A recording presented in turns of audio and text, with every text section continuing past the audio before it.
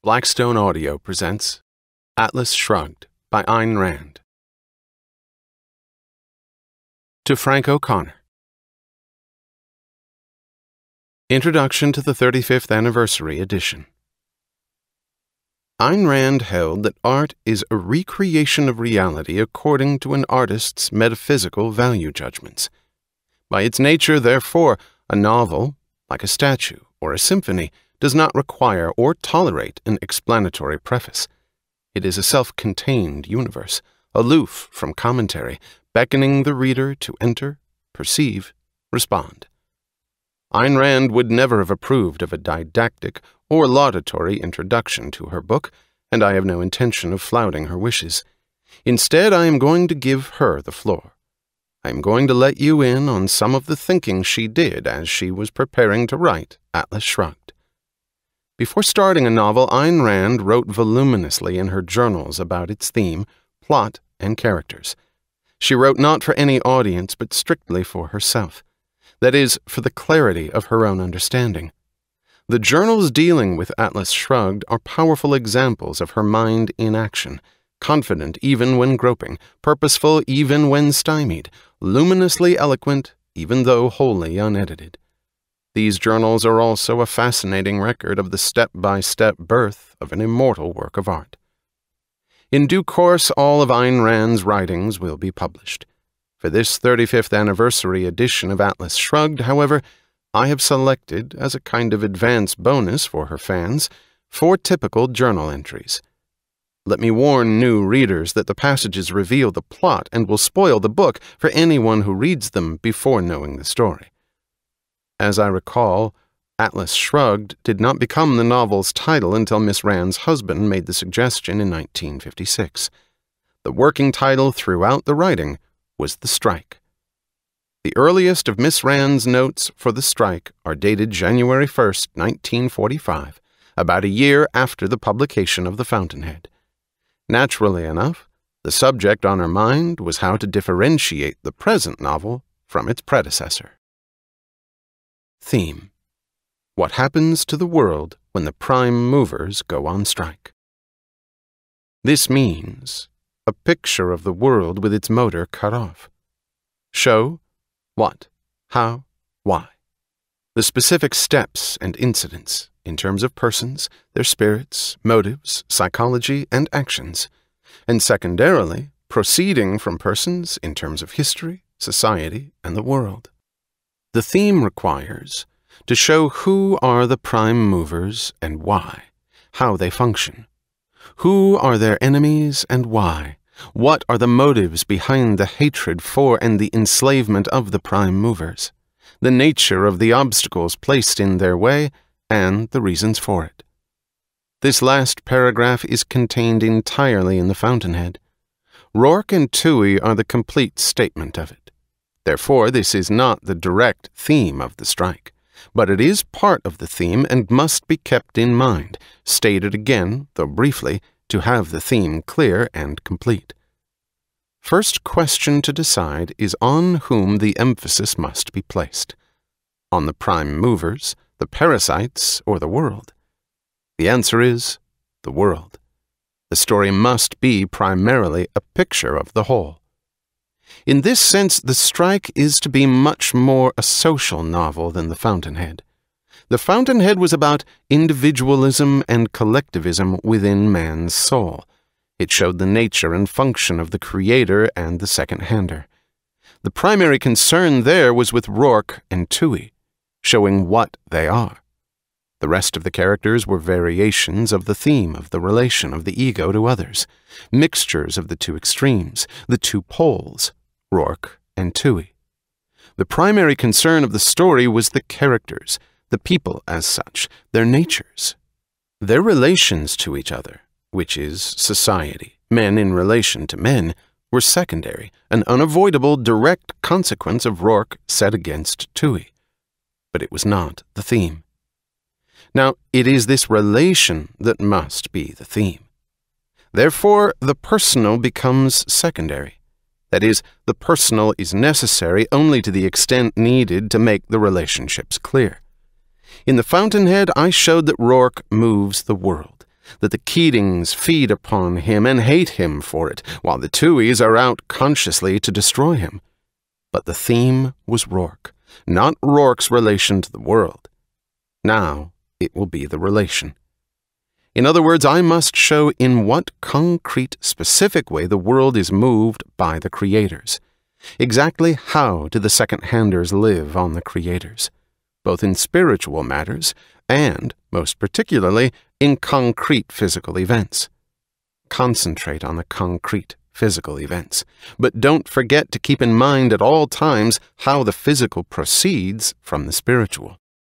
However, for the purpose of this story, I do not start by showing how the second-handers live on the prime movers in actual everyday reality, nor do I start by showing a normal world. That comes in only in necessary retrospect or flashback, or by implication in the events themselves. I start with the fantastic premise of the prime movers going on strike. This is the actual heart and center of the novel. A distinction carefully to be observed here. I do not set out to glorify the prime mover. That was the fountainhead. I set out to show how desperately the world needs prime movers and how viciously it treats them. And I show it on a hypothetical case. What happens to the world without them? In the fountainhead, I did not show how desperately the world needed Rourke, except by implication.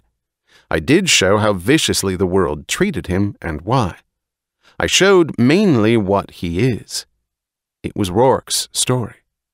This must be the world's story, in relation to its prime movers.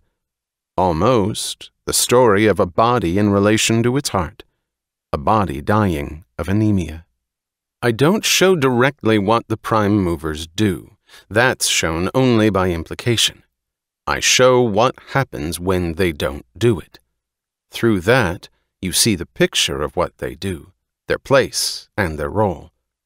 This is an important guide for the construction of the story. In order to work out the story, Ayn Rand had to understand fully why the prime movers allowed the second-handers to live on them, why the creators had not gone on strike throughout history, what errors even the best of them made that kept them in thrall to the worst. Part of the answer is dramatized in the character of Dagny Taggart, the railroad heiress who declares war on the strikers. Here is a note on her psychology, dated April 18, 1946. Her error, and the cause of her refusal to join the strike, is over-optimism and over-confidence, particularly this last. Over-optimism? In that she thinks men are better than they are. She doesn't really understand them and is generous about it. Overconfidence, in that she thinks she can do more than an individual actually can. She thinks she can run a railroad or the world single-handed.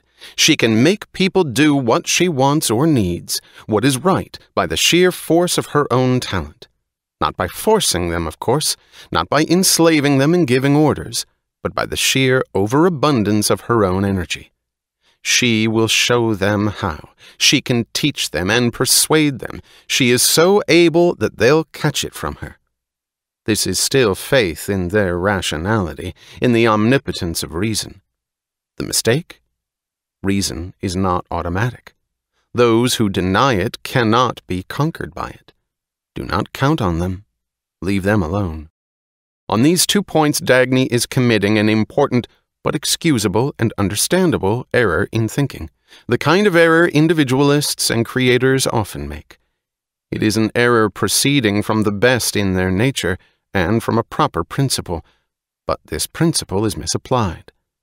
The error is this.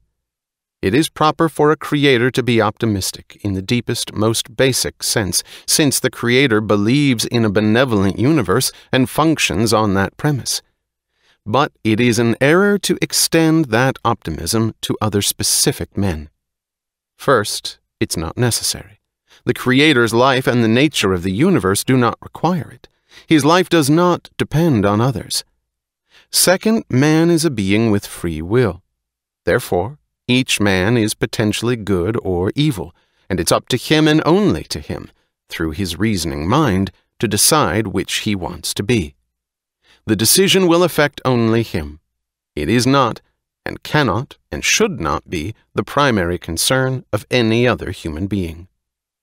Therefore, while a creator does and must worship man, which means his own highest potentiality, which is his natural self-reverence, he must not make the mistake of thinking that this means the necessity to worship mankind as a collective. These are two entirely different conceptions with entirely, immensely, and diametrically opposed different consequences. Man, at his highest potentiality, is realized and fulfilled within each creator himself. Whether the creator is alone, or finds only a handful of others like him, or is among the majority of mankind, is of no importance or consequence whatever. Numbers have nothing to do with it. He alone, or he and a few others like him, are mankind in the proper sense of being the proof of what man actually is. Man at his best, the essential man, man at his highest possibility, the rational being who acts according to his nature. It should not matter to a creator whether any one or a million or all the men around him fall short of the ideal of man. Let him live up to that ideal himself. This is all the optimism about man that he needs. But this is a hard and subtle thing to realize, and it would be natural for Dagny always to make the mistake of believing others are better than they really are, or will become better, or she will teach them to become better, or actually she so desperately wants them to be better, and to be tied to the world by that hope. It is proper for a creator to have an unlimited confidence in himself and his ability, to feel certain that he can get anything he wishes out of life, that he can accomplish anything he decides to accomplish, and that it's up to him to do it. He feels it because he is a man of reason. But here is what he must keep clearly in mind. It is true that a creator can accomplish anything he wishes, if he functions according to the nature of man, the universe, and his own proper morality. That is, if he does not place his wish primarily within others and does not attempt or desire anything that is of a collective nature, anything that concerns others primarily or requires primarily the exercise of the will of others. This would be an immoral desire or attempt, contrary to his nature as a creator. If he attempts that, he is out of a creator's province and in that of the collectivist and the second-hander. Therefore, he must never feel confident that he can do anything whatever to, by, or through others. He can't, and he shouldn't even wish to try it, and the mere attempt is improper. He must not think that he can somehow transfer his energy and his intelligence to them and make them fit for his purposes in that way. He must face other men as they are, recognizing them as essentially independent entities by nature and beyond his primary influence. He must deal with them only on his own independent terms, deal with such as he judges can fit his purpose or live up to his standards, by themselves and of their own will, independently of him, and expect nothing from the others. Now, in Dagny's case, her desperate desire is to run Taggart transcontinental. She sees that there are no men suited to her purpose around her, no men of ability, independence, and competence. She thinks she can run it with others, with the incompetent and the parasites, either by training them or merely by treating them as robots who will take her orders and function without personal initiative or responsibility. With herself, in effect, being the spark of initiative, the bearer of responsibility for a whole collective. This can't be done. This is her crucial error. This is where she fails. Ayn Rand's basic purpose as a novelist was to present not villains or even heroes with errors, but the ideal man, the consistent, the fully integrated, the perfect. In Atlas Shrugged, this is John Galt, the towering figure who moves the world and the novel, yet does not appear on stage until Part 3. By his nature, and that of the story, Galt is necessarily central to the lives of all the characters. In one note, Galt's relation to the others, dated June 27, 1946, Miss Rand defines succinctly what Galt represents to each of them. For Dagny, the ideal. The answer to her two quests, the man of genius and the man she loves. The first quest is expressed in her search for the inventor of the engine. The second, her growing conviction that she will never be in love. For Reardon, the friend, the kind of understanding and appreciation he has always wanted and did not know he wanted, or he thought he had it. He tried to find it in those around him, to get it from his wife, his mother, brother, and sister.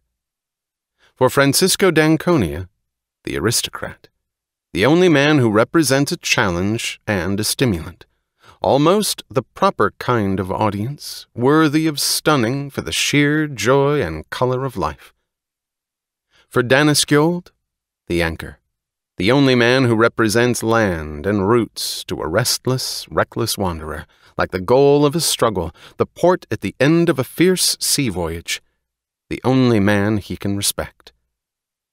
For the composer, the inspiration and the perfect audience. For the philosopher, the embodiment of his abstractions. For Father Amadeus, the source of his conflict. The uneasy realization that Galt is the end of his endeavors, the man of virtue, the perfect man, and that his means do not fit this end, and that he is destroying this, his ideal, for the sake of those who are evil. To James Taggart, the eternal threat, the secret dread, the reproach, the guilt, his own guilt. He has no specific tie-in with Galt, but he has that constant, causeless, unnamed hysterical fear, and he recognizes it when he hears Galt's broadcast and when he sees Galt in person for the first time. To the professor, his conscience, the reproach and reminder, the ghost that haunts him through everything he does without a moment's peace, the thing that says no to his whole life. Some notes on the above. Reardon's sister Stacy was a minor character later cut from the novel. Francisco was spelled Francesco in these early years, while Danaskjold's first name at this point was Ivar, presumably after Ivar Kruger, the Swedish match king, who was the real-life model of Bjorn Faulkner in Night of January 16th. Father Amadeus was Taggart's priest, to whom he confessed his sins. The priest was supposed to be a positive character, honestly devoted to the good, but practicing consistently the morality of mercy. Miss Rand dropped him, she told me, when she found that it was impossible to make such a character convincing. The professor is Robert Stadler. This brings me to a final excerpt. Because of her passion for ideas, Miss Rand was often asked whether she was primarily a philosopher or a novelist. In later years, she was impatient with this question, but she gave her own answer to and for herself in a note dated May 4th, 1946. The broader context was a discussion of the nature of creativity. I seem to be both a theoretical philosopher and a fiction writer, but it is the last that interests me most. The first is only the means to the last, the absolutely necessary means, but only the means. The fiction story is the end. Without an understanding and statement of the right philosophical principle, I cannot create the right story. But the discovery of the principle interests me only as the discovery of the proper knowledge to be used from my life purpose. And my life purpose is the creation of the kind of world, people, and events that I like. That is, that represents human perfection. Philosophical knowledge is necessary in order to define human perfection, but I do not care to stop at the definition. I want to use it, to apply it, in my work, in my personal life too, but the core, center, and purpose of my personal life, of my whole life, is my work. This is why I think the idea of writing a philosophical non-fiction book bored me. In such a book, the purpose would actually be to teach others, to present my idea to them. In a book of fiction, the purpose is to create for myself the kind of world I want and to live in it while I am creating it. Then, as a secondary consequence, to let others enjoy this world, if and to the extent that they can. It may be said that the first purpose of a philosophical book is the clarification or statement of your new knowledge to and for yourself, and then, as a secondary step, the offering of your knowledge to others. But here is the difference, as far as I am concerned. I have to acquire and state to myself the new philosophical knowledge or principle I used in order to write a fiction story as its embodiment and illustration. I do not care to write a story on a theme or thesis of old knowledge, knowledge stated or discovered by someone else, that is, someone else's philosophy, because those philosophies are wrong. To this extent, I am an abstract philosopher. I want to present the perfect man and his perfect life, and I must also discover my own philosophical statement and definition of this perfection. But when and if I have discovered such new knowledge, I am not interested in stating it in its abstract general form, that is, as knowledge. I am interested in using it, in applying it, that is, in stating it in the concrete form of men and events, in the form of a fiction story. This last is my final purpose, my end. The philosophical knowledge or discovery is only the means to it. For my purpose, the non-fiction form of abstract knowledge doesn't interest me. The final, applied form of fiction, of story, does. I state the knowledge to myself anyway, but I choose the final form of it, the expression, in the completed cycle that leads back to man. I wonder to what extent I represent a peculiar phenomenon in this respect. I think I represent the proper integration of a complete human being. Anyway, this should be my lead for the character of John Galt. He, too, is a combination of an abstract philosopher and a practical inventor, the thinker and the man of action together. In learning, we draw an abstraction from concrete objects and events. In creating, we make our own concrete objects and events out of the abstraction. We bring the abstraction down and back to its specific meaning, to the concrete. But the abstraction has helped us to make the kind of concrete we want the concrete to be. It has helped us to create, to reshape the world as we wish it to be for our purposes. I cannot resist quoting one further paragraph. It comes a few pages later in the same discussion. Incidentally, as a sideline observation, if creative fiction writing is a process of translating an abstraction into the concrete, there are three possible grades of such writing. Translating an old, known abstraction, theme, or thesis through the medium of old fiction means, that is, characters, events, or situations used before for that same purpose, that same translation. This is most of the popular trash.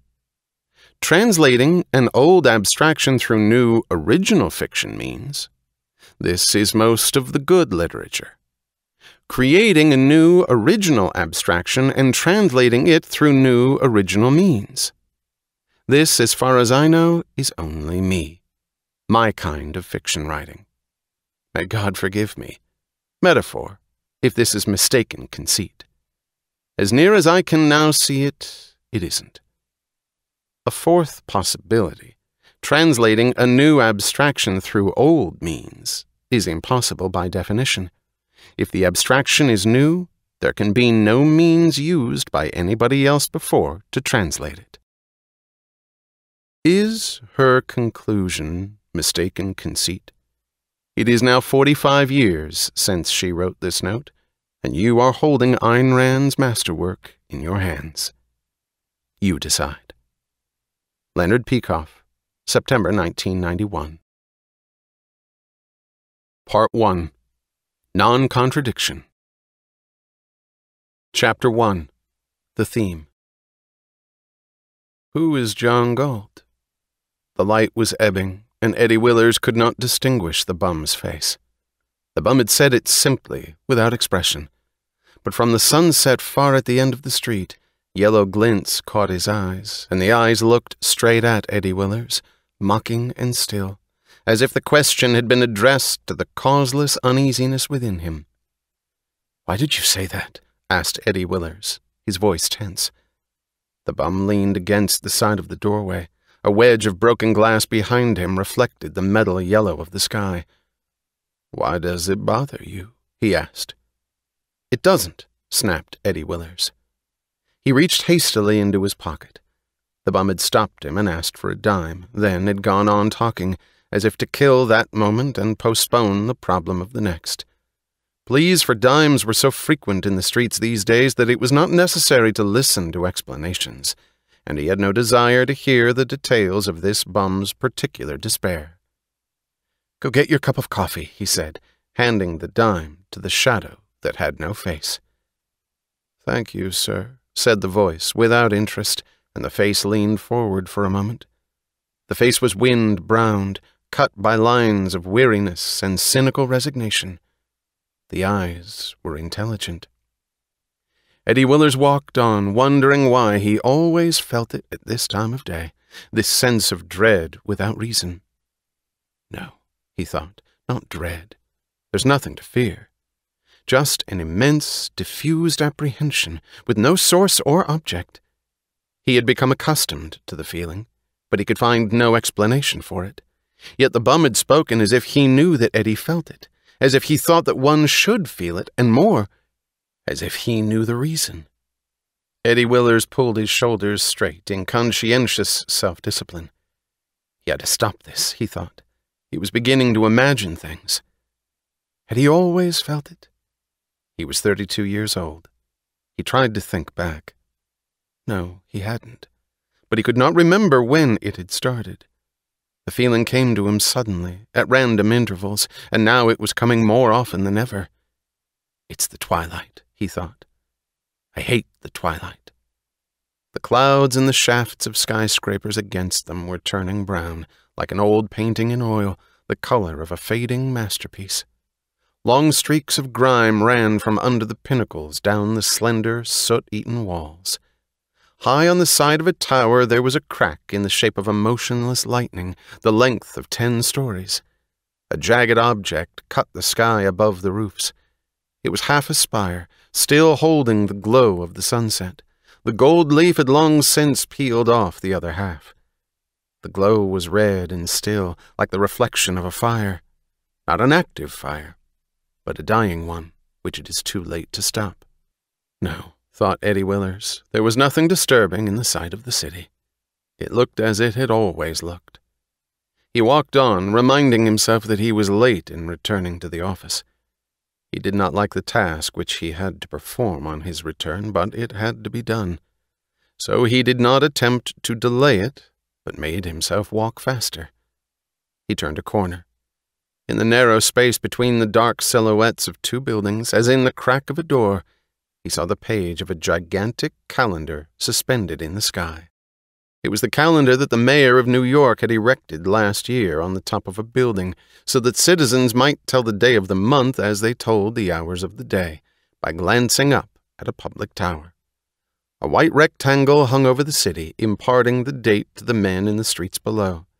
In the rusty light of this evening's sunset, the rectangle said, September 2nd. Eddie Willers looked away. He had never liked the sight of that calendar. It disturbed him, in a manner he could not explain or define. The feeling seemed to blend with his sense of uneasiness. It had the same quality. He thought suddenly that there was some phrase, a kind of quotation that expressed what the calendar seemed to suggest. But he could not recall it. He walked, groping for a sentence that hung in his mind as an empty shape. He could neither fill it nor dismiss it. He glanced back. The white rectangle stood above the roofs, saying in immovable finality, September 2nd. Eddie Willers shifted his glance down to the street, to a vegetable pushcart at the stoop of a brownstone house. He saw a pile of bright gold carrots and the fresh green of onions. He saw a clean white curtain blowing at an open window. He saw a bus turning a corner, expertly steered.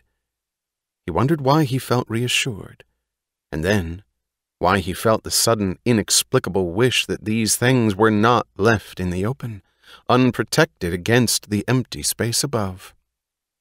When he came to Fifth Avenue, he kept his eyes on the windows of the stores he passed. There was nothing he needed or wished to buy, but he liked to see the display of goods, any goods, objects made by men to be used by men. He enjoyed the sight of a prosperous street.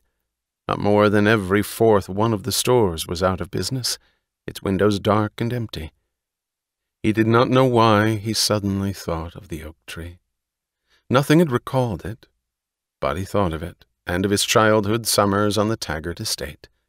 He had spent most of his childhood with the Taggart children, and now he worked for them, as his father and grandfather had worked for their father and grandfather. The great oak tree had stood on a hill over the Hudson in a lonely spot of the Taggart estate. Eddie Willers, aged 7, liked to come and look at that tree. It had stood there for hundreds of years, and he thought it would always stand there. Its roots clutched the hill like a fist with fingers sunk into the soil, and he thought that if a giant were to seize it by the top, he would not be able to uproot it, but would swing the hill and the whole of the earth with it, like a ball at the end of a string. He felt safe in the oak tree's presence. It was a thing that nothing could change or threaten. It was his greatest symbol of strength. One night lightning struck the oak tree. Eddie saw it the next morning. It lay broken in half, and he looked into its trunk as into the mouth of a black tunnel. The trunk was only an empty shell. Its heart had rotted away long ago. There was nothing inside, just a thin gray dust that was being dispersed by the whim of the faintest wind. The living power had gone, and the shape it left had not been able to stand without it. Years later he heard it said that children should be protected from shock, from their first knowledge of death, pain, or fear. But these had never scarred him. His shock came when he stood very quietly, looking into the black hole of the trunk. It was an immense betrayal, the more terrible because he could not grasp what it was that had been betrayed. It was not himself, he knew, nor his trust. It was something else. He stood there for a while, making no sound. Then he walked back to the house. He never spoke about it to anyone, then or since. Eddie Willers shook his head as the screech of a rusty mechanism changing a traffic light stopped him on the edge of a curb. He felt anger at himself. There was no reason that he had to remember the oak tree tonight. It meant nothing to him any longer, only a faint tinge of sadness. And somewhere within him, a drop of pain moving briefly and vanishing, like a raindrop on the glass of a window, its course in the shape of a question mark. He wanted no sadness attached to his childhood. He loved its memories. Any day of it he remembered now seemed flooded by a still, brilliant sunlight. It seemed to him as if a few rays from it reached into his present. Not rays, more like pinpoint spotlights that gave an occasional moment's glitter to his job, to his lonely apartment, to the quiet, scrupulous progression of his existence. He thought of a summer day when he was 10 years old. That day, in a clearing of the woods, the one precious companion of his childhood told him what they would do when they grew up. The words were harsh and glowing, like the sunlight. He listened in admiration and in wonder. When he was asked what he would want to do, he answered at once, "Whatever is right," and added, "You ought to do something great. I mean the two of us together." "What?" she asked. He said, "I don't know. That's what we ought to find out. Not just what you said, not just business and earning a living. Things like winning battles or saving people out of fires or climbing mountains." "What for?" she asked. He said, The minister said last Sunday that we must always reach for the best within us. What do you suppose is the best within us? I don't know. We'll have to find out. She did not answer. She was looking away, up the railroad track. Eddie Willers smiled. He had said, "Whatever is right," 22 years ago. He had kept that statement unchallenged ever since. The other questions had faded in his mind. He had been too busy to ask them. But he still thought it self-evident that one had to do what was right. He had never learned how people could want to do otherwise. He had learned only that they did. It still seemed simple and incomprehensible to him. Simple that things should be right, and incomprehensible that they weren't. He knew that they weren't. He thought of that as he turned a corner and came to the great building of Taggart Transcontinental. The building stood over the street as its tallest and proudest structure. Eddie Willers always smiled at his first sight of it. Its long bands of windows were unbroken, in contrast to those of its neighbors. Its rising lines cut the sky, with no crumbling corners or worn edges. It seemed to stand above the years, untouched. It would always stand there, thought Eddie Willers. Whenever he entered the Taggart building, he felt relief and a sense of security. This was a place of competence and power. The floors of its hallways were mirrors made of marble. The frosted rectangles of its electric fixtures were chips of solid light. Behind sheets of glass, rows of girls sat at typewriters, the clicking of their keys like the sound of speeding train wheels. And like an answering echo, a faint shudder went through the walls at times, rising from under the building, from the tunnels of the great terminal where trains started out to cross a continent and stopped after crossing it again, as they had started and stopped for generation after generation. Taggart Transcontinental, thought Eddie Willers, from ocean to ocean. The proud slogan of his childhood, so much more shining and holy than any commandment of the Bible.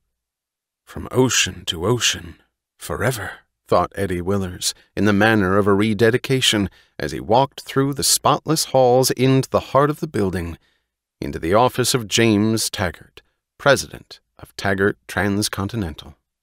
James Taggart sat at his desk. He looked like a man approaching 50 who had crossed into age from adolescence without the intermediate stage of youth. He had a small, petulant mouth and thin hair clinging to a bald forehead. His posture had a limp, decentralized sloppiness, as if in defiance of his tall, slender body, a body with an elegance of line intended for the confident poise of an aristocrat, but transformed into the gawkiness of a lout. The flesh of his face was pale and soft. His eyes were pale and veiled, with a glance that moved slowly, never quite stopping, gliding off and past things in eternal resentment of their existence. He looked obstinate and drained. He was 39 years old. He lifted his head with irritation at the sound of the opening door. "Don't bother me, don't bother me, don't bother me," said James Taggart. Eddie Willers walked toward the desk.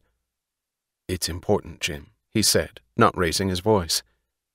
All right, all right. What is it?" Eddie Willers looked at a map on the wall of the office. The map's colors had faded under the glass. He wondered dimly how many Taggart presidents had sat before it and for how many years. The Taggart Transcontinental Railroad, the network of red lines slashing the faded body of the country from New York to San Francisco, looked like a system of blood vessels. It looked as if once, long ago, the blood had shot down the main artery and, under the pressure of its own overabundance, had branched out at random points, running all over the country. One red streak twisted its way from Cheyenne, Wyoming, down to El Paso, Texas, the Rio Norte line of Taggart Transcontinental. New tracing had been added recently, and the red streak had been extended south beyond El Paso. But Eddie Willers turned away hastily when his eyes reached that point. He looked at James Taggart and said, "It's the Rio Norte line." He noticed Taggart's glance moving down to a corner of the desk. "We've had another wreck. Railroad accidents happen every day. Did you have to bother me about that?" "You know what I'm saying, Jim. The Rio Norte is done for. That track is shot, down the whole line. We are getting a new track." Eddie Willers continued as if there had been no answer. "That track is shot. It's no use trying to run trains down there. People are giving up trying to use them. There is not a railroad in the country, it seems to me, that doesn't have a few branches running at a deficit. We're not the only ones. It's a national condition, a temporary national condition." Eddie stood looking at him silently. What Taggart disliked about Eddie Willers was this habit of looking straight into people's eyes. Eddie's eyes were blue, wide, and questioning. He had blonde hair and a square face, unremarkable except for that look of scrupulous attentiveness and open, puzzled wonder. "What do you want?" snapped Taggart. "I just came to tell you something you had to know, because somebody had to tell you." "That we've had another accident?" "That we can't give up the Rio Norte line." James Taggart seldom raised his head. When he looked at people, he did so by lifting his heavy eyelids and staring upward from under the expanse of his bald forehead. "Who's thinking of giving up the Rio Norte line?" he asked. "There's never been any question of giving it up. I resent your saying it. I resent it very much. But we haven't met a schedule for the last 6 months. We haven't completed a run without some sort of breakdown, major or minor. We're losing all our shippers, one after another. How long can we last?" "You're a pessimist, Eddie. You lack faith. That's what undermines the morale of an organization." "You mean that nothing's going to be done about the Rio Norte line?" "I haven't said that at all. Just as soon as we get the new track." "Jim, there isn't going to be any new track." He watched Taggart's eyelids move up slowly. "I've just come back from the office of Associated Steel. I've spoken to Warren Boyle." "What did he say?" "He spoke for an hour and a half and did not give me a single straight answer." "What did you bother him for?" "I believe the first order of rail wasn't due for delivery until next month. And before that, it was due for delivery 3 months ago." "Unforeseen circumstances. Absolutely beyond Orrin's control." "And before that, it was due 6 months earlier. Jim, we have waited for Associated Steel to deliver that rail for 13 months. What do you want me to do? I can't run Orrin Boyle's business." "I want you to understand that we can't wait." Taggart asked slowly, his voice half mocking, half cautious, "What did my sister say?" "She won't be back until tomorrow." "Well, what do you want me to do?" "That's for you to decide." "Well, whatever else you say, there's one thing you're not going to mention next, and that's Reardon Steel." Eddie did not answer at once, then said quietly, "All right, Jim. I won't mention it." "Orrin is my friend." He heard no answer. "I resent your attitude. Orrin Boyle will deliver that rail just as soon as it's humanly possible. So long as he can't deliver it, nobody can blame us." "Jim, what are you talking about? Don't you understand that the Rio Norte line is breaking up, whether anybody blames us or not?" "People would put up with it. They'd have to, if it weren't for the Phoenix Durango." He saw Eddie's face tighten. Nobody ever complained about the Rio Norte line until the Phoenix Durango came on the scene. The Phoenix Durango is doing a brilliant job. Imagine a thing called the Phoenix Durango competing with Taggart Transcontinental. It was nothing but a local milk line 10 years ago. It's got most of the freight traffic of Arizona, New Mexico, and Colorado now. Taggart did not answer. "Jim, we can't lose Colorado. It's our last hope. It's everybody's last hope. If we don't pull ourselves together, we'll lose every big shipper in the state to the Phoenix Durango. We've lost the Wyatt oil fields. I don't see why everybody keeps talking about the Wyatt oil fields. Because Ellis Wyatt is a prodigy who— Damn Ellis Wyatt! Those oil wells, Eddie thought suddenly. Didn't they have something in common with the blood vessels on the map? Wasn't that the way the red stream of Taggart Transcontinental had shot across the country years ago, a feat that seemed incredible now? He thought of the oil wells spouting a black stream that ran over a continent almost faster than the trains of the Phoenix Durango could carry it. That oil field had been only a rocky patch in the mountains of Colorado, given up as exhausted long ago. Ellis Wyatt's father had managed to squeeze an obscure living to the end of his days out of the dying oil wells. Now it was as if somebody had given a shot of adrenaline to the heart of the mountain. The heart had started pumping, the black blood had burst through the rocks. Of course it's blood, thought Eddie Willers, because blood is supposed to feed, to give life, and that is what Wyatt Oil had done. It had shocked empty slopes of ground into sudden existence. It had brought new towns, new power plants, new factories to a region nobody had ever noticed on any map. New factories, thought Eddie Willers, at a time when the freight revenues from all the great oil industries were dropping slowly year by year. A rich, new oil field at a time when the pumps were stopping in one famous field after another. A new industrial state where nobody had expected anything but cattle and beets. One man had done it, and he had done it in 8 years. This, thought Eddie Willers, was like the stories he had read in school books and never quite believed, the stories of men who had lived in the days of the country's youth. He wished he could meet Ellis Wyatt. There was a great deal of talk about him, but few had ever met him. He seldom came to New York. They said he was 33 years old and had a violent temper. He had discovered some way to revive exhausted oil wells, and he had proceeded to revive them. Ellis Wyatt is a greedy bastard who's after nothing but money, said James Taggart.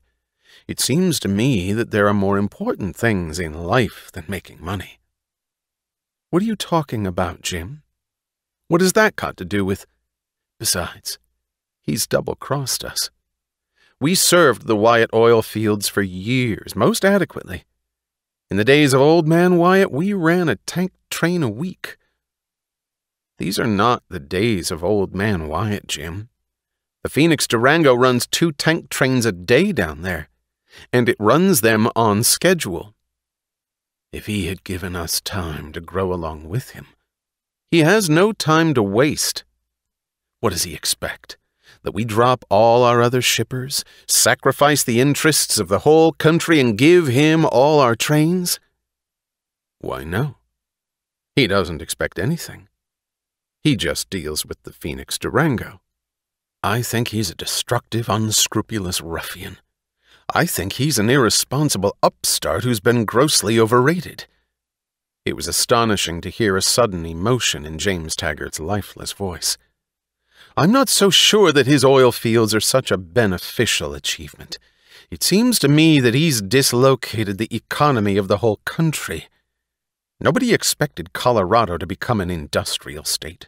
How can we have any security or plan anything if everything changes all the time? Good God, Jim, Yes, I know. He's making money.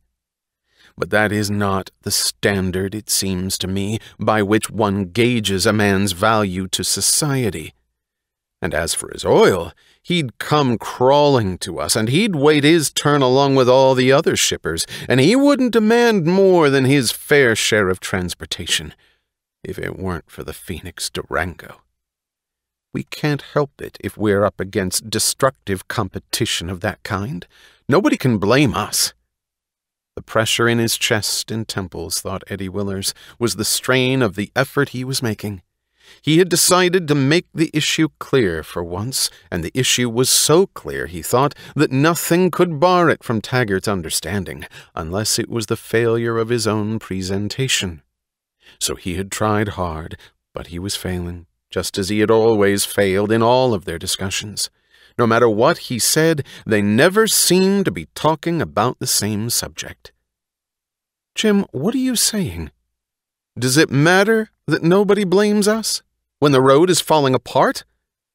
James Taggart smiled.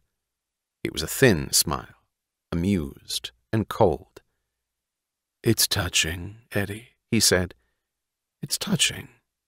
Your devotion to Taggart Transcontinental.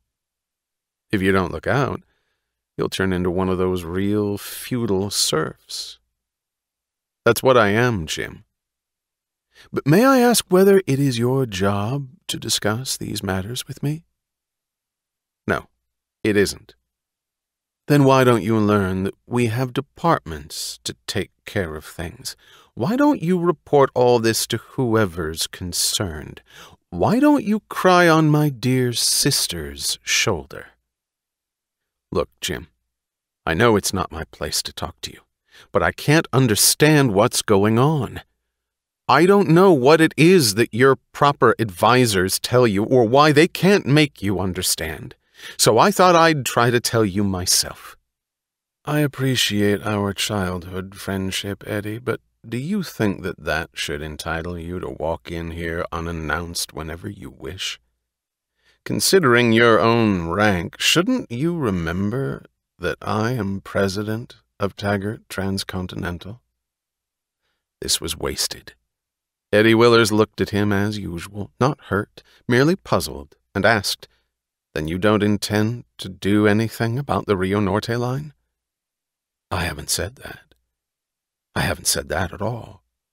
Taggart was looking at the map, at the red streak south of El Paso. "Just as soon as the San Sebastian mines get going and our Mexican branch begins to pay off." "Don't let's talk about that, Jim." Taggart turned, startled by the unprecedented phenomenon of an implacable anger in Eddie's voice. "What's the matter?" "You know what's the matter. Your sister said—" "Damn my sister," said James Taggart. Eddie Willers did not move. He did not answer. He stood looking straight ahead, but he did not see James Taggart or anything in the office. After a moment, he bowed and walked out. In the anteroom, the clerks of James Taggart's personal staff were switching off the lights, getting ready to leave for the day. But Pop Harper, chief clerk, still sat at his desk, twisting the levers of a half-dismembered typewriter. Everybody in the company had the impression that Pop Harper was born in that particular corner at that particular desk and never intended to leave it. He had been chief clerk for James Taggart's father. Pop Harper glanced up at Eddie Willers as he came out of the president's office. It was a wise, slow glance. It seemed to say that he knew that Eddie's visit to their part of the building meant trouble on the line, knew that nothing had come of the visit, and was completely indifferent to the knowledge. It was the cynical indifference which Eddie Willers had seen in the eyes of the bum on the street corner. "Say, Eddie, know where I could get some woolen undershirts?" he asked. "Tried all over town, but nobody's got 'em." "I don't know," said Eddie, stopping. "Why do you ask me?" "I just ask everybody. Maybe somebody'll tell me." Eddie looked uneasily at the blank, emaciated face and white hair. "It's cold in this joint," said Pop Harper. "It's going to be colder this winter." "What are you doing?" Eddie asked, pointing at the pieces of typewriter. "The damn thing's busted again. No use sending it out. Took them 3 months to fix it the last time. Thought I'd patch it up myself. Not for long, I guess." He let his fist drop down on the keys. "You're ready for the junk pile, old pal. Your days are numbered." Eddie started. That was the sentence he had tried to remember. Your days are numbered. But he had forgotten in what connection he had tried to remember it. "It's no use, Eddie," said Pop Harper. "What's no use?" "Nothing. Anything." "What's the matter, Pop?" "I'm not going to requisition a new typewriter. The new ones are made of tin. When the old ones go, that will be the end of typewriting. There was an accident in the subway this morning. The brakes wouldn't work. You ought to go home, Eddie, turn on the radio and listen to a good dance band. Forget it, boy. Trouble with you is you never had a hobby. Somebody stole the electric light bulbs again from off the staircase down where I live. I've got a pain in my chest. Couldn't get any cough drops this morning. The drugstore on our corner went bankrupt last week. The Texas Western Railroad went bankrupt last month. They closed the Queensboro Bridge yesterday for temporary repairs. Oh, well, what's the use? Who is John Galt?" She sat at the window of the train, her head thrown back, one leg stretched across to the empty seat before her. The window frame trembled with the speed of the motion.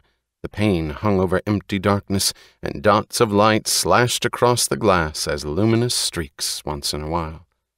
Her leg, sculptured by the tight sheen of the stocking, its long line running straight over an arched instep to the tip of a foot in a high-heeled pump, had a feminine elegance that seemed out of place in the dusty train car, and oddly incongruous with the rest of her.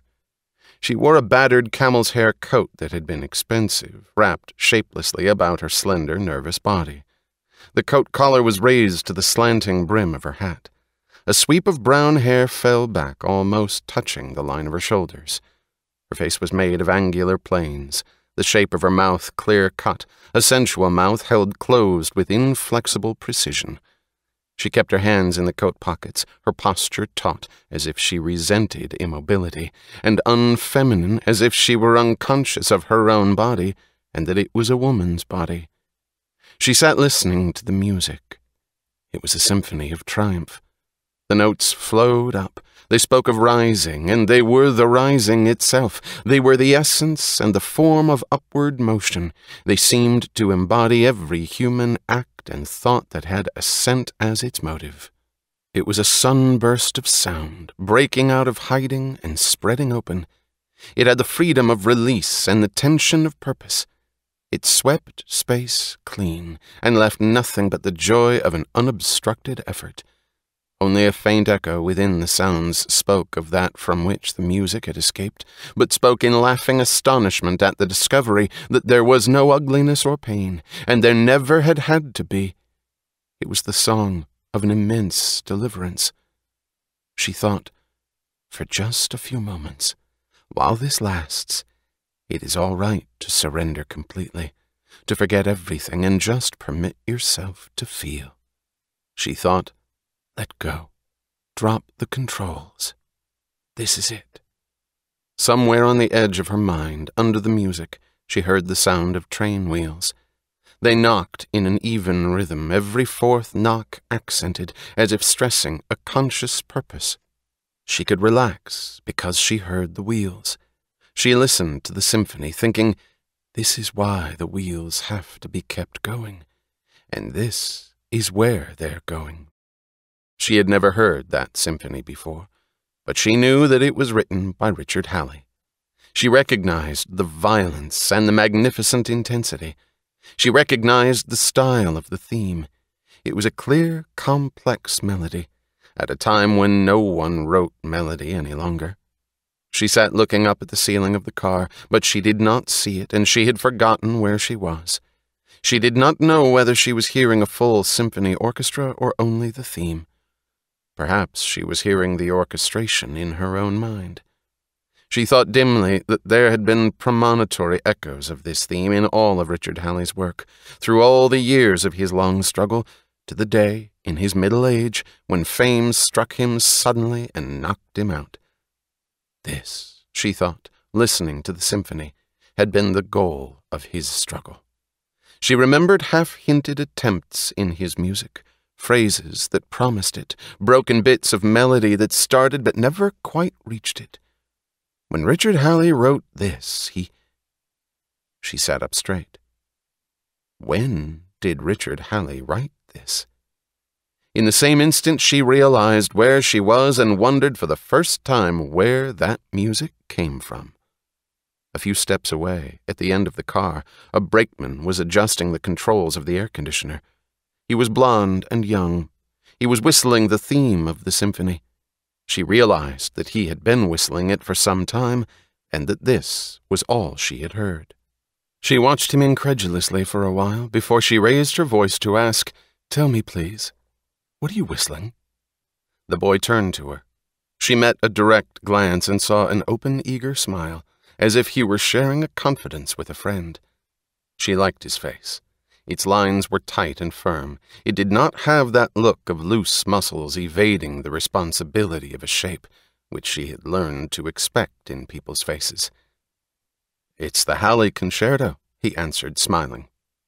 "Which one?" "The fifth." She let a moment pass before she said slowly and very carefully, "Richard Halley wrote only 4 concertos." The boy's smile vanished. It was as if he were jolted back to reality, just as she had been a few moments ago. It was as if a shutter were slammed down, and what remained was a face without expression, impersonal, indifferent, and empty. "Yes, of course," he said. "I'm wrong. I made a mistake." "Then what was it?" "Something I heard somewhere." "What?" "I don't know." "Where did you hear it?" "I don't remember." She paused helplessly. He was turning away from her without further interest. "It sounded like a Halley theme," she said. "But I know every note he's ever written, and he never wrote that." There was still no expression, only a faint look of attentiveness on the boy's face as he turned back to her and asked, "You like the music of Richard Halley?" "Yes," she said. "I like it very much." He considered her for a moment, as if hesitating. Then he turned away. She watched the expert efficiency of his movements as he went on working. He worked in silence. She had not slept for 2 nights, but she could not permit herself to sleep. She had too many problems to consider and not much time. The train was due in New York early in the morning. She needed the time, yet she wished the train would go faster. But it was the Taggart Comet, the fastest train in the country. She tried to think, but the music remained on the edge of her mind, and she kept hearing it, in full chords, like the implacable steps of something that could not be stopped. She shook her head angrily, jerked her hat off, and lighted a cigarette. She would not sleep, she thought. She could last until tomorrow night. The train wheels clicked in accented rhythm. She was so used to them that she did not hear them consciously, but the sound became a sense of peace within her. When she extinguished her cigarette, she knew that she needed another one, but thought that she would give herself a minute, just a few minutes, before she would light it. She had fallen asleep, and she awakened with a jolt, knowing that something was wrong, before she knew what it was. The wheels had stopped. The car stood soundless and dim in the blue glow of the night lamps. She glanced at her watch. There was no reason for stopping. She looked out the window. The train stood still in the middle of empty fields. She heard someone moving in a seat across the aisle and asked, "How long have we been standing?" A man's voice answered indifferently, "About an hour." The man looked after her, sleepily astonished, because she leaped to her feet and rushed to the door. There was a cold wind outside, and an empty stretch of land under an empty sky. She heard weeds rustling in the darkness. Far ahead she saw the figures of men standing by the engine, and above them, hanging detached in the sky, the red light of a signal. She walked rapidly toward them, past the motionless line of wheels. No one paid attention to her when she approached. The train crew and a few passengers stood clustered under the red light. They had stopped talking. They seemed to be waiting in placid indifference. "What's the matter?" she asked. The engineer turned, astonished. Her question had sounded like an order, not like the amateur curiosity of a passenger. She stood, hands in pockets, coat collar raised, the wind beating her hair in strands across her face. "Red light, lady," he said, pointing up with his thumb. "How long has it been on?" "An hour." "We're off the main track, aren't we?" "That's right." "Why?" "I don't know." The conductor spoke up. "I don't think we had any business being sent off on a siding.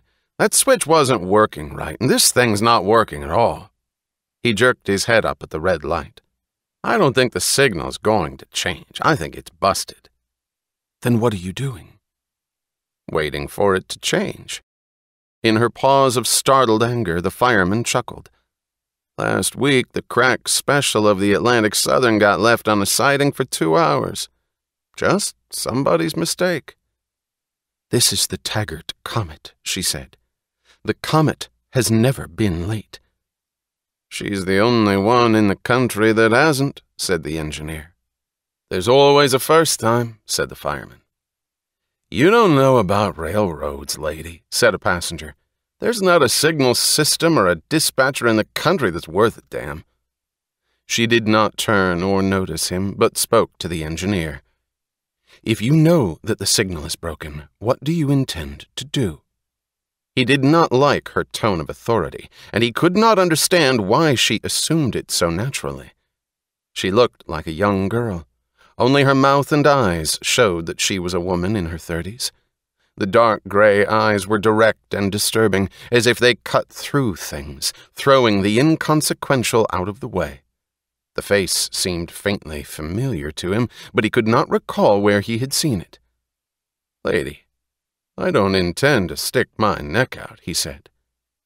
"He means," said the fireman, "that our job's to wait for orders." "Your job is to run this train." "Not against a red light. If the light says stop, we stop." "A red light means danger, lady," said the passenger. "We're not taking any chances," said the engineer. "Whoever's responsible for it, he'll switch the blame to us if we move, so we're not moving till somebody tells us to." "And if nobody does?" "Somebody will turn up sooner or later." "How long do you propose to wait?" The engineer shrugged. "Who is John Galt?" "He means," said the fireman, "don't ask questions nobody can answer." She looked at the red light and at the rail that went off into the black, untouched distance. She said, "Proceed with caution to the next signal. If it's in order, proceed to the main track, then stop at the first open office." "Yeah? Who says so?" "I do." "Who are you?" It was only the briefest pause, a moment of astonishment at a question she had not expected, but the engineer looked more closely at her face, and in time with her answer he gasped, "Good God!" She answered, not offensively, merely like a person who does not hear the question often, "Dagny Taggart." "Well, I'll be," said the fireman, and then they all remained silent. She went on in the same tone of unstressed authority. "Proceed to the main track and hold the train for me at the first open office." "Yes, Miss Taggart." "You'll have to make up time. You've got the rest of the night to do it. Get the Comet in on schedule." "Yes, Miss Taggart." She was turning to go when the engineer asked, "If there's any trouble, are you taking the responsibility for it, Miss Taggart?" "I am." The conductor followed her as she walked back to her car. He was saying, bewildered, "But just a seat in a day coach, Miss Taggart? But how come? But why didn't you let us know?" She smiled easily. "Had no time to be formal. Had my own car attached to number 22 out of Chicago, but got off at Cleveland. And number 22 was running late, so I let the car go. The Comet came next, and I took it. There was no sleeping car space left." The conductor shook his head. "Your brother? He wouldn't have taken a coach." She laughed. "No, he wouldn't have." The men by the engine watched her walking away. The young brakeman was among them. He asked, pointing after her, "Who is that?" "That's who runs Taggart Transcontinental," said the engineer. The respect in his voice was genuine. That's the vice president in charge of operation. When the train jolted forward, the blast of its whistle dying over the fields, she sat by the window, lighting another cigarette. She thought, "It's cracking to pieces, like this all over the country. You can expect it anywhere at any moment." But she felt no anger or anxiety. She had no time to feel. This would be just one more issue to be settled along with the others. She knew that the superintendent of the Ohio division was no good and that he was a friend of James Taggart. She had not insisted on throwing him out long ago only because she had no better man to put in his place. Good men were so strangely hard to find. But she would have to get rid of him, she thought, and she would give his post to Owen Kellogg, the young engineer who was doing a brilliant job as one of the assistants to the manager of the Taggart terminal in New York. It was Owen Kellogg who ran the terminal. She had watched his work for some time. She had always looked for sparks of competence, like a diamond prospector in an unpromising wasteland. Kellogg was still too young to be made superintendent of a division. She had wanted to give him another year, but there was no time to wait. She would have to speak to him as soon as she returned. The strip of earth, faintly visible outside the window, was running faster now, blending into a gray stream. Through the dry phrases of calculations in her mind, she noticed that she did have time to feel something. It was the hard, exhilarating pleasure of action. With the first whistling rush of air as the comet plunged into the tunnels of the Taggart terminal under the city of New York, Dagny Taggart sat up straight. She always felt it when the train went underground, this sense of eagerness, of hope, and of secret excitement. It was as if normal existence were a photograph of shapeless things in badly printed colors, but this was a sketch done in a few sharp strokes that made things seem clean, important, and worth doing. She watched the tunnels as they flowed past, bare walls of concrete, a net of pipes and wires, a web of rails that went off into black holes where green and red lights hung as distant drops of color. There was nothing else, nothing to dilute it, so that one could admire naked purpose and the ingenuity that had achieved it. She thought of the Taggart building standing above her head at this moment, growing straight to the sky, and she thought, "These are the roots of the building, hollow roots, twisting under the ground, feeding the city." When the train stopped, when she got off and heard the concrete of the platform under her heels, she felt light, lifted, impelled to action. She started off, walking fast, as if the speed of her steps could give form to the things she felt. It was a few moments before she realized that she was whistling a piece of music, and that it was the theme of Halley's Fifth Concerto. She felt someone looking at her and turned. The young brakeman stood watching her tensely. This book is continued on Disc 2. Atlas Shrugged by Ayn Rand continued. Disc 2. She sat on the arm of the big chair facing James Taggart's desk, her coat thrown open over a wrinkled traveling suit. Eddie Willers sat across the room, making notes once in a while. His title was that of Special Assistant to the Vice President in charge of operation, and his main duty was to be her bodyguard against any waste of time. She asked him to be present at interviews of this nature because then she never had to explain anything to him afterwards. James Taggart sat at his desk, his head drawn into his shoulders. "The Rio Norte line is a pile of junk from one end to the other," she said. "It's much worse than I thought. But we are going to save it." "Of course," said James Taggart. "Some of the rail can be salvaged. Not much, and not for long. We'll start laying new rail in the mountain sections, Colorado first. We'll get the new rail in 2 months." "Oh. Did Orrin Boyle say he'll—" "I've ordered the rail from Reardon Steel." The slight, choked sound from Eddie Willers was his suppressed desire to cheer. James Taggart did not answer at once. "Dagny, why don't you sit in the chair as one is supposed to?" he said at last. His voice was petulant. Nobody holds business conferences this way. I do. She waited. He asked, his eyes avoiding hers, "Did you say that you have ordered the rail from Reardon?" "Yesterday evening. I phoned him from Cleveland." "But the board hasn't authorized it." "I haven't authorized it. You haven't consulted me." She reached over, picked up the receiver of a telephone on his desk, and handed it to him. "Call Reardon and cancel it," she said. James Taggart moved back in his chair. "I haven't said that," he answered angrily. "I haven't said that at all." "Then it stands." "I haven't said that either." She turned. "Eddie, have them draw up the contract with Reardon's deal. Jim will sign it." She took a crumpled piece of notepaper from her pocket and tossed it to Eddie. "There's the figures and terms."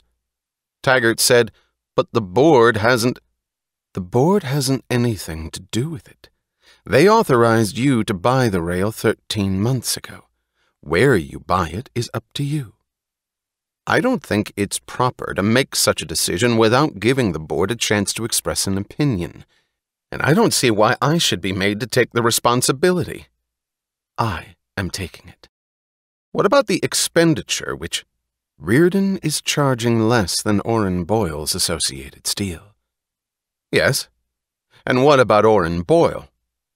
"I've canceled the contract. We had the right to cancel it 6 months ago." "When did you do that?" "Yesterday." "But he hasn't called to have me confirm it." "He won't." Taggart sat looking down at his desk. She wondered why he resented the necessity of dealing with Reardon, and why his resentment had such an odd, evasive quality. Reardon Steel had been the chief supplier of Taggart Transcontinental for 10 years, ever since the first Reardon furnace was fired, in the days when their father was president of the railroad. For 10 years, most of their rail had come from Reardon Steel. There were not many firms in the country who delivered what was ordered, when and as ordered.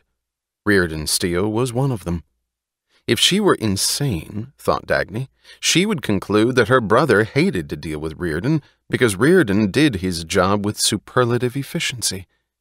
But she would not conclude it, because she thought that such a feeling was not within the humanly possible. "It isn't fair," said James Taggart. "What isn't?" "That we always give our business to Reardon. It seems to me we should give somebody else a chance, too. Reardon doesn't need us. He's plenty big enough. We ought to help the smaller fellows to develop. Otherwise, we're just encouraging a monopoly." "Don't talk tripe, Jim." "Why do we always have to get things from Reardon?" "Because we always get them." "I don't like Henry Reardon." "I do. But what does that matter one way or the other? We need rails, and he's the only one who can give them to us. The human element is very important. You have no sense of the human element at all." "We're talking about saving a railroad, Jim." "Yes, of course, but still you haven't any sense of the human element." "No, I haven't." "If we give Reardon such a large order for steel rails—" "They're not going to be steel. They're Reardon metal." She had always avoided personal reactions, but she was forced to break her rule when she saw the expression on Taggart's face. She burst out laughing. Reardon metal was a new alloy, produced by Reardon after 10 years of experiments. He had placed it on the market recently. He had received no orders and had found no customers. Taggart could not understand the transition from the laughter to the sudden tone of Dagny's voice. The voice was cold and harsh. "Drop it, Jim. I know everything you're going to say. Nobody's ever used it before. Nobody approves of Reardon metal. Nobody's interested in it. Nobody wants it. Still, our rails are going to be made of Reardon metal." "But," said Taggart, but nobody's ever used it before." He observed with satisfaction that she was silenced by anger. He liked to observe emotions. They were like red lanterns strung along the dark unknown of another's personality, marking vulnerable points. But how one could feel a personal emotion about a metal alloy and what such an emotion indicated was incomprehensible to him. So he could make no use of his discovery. The consensus of the best metallurgical authorities, he said, seems to be highly skeptical about Rearden metal, contending, "Drop it, Jim." Well, whose opinion did you take? I don't ask for opinions. What do you go by? Judgment. Well, whose judgment did you take? Mine. But whom did you consult about it? Nobody. Then what on earth do you know about Rearden metal? That it's the greatest thing ever put on the market. Why? Because it's tougher than steel, cheaper than steel, and will outlast any hunk of metal in existence. But who says so? Jim, I studied engineering in college. When I see things, I see them. What did you see? Rearden's formula and the tests he showed me. Well, if it were any good, somebody would have used it, and nobody has. He saw the flash of anger and went on nervously. How can you know it's good? How can you be sure? How can you decide? Somebody decides such things, Jim. Who? Well, I don't see why we have to be the first ones. I don't see it at all. Do you want to save the Rio Norte line or not? He did not answer. If the road could afford it, I would scrap every piece of rail over the whole system and replace it with Rearden metal. All of it needs replacing. None of it will last much longer. But we can't afford it. We have to get out of a bad hole first. Do you want us to pull through or not? We're still the best railroad in the country. The others are doing much worse. Then do you want us to remain in the hole? I haven't said that. Why do you always oversimplify things that way? And if you're worried about money, I don't see why you want to waste it on the Rio Norte line when the Phoenix Durango has robbed us of all our business down there. Why spend money when we have no protection against a competitor who'll destroy our investment? Because the Phoenix Durango is an excellent railroad, but I intend to make the Rio Norte line better than that. Because I'm going to beat the Phoenix Durango if necessary. Only it won't be necessary, because there will be room for 2 or 3 railroads to make fortunes in Colorado. Because I'd mortgage the system to build a branch to any district around Ellis Wyatt. I'm sick of hearing about Ellis Wyatt. He did not like the way her eyes moved to look at him and remained still, looking for a moment. I don't see any need for immediate action, he said. He sounded offended. Just what do you consider so alarming in the present situation of Taggart Transcontinental? The consequences of your policies, Jim. Which policies? That 13 months experiment with Associated Steel, for one. Your Mexican catastrophe, for another. The board approved the Associated Steel contract, he said hastily. The board voted to build the San Sebastian line. Besides, I don't see why you call it a catastrophe. Because the Mexican government is going to nationalize your line any day now. That's a lie. His voice was almost a scream. That's nothing but vicious rumors. I have it on very good inside authority that... Don't show that you're scared, Jim, she said contemptuously. He did not answer. It's no use getting panicky about it now, she said. All we can do is try to cushion the blow. It's going to be a bad blow. $40 million is a loss from which we won't recover easily. But Taggart Transcontinental has withstood many bad shocks in the past. I'll see to it that it withstands this one. I refuse to consider. I absolutely refuse to consider the possibility of the San Sebastian line being nationalized. All right. Don't consider it.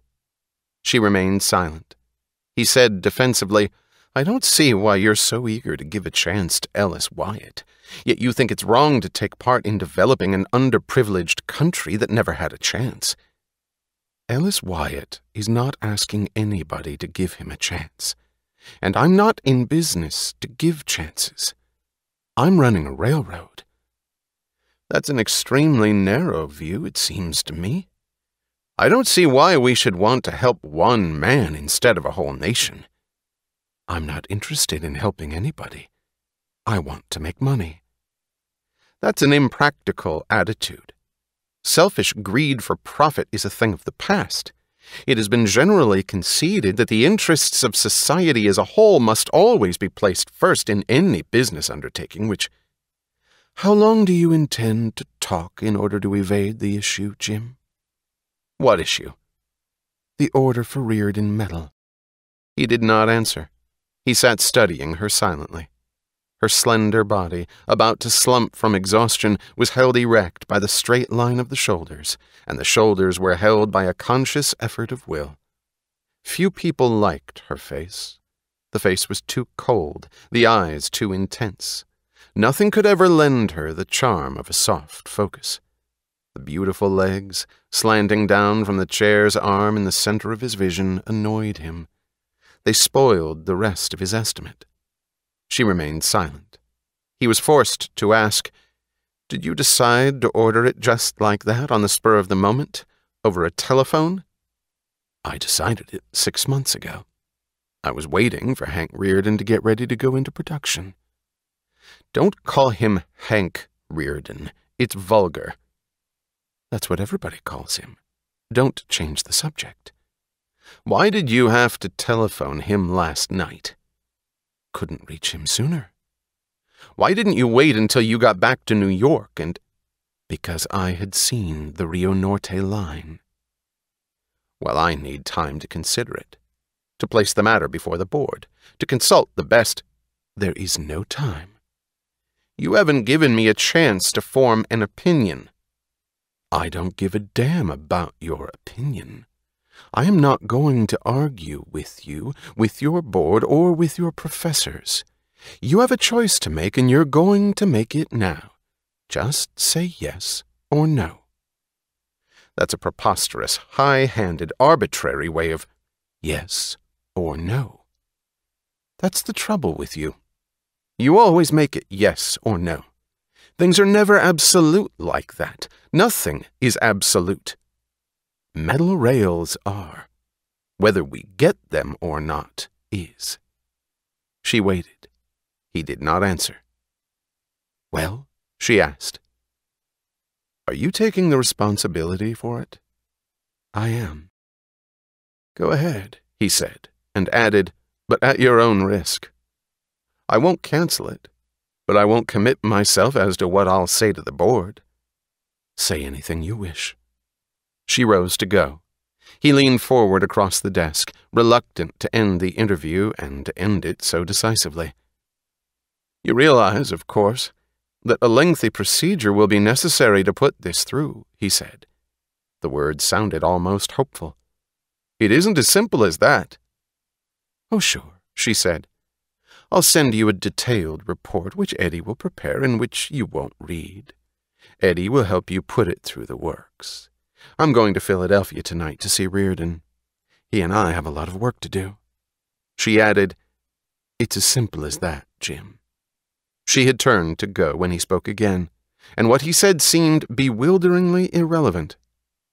"That's all right for you, because you're lucky. Others can't do it." "Do what?" "Other people are human. They're sensitive. They can't devote their whole life to metals and engines. You're lucky. You've never had any feelings. You've never felt anything at all." As she looked at him, her dark gray eyes went slowly from astonishment to stillness, then to a strange expression that resembled a look of weariness, except that it seemed to reflect much more than the endurance of this one moment. "No, Jim," she said quietly. "I guess I've never felt anything at all." Eddie Willers followed her to her office. Whenever she returned, He felt as if the world became clear, simple, easy to face, and he forgot his moments of shapeless apprehension. He was the only person who found it completely natural that she should be the operating vice president of a great railroad, even though she was a woman. She had told him when he was 10 years old that she would run the railroad someday. It did not astonish him now, just as it had not astonished him that day in a clearing of the woods. When they entered her office, when he saw her sit down at the desk and glance at the memos he had left for her, he felt as he did in his car when the motor caught on and the wheels could move forward. He was about to leave her office when he remembered a matter he had not reported. "Owen Kellogg of the Terminal Division has asked me for an appointment to see you," he said. She looked up, astonished. "That's funny. I was going to send for him. Have him come up. I want to see him. Eddie," she added suddenly, "before I start, tell them to get me Ayers, of the Ayers Music Publishing Company, on the phone." "The Music Publishing Company?" he repeated incredulously. "Yes. There's something I want to ask him." When the voice of Mr. Ayers, courteously eager, inquired of what service he could be to her, she asked, "Can you tell me whether Richard Halley has written a new piano concerto? The fifth." "A fifth concerto, Miss Taggart?" "Why, no. Of course he hasn't." "Are you sure?" "Quite sure, Miss Taggart. He has not written anything for 8 years." "Is he still alive?" "Why, yes. That is, I can't say for certain. He has dropped out of public life entirely, but I'm sure we would have heard of it if he had died." "If he wrote anything, would you know about it?" "Of course. We would be the first to know. We publish all of his work. But he has stopped writing." "I see. Thank you." When Owen Kellogg entered her office, she looked at him with satisfaction. She was glad to see that she had been right in her vague recollection of his appearance. His face had the same quality as that of the young brakeman on the train, the face of the kind of man with whom she could deal. "Sit down, Mr. Kellogg," she said, but he remained standing in front of her desk. "You had asked me once to let you know if I ever decided to change my employment, Miss Taggart," he said.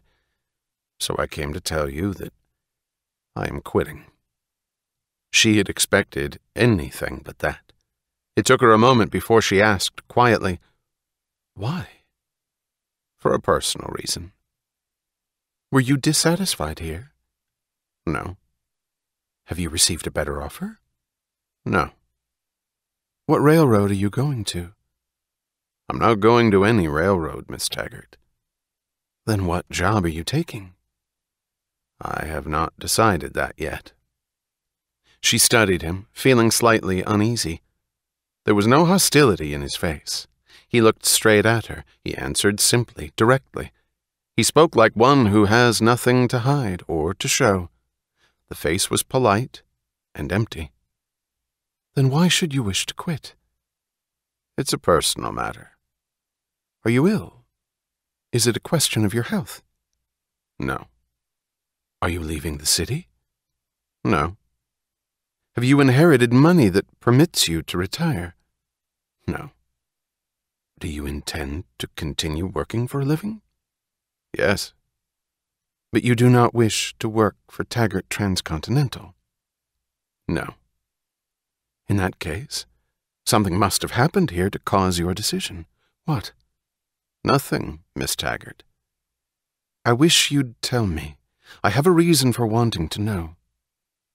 "Would you take my word for it, Miss Taggart?" "Yes." "No person, matter, or event connected with my job here had any bearing upon my decision." "You have no specific complaint against Taggart Transcontinental?" "None." "Then I think you might reconsider when you hear what I have to offer you." "I'm sorry, Miss Taggart. I can't." "May I tell you what I have in mind?" "Yes, if you wish." "Would you take my word for it that I decided to offer you the post I'm going to offer before you asked to see me? I want you to know that." "I will always take your word, Miss Taggart." It's the post of superintendent of the Ohio Division. It's yours if you want it."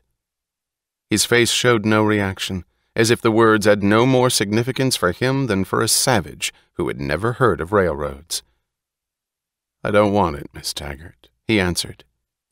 After a moment she said, her voice tight, "Write your own ticket, Kellogg. Name your price. I want you to stay. I can match anything any other railroad offers you." "I'm not going to work for any other railroad." "I thought you loved your work." This was the first sign of emotion in him, just a slight widening of his eyes and an oddly quiet emphasis in his voice when he answered, "I do." "Then tell me what it is that I should say in order to hold you." It had been involuntary and so obviously frank that he looked at her as if it had reached him. "Perhaps I am being unfair by coming here to tell you that I'm quitting, Miss Taggart. I know that you asked me to tell you because you wanted to have a chance to make me a counteroffer. So if I came, it looks as if I'm open to a deal. But I'm not.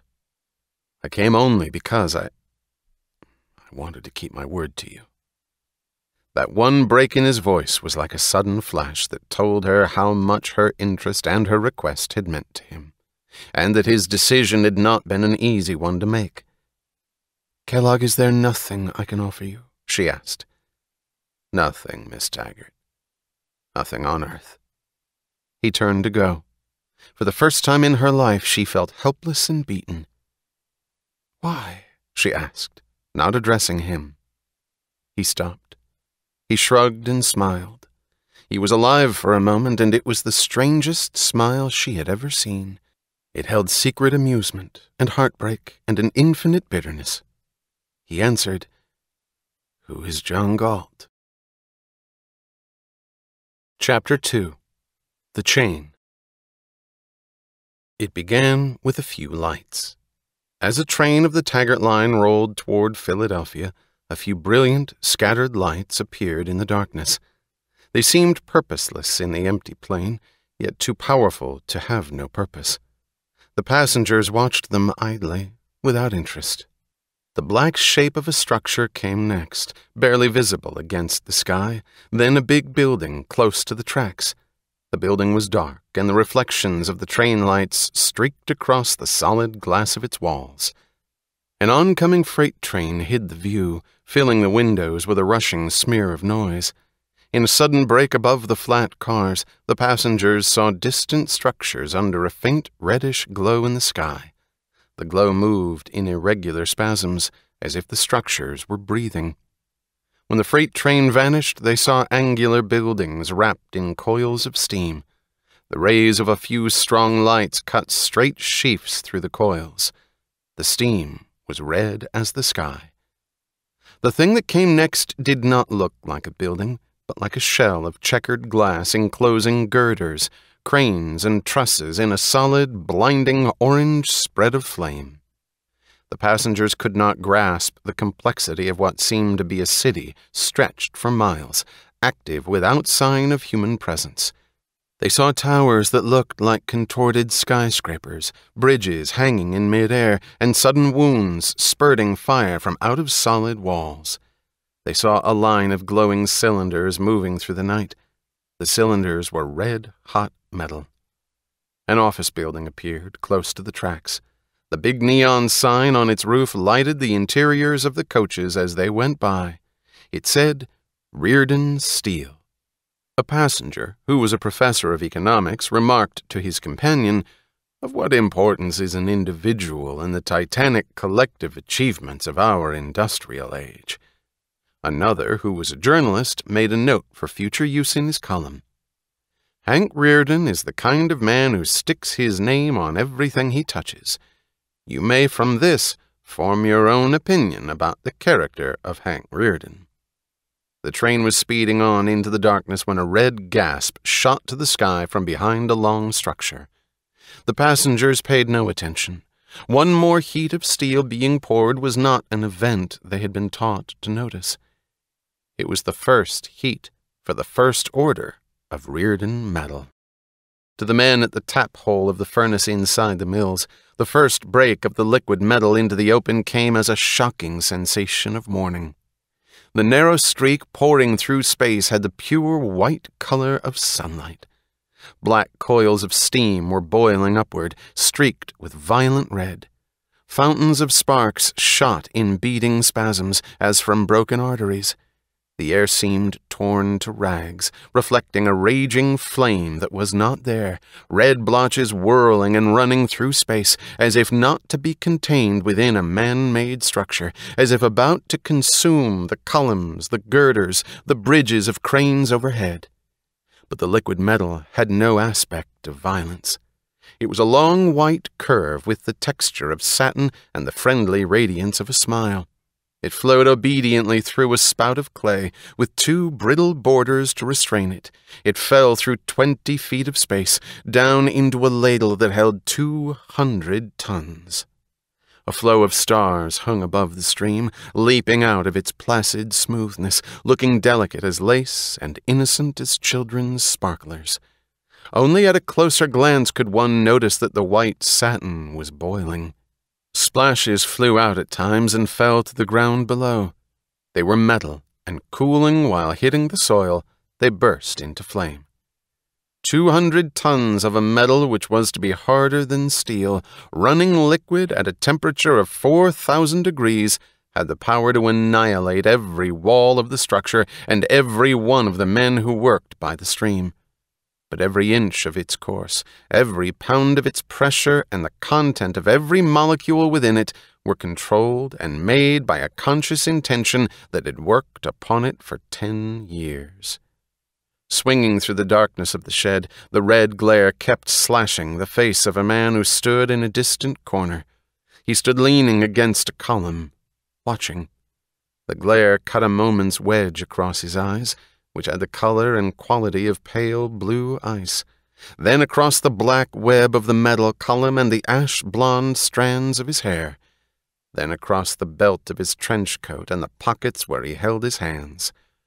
His body was tall and gaunt. He had always been too tall for those around him. His face was cut by prominent cheekbones and by a few sharp lines. They were not the lines of age. He had always had them. This had made him look old at 20, and young now at 45. Ever since he could remember, he had been told that his face was ugly, because it was unyielding, and cruel because it was expressionless. It remained expressionless now, as he looked at the metal. He was Hank Reardon. The metal came rising to the top of the ladle and went running over with arrogant prodigality. Then the blinding white trickles turned to glowing brown, and in one more instant they were black icicles of metal, starting to crumble off. The slag was crusting in thick brown ridges that looked like the crust of the earth. As the crust grew thicker, a few craters broke open, with the white liquid still boiling within. A man came riding through the air in the cab of a crane overhead. He pulled a lever by the casual movement of one hand. Steel hooks came down on a chain, seized the handles of the ladle, lifted it smoothly like a bucket of milk, and 200 tons of metal went sailing through space toward a row of molds waiting to be filled. Hank Reardon leaned back, closing his eyes. He felt the column trembling with the rumble of the crane. The job was done, he thought. A worker saw him and grinned in understanding, like a fellow accomplice in a great celebration who knew why that tall, blonde figure had had to be present here tonight. Reardon smiled in answer. It was the only salute he had received. Then he started back for his office, once again a figure with an expressionless face. It was late when Hank Reardon left his office that night to walk from his mills to his house. It was a walk of some miles through empty country, but he had felt like doing it without conscious reason. He walked, keeping one hand in his pocket, his fingers closed about a bracelet. It was made of Reardon metal, in the shape of a chain. His fingers moved, feeling its texture once in a while. It had taken 10 years to make that bracelet. 10 years, he thought, is a long time. The road was dark. edged with trees. Looking up, he could see a few leaves against the stars. The leaves were twisted and dry, ready to fall. There were distant lights in the windows of houses scattered through the countryside, but the lights made the road seem lonelier. He never felt loneliness except when he was happy. He turned, once in a while, to look back at the red glow of the sky over the mills. He did not think of the 10 years. What remained of them tonight was only a feeling which he could not name, except that it was quiet and solemn. The feeling was a sum, and he did not have to count again the parts that had gone to make it. But the parts, unrecalled, were there within the feeling. They were the nights spent at scorching ovens in the research laboratory of the mills, the nights spent in the workshop of his home, over sheets of paper which he filled with formulas, then tore up in angry failure. The days when the young scientists of the small staff he had chosen to assist him waited for instructions like soldiers ready for a hopeless battle, having exhausted their ingenuity, still willing but silent, with the unspoken sentence hanging in the air, "Mr. Reardon, it can't be done." The meals, interrupted and abandoned at the sudden flash of a new thought, a thought to be pursued at once, to be tried, to be tested, to be worked on for months, and to be discarded as another failure. The moments snatched from conferences, from contracts, from the duties of running the best steel mills in the country, snatched almost guiltily as for a secret love. The one thought held immovably across a span of 10 years, under everything he did and everything he saw, the thought held in his mind when he looked at the buildings of a city, at the track of a railroad, at the light in the windows of a distant farmhouse, at the knife in the hands of a beautiful woman cutting a piece of fruit at a banquet. The thought of a metal alloy that would do more than steel had ever done, a metal that would be to steel what steel had been to iron.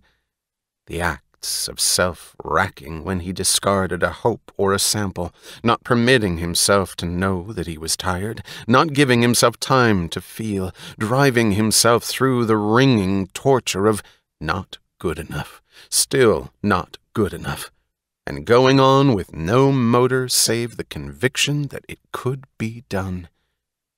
Then the day when it was done, and its result was called Reardon Medal. These were the things that had come to white heat, had melted and fused within him, and their alloy was a strange, quiet feeling that made him smile at the countryside in the darkness and wonder why happiness could hurt. After a while he realized that he was thinking of his past, as if certain days of it were spread before him, demanding to be seen again. He did not want to look at them. He despised memories as a pointless indulgence.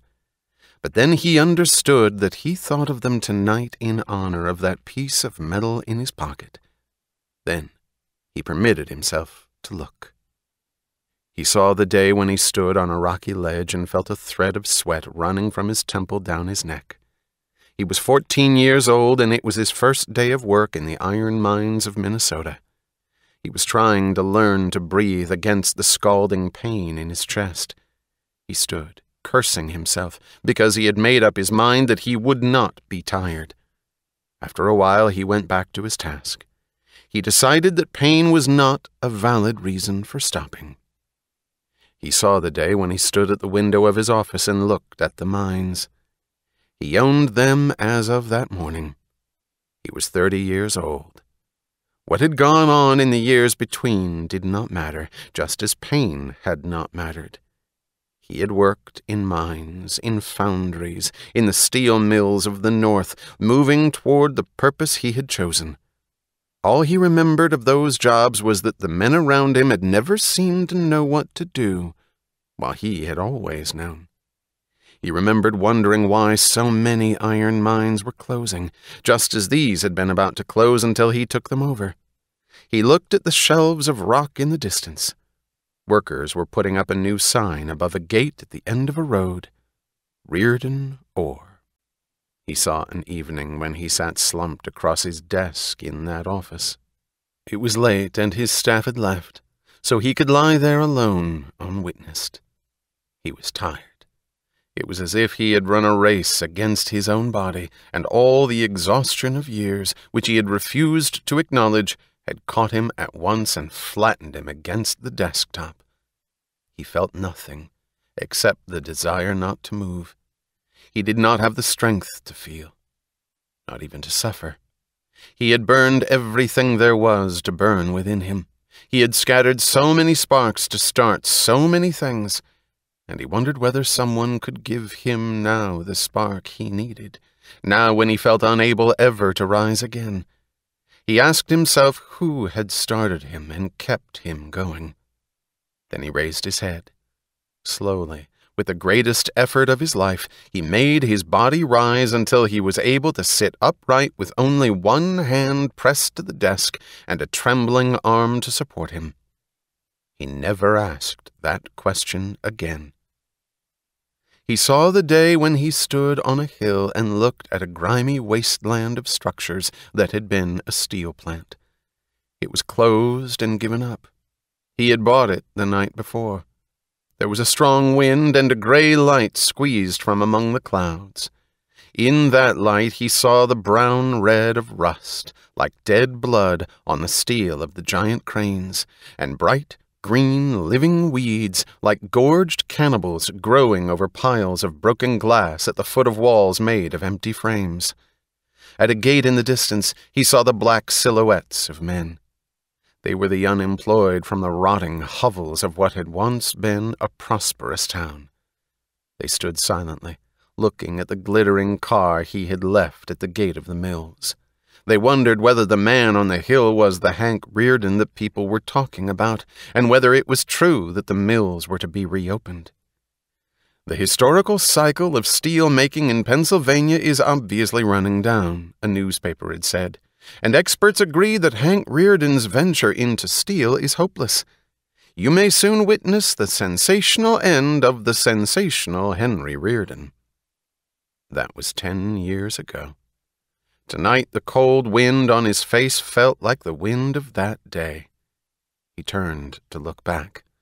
The red glow of the mills breathed in the sky, a sight as life-giving as a sunrise. These had been his stops, the stations which an express had reached and passed. He remembered nothing distinct of the years between them. The years were blurred, like a streak of speed. Whatever it was, he thought, whatever the strain and the agony, they were worth it, because they had made him reach this day when the first heat of the first order of Rearden metal had been poured to become rails for Taggart Transcontinental. He touched the bracelet in his pocket. He had had it made from that first poured metal. It was for his wife. As he touched it, he realized suddenly that he had thought of an abstraction called his wife, not of the woman to whom he was married. He felt a stab of regret, wishing he had not made the bracelet, then a wave of self-reproach for the regret. He shook his head. This was not the time for his old doubts.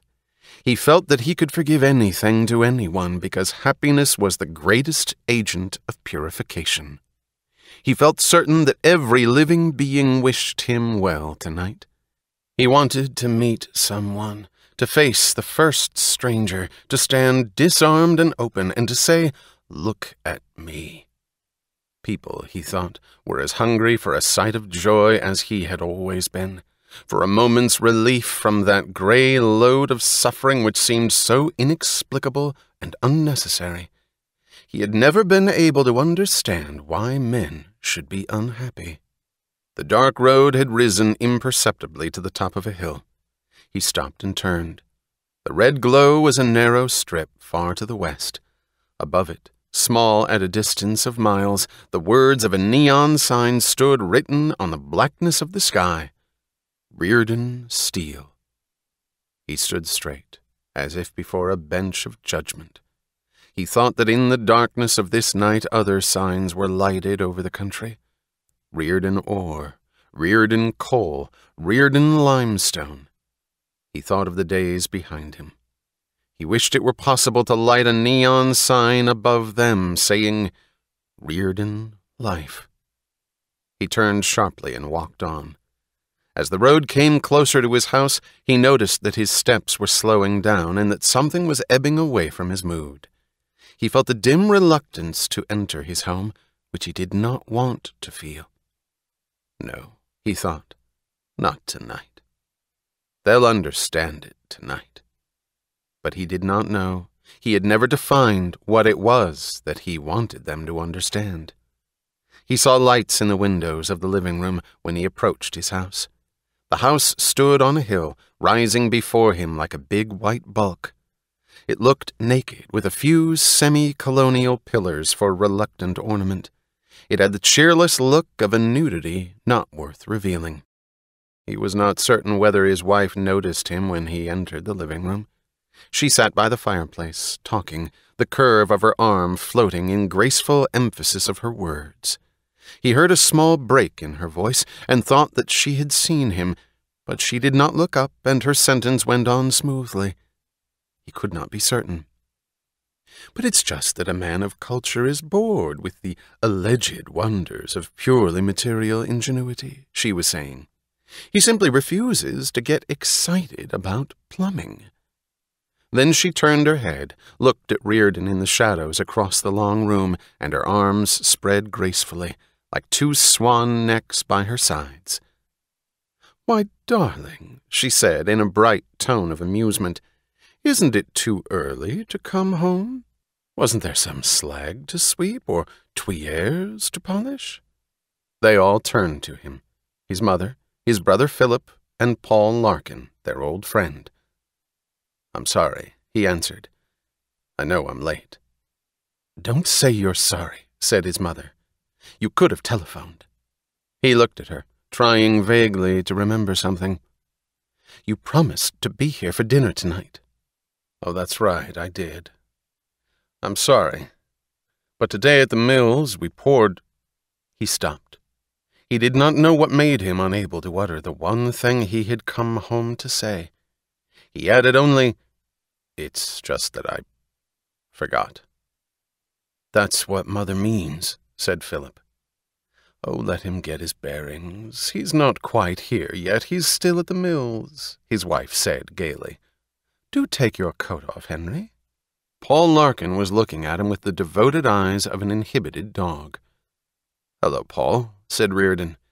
"When did you get in?" "Oh, I just hopped down on the 5:35 from New York." Larkin was smiling in gratitude for the attention. "Trouble?" "Who hasn't got trouble these days?" Larkin's smile became resigned, to indicate that the remark was merely philosophical.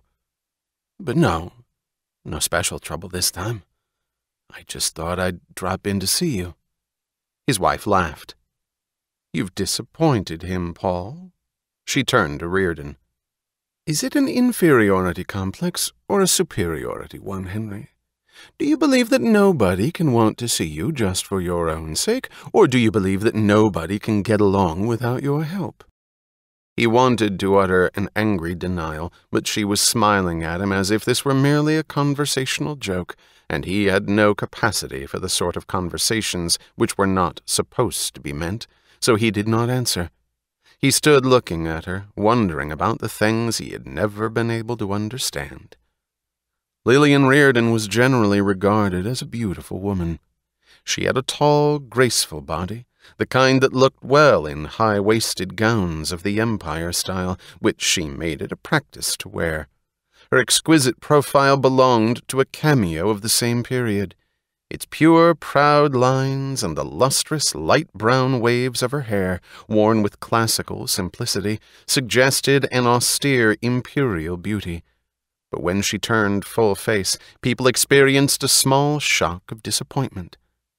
Her face was not beautiful. The eyes were the flaw. They were vaguely pale, neither quite gray nor brown, lifelessly empty of expression.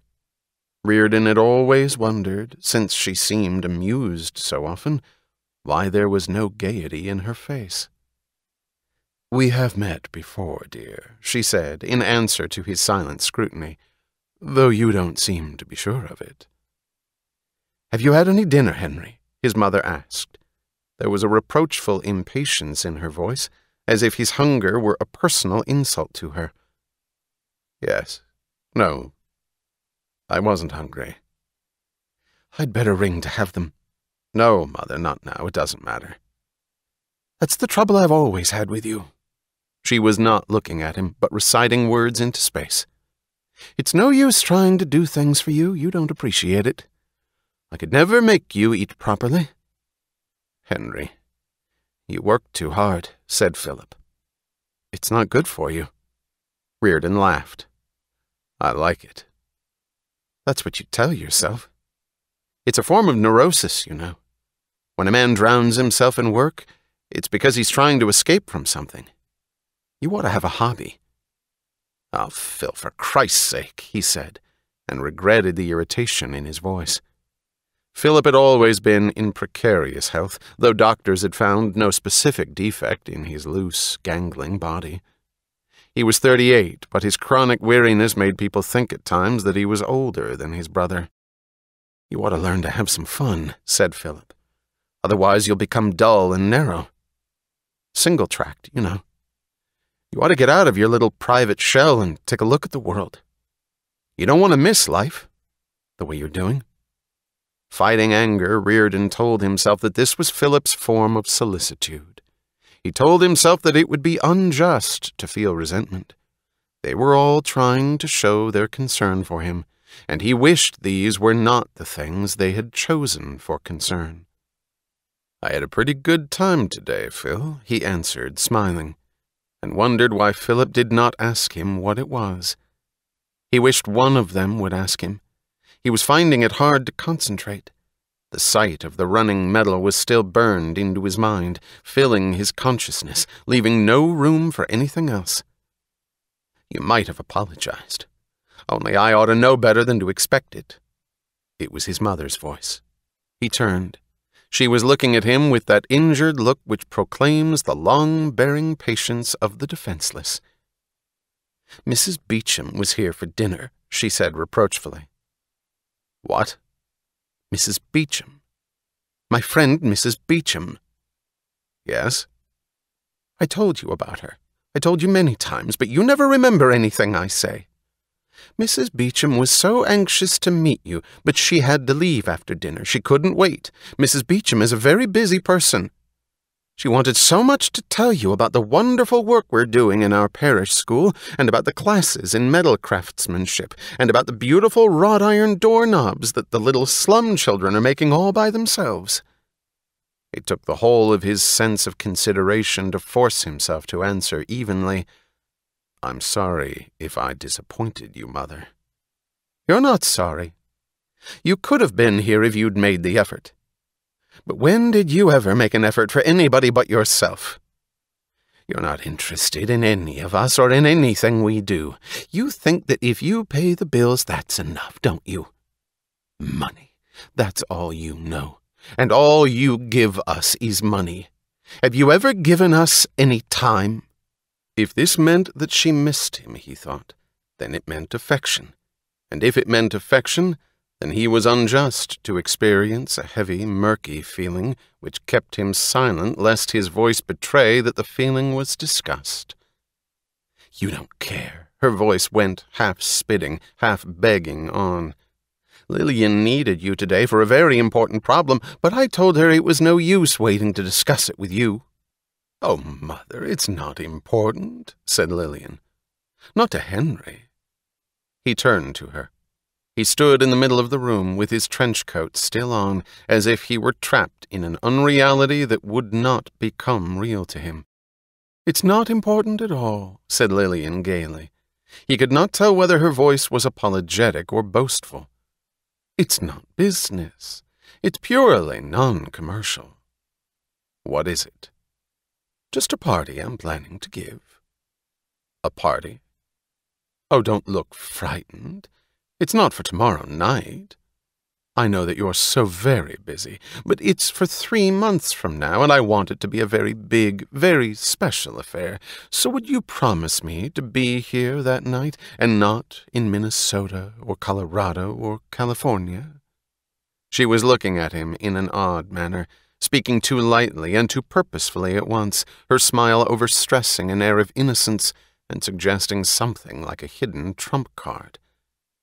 3 months from now, he said. But you know that I can't tell what urgent business might come up to call me out of town. Oh, I know. But couldn't I make a formal appointment with you way in advance? Just like any railroad executive, automobile manufacturer, or scrap dealer? They say you never miss an appointment. Of course, I'd let you pick the date to suit your convenience. She was looking up at him, her glance acquiring some special quality of feminine appeal by being sent from under her lowered forehead up toward his full height. She asked, a little too casually and too cautiously, "The date I had in mind was December 10th, but would you prefer the 9th or the 11th? It makes no difference to me." She said gently, "December 10th is our wedding anniversary, Henry." They were all watching his face. If they expected a look of guilt, what they saw instead was a faint smile of amusement. She could not have intended this as a trap, he thought, because he could escape it so easily, by refusing to accept any blame for his forgetfulness and by leaving her spurned. She knew that his feeling for her was her only weapon. Her motive, he thought, was a proudly indirect attempt to test his feeling and to confess her own. A party was not his form of celebration, but it was hers.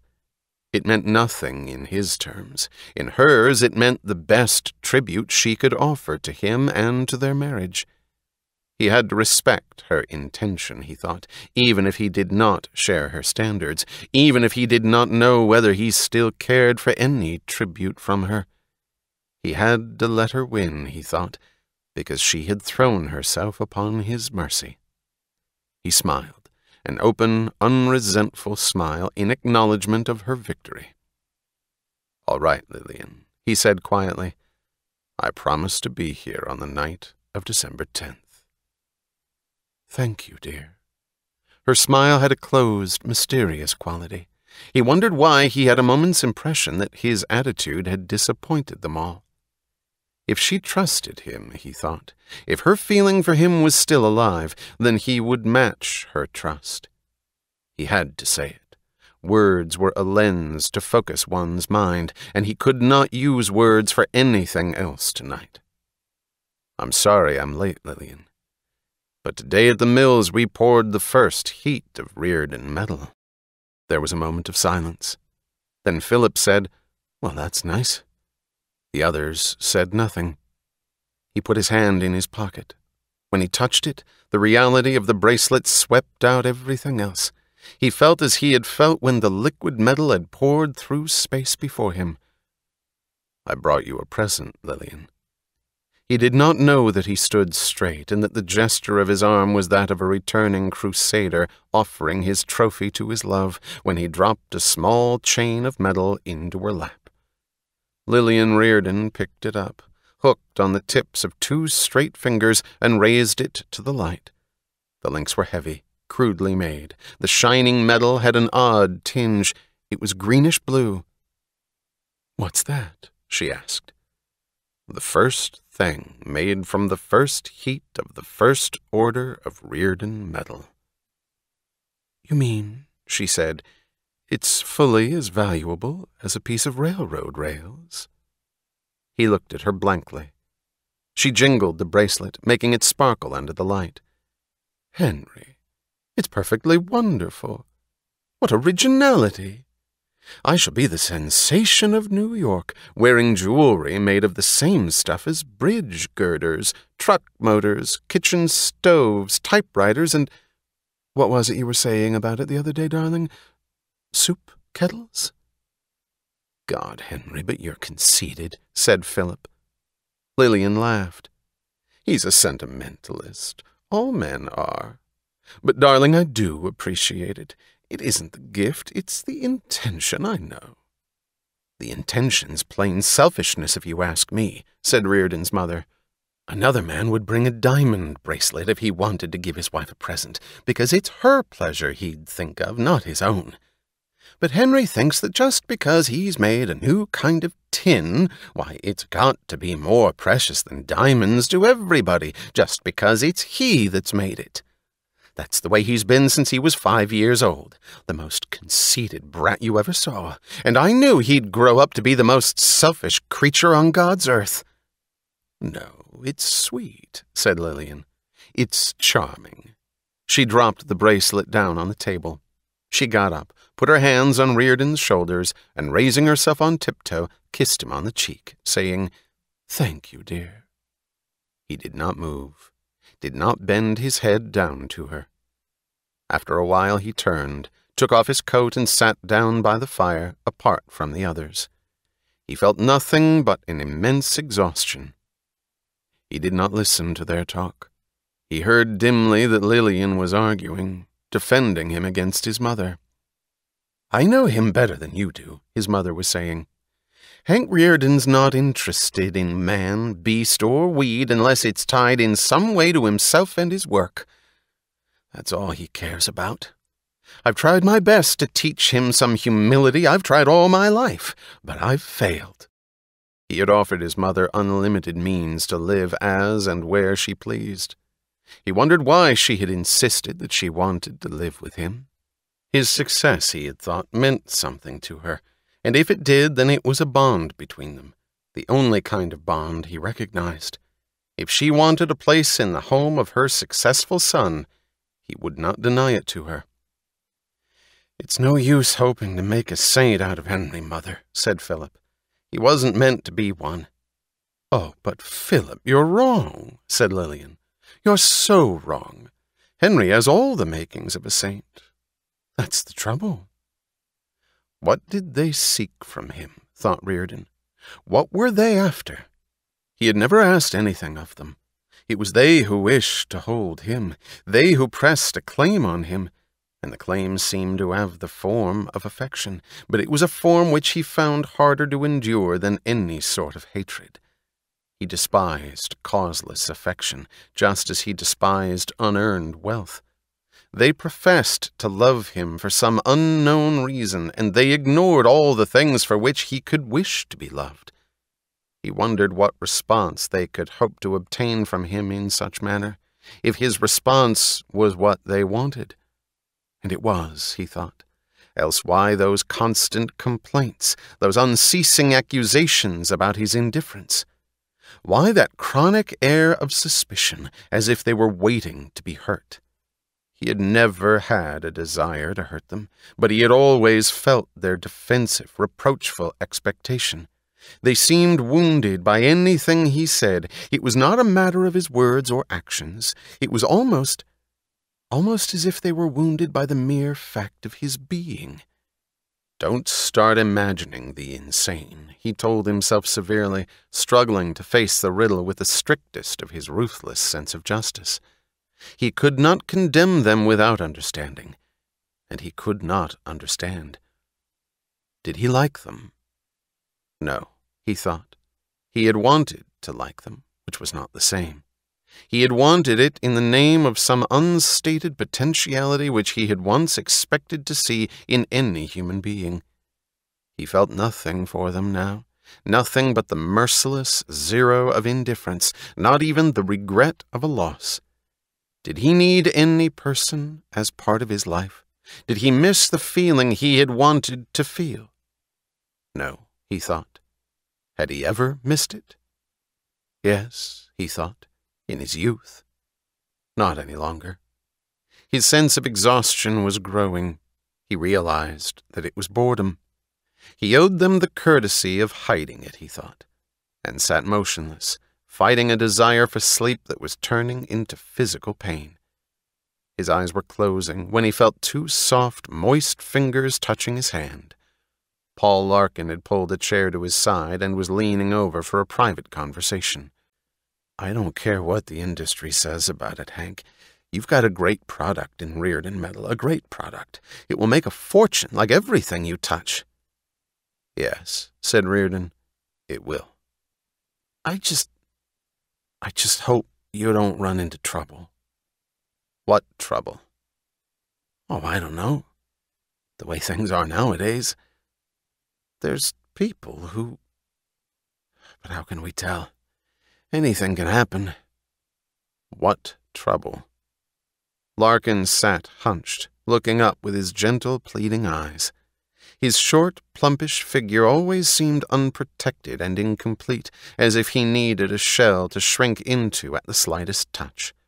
His wistful eyes, his lost, helpless, appealing smile served as substitute for the shell.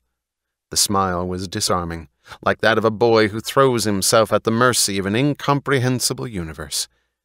He was 53 years old. "Your public relations aren't any too good, Hank," he said. "You've always had a bad press." "So what?" "You're not popular, Hank." "I haven't heard any complaints from my customers." "That's not what I mean. You ought to hire yourself a good press agent to sell you to the public." "What for? It's steel that I'm selling." "But you don't want to have the public against you. Public opinion, you know. It can mean a lot." "I don't think the public's against me. And I don't think that it means a damn one way or another." "The newspapers are against you." "They have time to waste. I haven't." "I don't like it, Hank. It's not good." "What?" "What they write about you." "What do they write about me?" "Well, you know the stuff. That you're intractable, that you're ruthless, that you won't allow anyone any voice in the running of your mills, that your only goal is to make steel and to make money." "But that is my only goal." "But you shouldn't say it." "Why not? What is it I'm supposed to say?" "Oh, I don't know. But your mills..." "They're my mills, aren't they?" "Yes, but you shouldn't remind people of that too loudly. You know how it is nowadays. They think that your attitude is antisocial." "I don't give a damn what they think."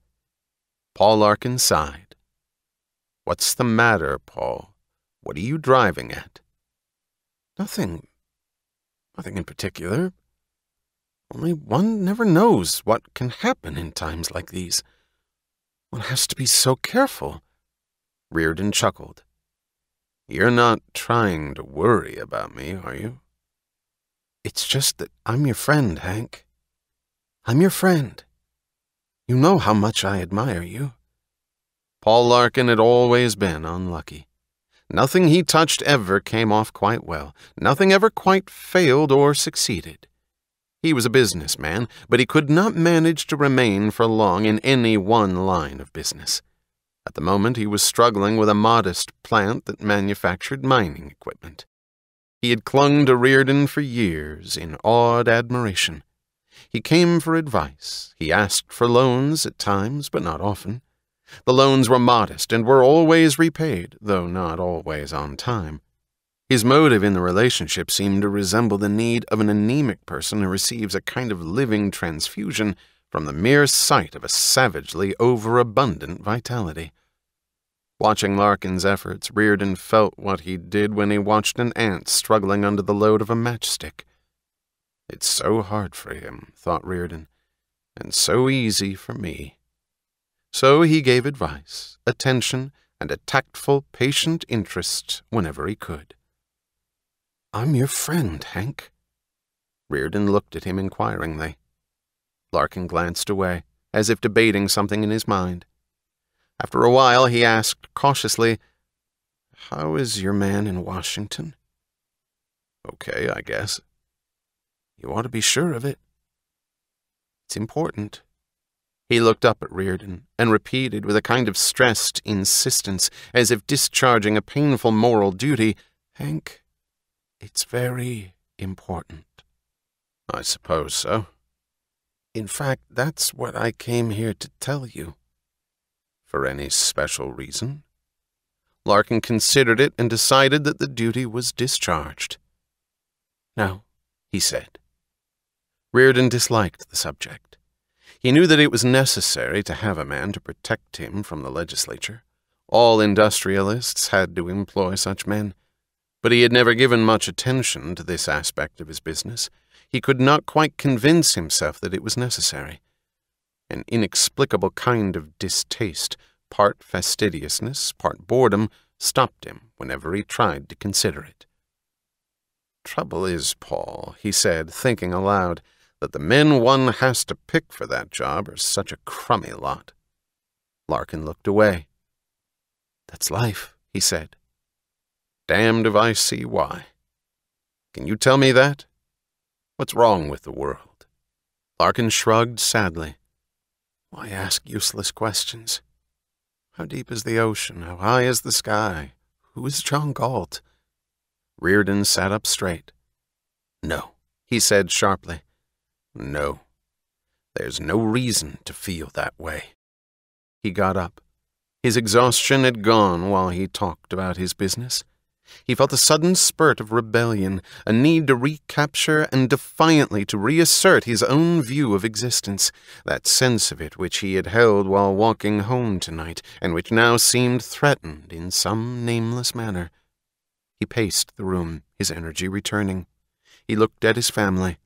They were bewildered, unhappy children, he thought. All of them, even his mother, and he was foolish to resent their ineptitude. It came from their helplessness, not from malice. It was he who had to make himself learn to understand them, since he had so much to give, since they could never share his sense of joyous, boundless power. He glanced at them from across the room. His mother and Philip were engaged in some eager discussion, but he noted that they were not really eager. They were nervous. Philip sat in a low chair, his stomach forward, his weight on his shoulder blades, as if the miserable discomfort of his position were intended to punish the onlookers. "What's the matter, Phil?" Reardon asked, approaching him. "You look done in." "I've had a hard day," said Philip sullenly. "You're not the only one who works hard," said his mother. "Others have problems too, even if they're not billion-dollar trans-supercontinental problems like yours." "Why, that's good. I always thought that Phil should find some interest of his own." "Good. You mean you like to see your brother sweating his health away? It amuses you, doesn't it? I always thought it did." "Why, no, Mother. I'd like to help." "You don't have to help. You don't have to feel anything for any of us." Reardon had never known what his brother was doing or wished to do. He had sent Philip through college, but Philip had not been able to decide on any specific ambition. There was something wrong, by Reardon's standards, with a man who did not seek any gainful employment, but he would not impose his standards on Philip. He could afford to support his brother and never notice the expense. Let him take it easy, Reardon had thought for years. Let him have a chance to choose his career without the strain of struggling for a livelihood. "What were you doing today, Philip?" he asked patiently. "It wouldn't interest you." "It does interest me. That's why I'm asking." "I had to see 20 different people all over the place, from here to Reading to Wilmington." "What did you have to see them about?" "I am trying to raise money for Friends of Global Progress."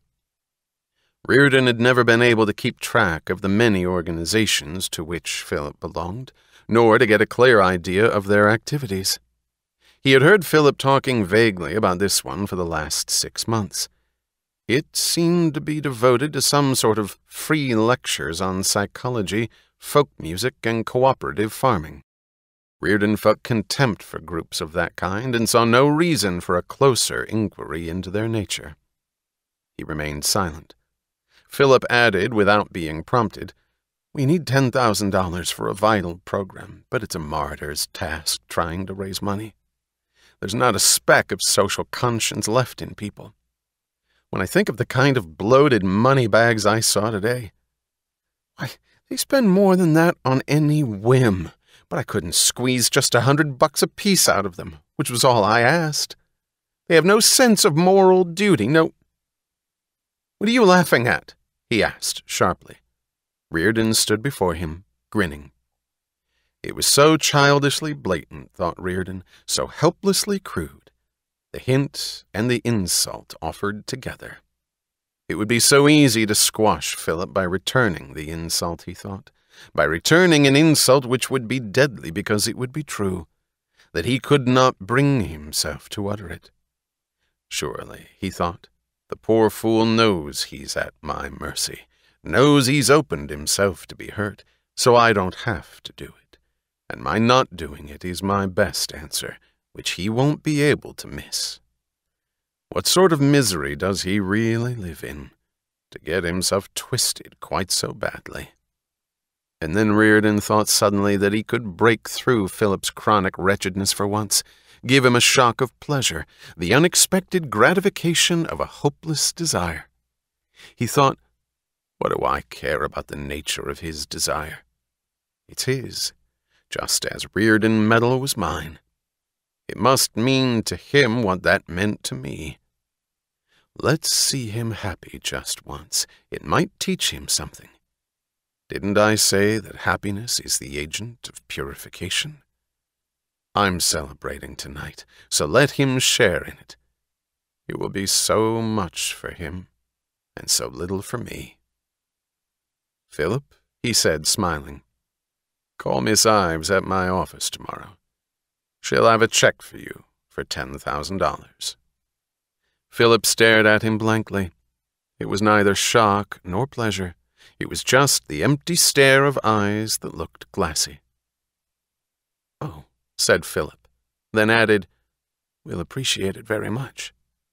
There was no emotion in his voice, not even the simple one of greed. Reardon could not understand his own feeling. It was as if something leaden and empty were collapsing within him. He felt both the weight and the emptiness together. He knew it was disappointment, but he wondered why it was so gray and ugly. It's very nice of you, Henry, Philip said dryly. I'm surprised. I didn't expect it of you. Don't you understand it, Phil? Said Lillian, her voice peculiarly clear and lilting. Henry's poured his medal today. She turned to Reardon. Shall we declare it a national holiday, darling? You're a good man, Henry, said his mother, and added, but not often enough. Reardon stood looking at Philip, as if waiting. Philip looked away, then raised his eyes and held Reardon's glance, as if engaged in a scrutiny of his own. You don't really care about helping the underprivileged, do you? Philip asked, and Reardon heard, unable to believe it, that the tone of his voice was reproachful. No, Phil, I don't care about it at all. I only wanted you to be happy. But that money is not for me. I am not collecting it for any personal motive. I have no selfish interest in the matter whatever.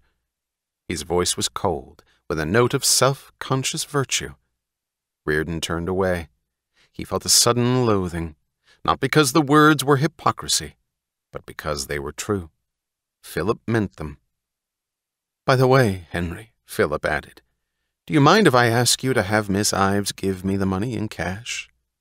Reardon turned back to him, puzzled. You see, Friends of Global Progress are a very progressive group, and they have always maintained that you represent the blackest element of social retrogression in the country, so it would embarrass us, you know, to have your name on our list of contributors, because somebody might accuse us of being in the pay of Hank Reardon. He wanted to slap Philip's face, but an almost unendurable contempt made him close his eyes instead. All right, he said quietly. You can have it in cash. He walked away to the farthest window of the room and stood looking at the glow of the mills in the distance. He heard Larkin's voice crying after him, Damn it, Hank, you shouldn't have given it to him. Then Lillian's voice came, cold and gay. But you're wrong, Paul. You're so wrong. What would happen to Henry's vanity if he didn't have us to throw alms to? What would become of his strength if he didn't have weaker people to dominate? What would he do with himself if he didn't keep us around as dependents? It's quite all right, really. I'm not criticizing him. It's just a law of human nature." She took the metal bracelet and held it up, letting it glitter in the lamplight. "A chain," she said. "Appropriate, isn't it? It's the chain by which he holds us all in bondage." This book is continued on Disc 3. Atlas Shrugged by Ayn Rand, continued. Disc 3. Chapter 3. The Top and the Bottom. The ceiling was that of a cellar, so heavy and low that people stooped when crossing the room, as if the weight of the vaulting rested on their shoulders. The circular booths of dark red leather were built into walls of stone that looked eaten by age and dampness. There were no windows, only patches of blue light shooting from dents in the masonry, the dead blue light proper for use in blackouts. The place was entered by way of narrow steps that led down, as if descending deep under the ground. This was the most expensive bar-room in New York, and it was built on the roof of a skyscraper. 4 men sat at a table. Raised 60 floors above the city, they did not speak loudly as one speaks from a height in the freedom of air and space. They kept their voices low, as befitted a cellar. "Conditions and circumstances, Jim," said Orrin Boyle. "Conditions and circumstances absolutely beyond human control. We had everything mapped to roll those rails, but unforeseen developments set in, which nobody could have prevented. If you'd only given us a chance, Jim."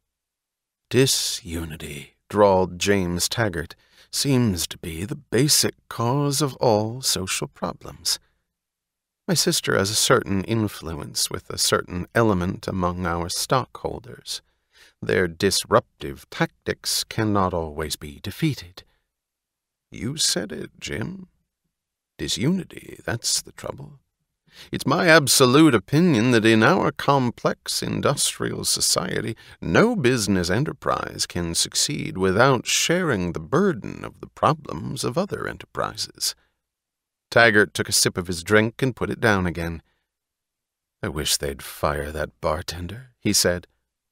"For instance, consider Associated Steel. We've got the most modern plant in the country and the best organization. That seems to me to be an indisputable fact, because we got the Industrial Efficiency Award of Globe magazine last year. So we can maintain that we've done our best, and nobody can blame us. But we cannot help it if the iron ore situation is a national problem. We could not get the ore, Jim." Taggart said nothing. He sat with his elbows spread wide on the tabletop. The table was uncomfortably small, and this made it more uncomfortable for his 3 companions, but they did not seem to question his privilege. "Nobody can get ore any longer," said Boyle.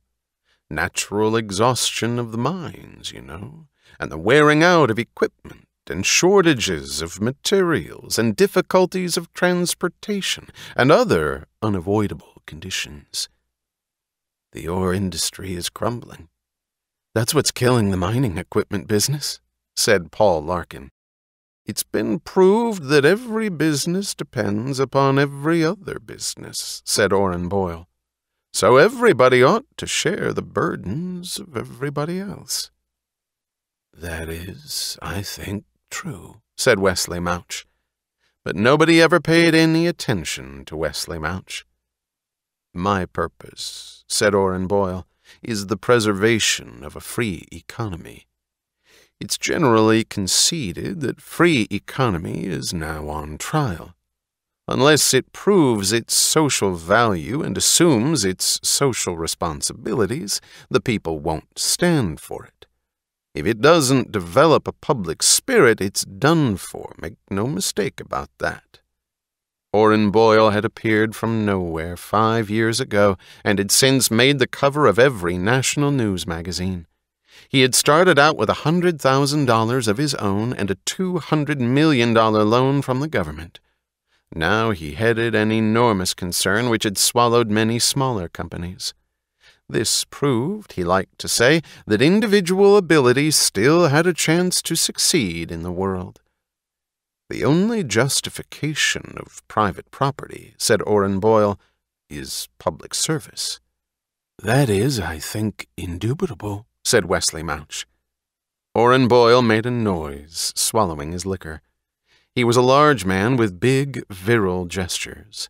Everything about his person was loudly full of life, except the small black slits of his eyes. Jim, he said, Rearden metal seems to be a colossal kind of swindle. Said Taggart. I hear there's not a single expert who's given a favorable report on it. No, not one. We've been improving steel rails for generations and increasing their weight. Now, is it true that these Rearden metal rails are to be lighter than the cheapest grade of steel? That's right, said Taggart. Lighter. But it's ridiculous, Jim. It's physically impossible. For your heavy-duty, high-speed, mainline track? That's right. But you're just inviting disaster. My sister is. Taggart made the stem of his glass whirl slowly between two fingers. There was a moment of silence. The National Council of Metal Industries, said Orrin Boyle, passed a resolution to appoint a committee to study the question of Rearden metal, inasmuch as its use may be an actual public hazard. That is, in my opinion, wise, said Wesley Mouch. When everybody agrees. Taggart's voice suddenly went shrill. When people are unanimous, how does one dare to dissent? By what right? That's what I want to know. By what right? Boyle's eyes darted to Taggart's face, but the dim light of the room made it impossible to see faces clearly. He saw only a pale, bluish smear. When we think of the natural resources at a time of critical shortage, Boyle said softly, when we think of the crucial raw materials that are being wasted on an irresponsible private experiment, when we think of the ore. He did not finish.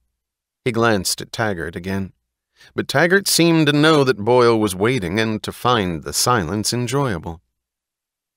The public has a vital stake in natural resources, Jim, such as iron ore. The public can't remain indifferent to reckless, selfish waste by an antisocial individual. After all, private property is a trusteeship held for the benefit of society as a whole. Taggart glanced at Boyle and smiled. The smile was pointed. It seemed to say that something in his words was an answer to something in the words of Boyle. The liquor they serve here is swill. I suppose that's the price we have to pay for not being crowded by all kinds of rabble. But I do wish they'd recognize that they're dealing with experts. Since I hold the purse strings, I expect to get my money's worth and at my pleasure. Boyle did not answer. His face had become sullen. Listen, Jim, he began heavily. Taggart smiled. What? I'm listening. Jim, you will agree, I'm sure, that there's nothing more destructive than a monopoly. Yes, said Taggart, on the one hand. On the other, there's the blight of unbridled competition. That's true. That's very true. The proper course is always, in my opinion, in the middle. So it is, I think, the duty of society to snip the extremes, now isn't it? Yes, said Taggart, it is. Consider the picture in the iron ore business. The national output seems to be falling at an ungodly rate. It threatens the existence of the whole steel industry. Steel mills are shutting down all over the country. There's only one mining company that's lucky enough not to be affected by the general conditions. Its output seems to be plentiful and always available on schedule. But who gets the benefit of it? Nobody except its owner. Would you say that that's fair? No, said Taggart. It isn't fair. Most of us don't own iron mines. How can we compete with a man who's got a corner on God's natural resources? Is it any wonder that he can always deliver steel, while we have to struggle and wait and lose our customers and go out of business? Is it in the public interest to let one man destroy an entire industry? No, said Taggart, it isn't. It seems to me that the national policy ought to be aimed at the objective of giving everybody a chance at his fair share of iron ore, with a view toward the preservation of the industry as a whole. Don't you think so? I think so. Boyle sighed. Then he said cautiously, but I guess there aren't many people in Washington capable of understanding a progressive social policy. Taggart said slowly, there are. No, not many, and not easy to approach, but there are. I might speak to them. Boyle picked up his drink and swallowed it in one gulp, as if he had heard all he had wanted to hear. Speaking of progressive policies, Orrin, said Taggart, you might ask yourself whether at a time of transportation shortages, when so many railroads are going bankrupt and large areas are left without rail service, whether it is in the public interest to tolerate wasteful duplication of services and the destructive dog-eat-dog competition of newcomers in territories where established companies have historical priority. Well now, said Boyle pleasantly, that seems to be an interesting question to consider. I might discuss it with a few friends in the National Alliance of Railroads. Friendships, said Taggart in the tone of an idle abstraction, are more valuable than gold. Unexpectedly, he turned to Larkin. Don't you think so, Paul? Why, yes, said Larkin, astonished. Yes, of course. I am counting on yours. Huh? I am counting on your many friendships. They all seemed to know why Larkin did not answer at once. His shoulders seemed to shrink down closer to the table. If everybody could pull for a common purpose, then nobody would have to be hurt, he cried suddenly, in a tone of incongruous despair. He saw Taggart watching him and added, pleading, I wish we didn't have to hurt anybody. That is an antisocial attitude, drawled Taggart. People who are afraid to sacrifice somebody have no business talking about a common purpose. But I'm a student of history, said Larkin hastily. I recognize historical necessity. Good, said Taggart.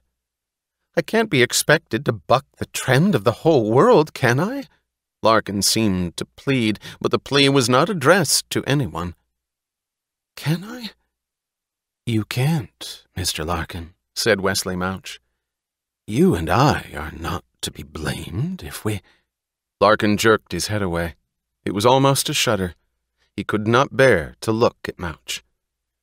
Did you have a good time in Mexico, Orrin? Asked Taggart, his voice suddenly loud and casual. All of them seemed to know that the purpose of their meeting was accomplished, and whatever they had come here to understand was understood. Wonderful place, Mexico, Boyle answered cheerfully. Very stimulating and thought-provoking. Their food rations are something awful, though. I got sick. But they're working mighty hard to put their country on its feet. How are things going down there? Pretty splendid, it seems to me. Pretty splendid. Right at the moment, however, But then what they're aiming at is the future. The people's state of Mexico has a great future. They'll beat us all in a few years. Did you go down to the San Sebastian mines? The 4 figures at the table sat up straighter and tighter. All of them had invested heavily in the stock of the San Sebastian mines. Boyle did not answer at once, so that his voice seemed unexpectedly and unnaturally loud when it burst forth. "Oh, sure, certainly. That's what I wanted to see most." "And? And what? How are things going?" "Great, great. They must certainly have the biggest deposits of copper on Earth down inside that mountain." "Did they seem to be busy?" "Never saw such a busy place in my life." "What were they busy doing?" "Well, you know, with the kind of spick superintendent they have down there, I couldn't understand half of what he was talking about. But they're certainly busy." "Any trouble of any kind?" "Trouble? Not at San Sebastian.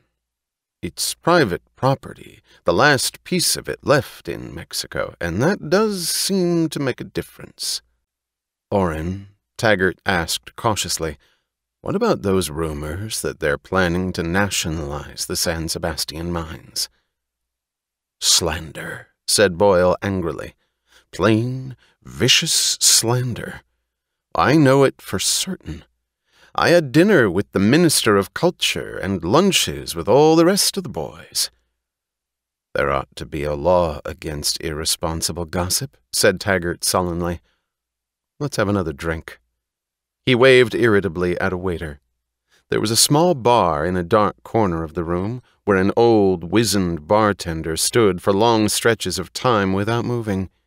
When called upon, he moved with contemptuous slowness.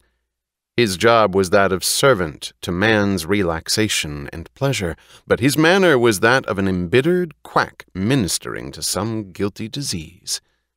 The 4 men sat in silence until the waiter returned with their drinks. The glasses he placed on the table were 4 spots of faint blue glitter in the semi-darkness, like 4 feeble jets of gas flame. Taggart reached for his glass and smiled suddenly. "Let's drink to the sacrifices to historical necessity," he said, looking at Larkin. There was a moment's pause. In a lighted room, it would have been the contest of 2 men holding each other's eyes. Here they were merely looking at each other's eye sockets. Then Larkin picked up his glass. "It's my party, boys," said Taggart, as they drank.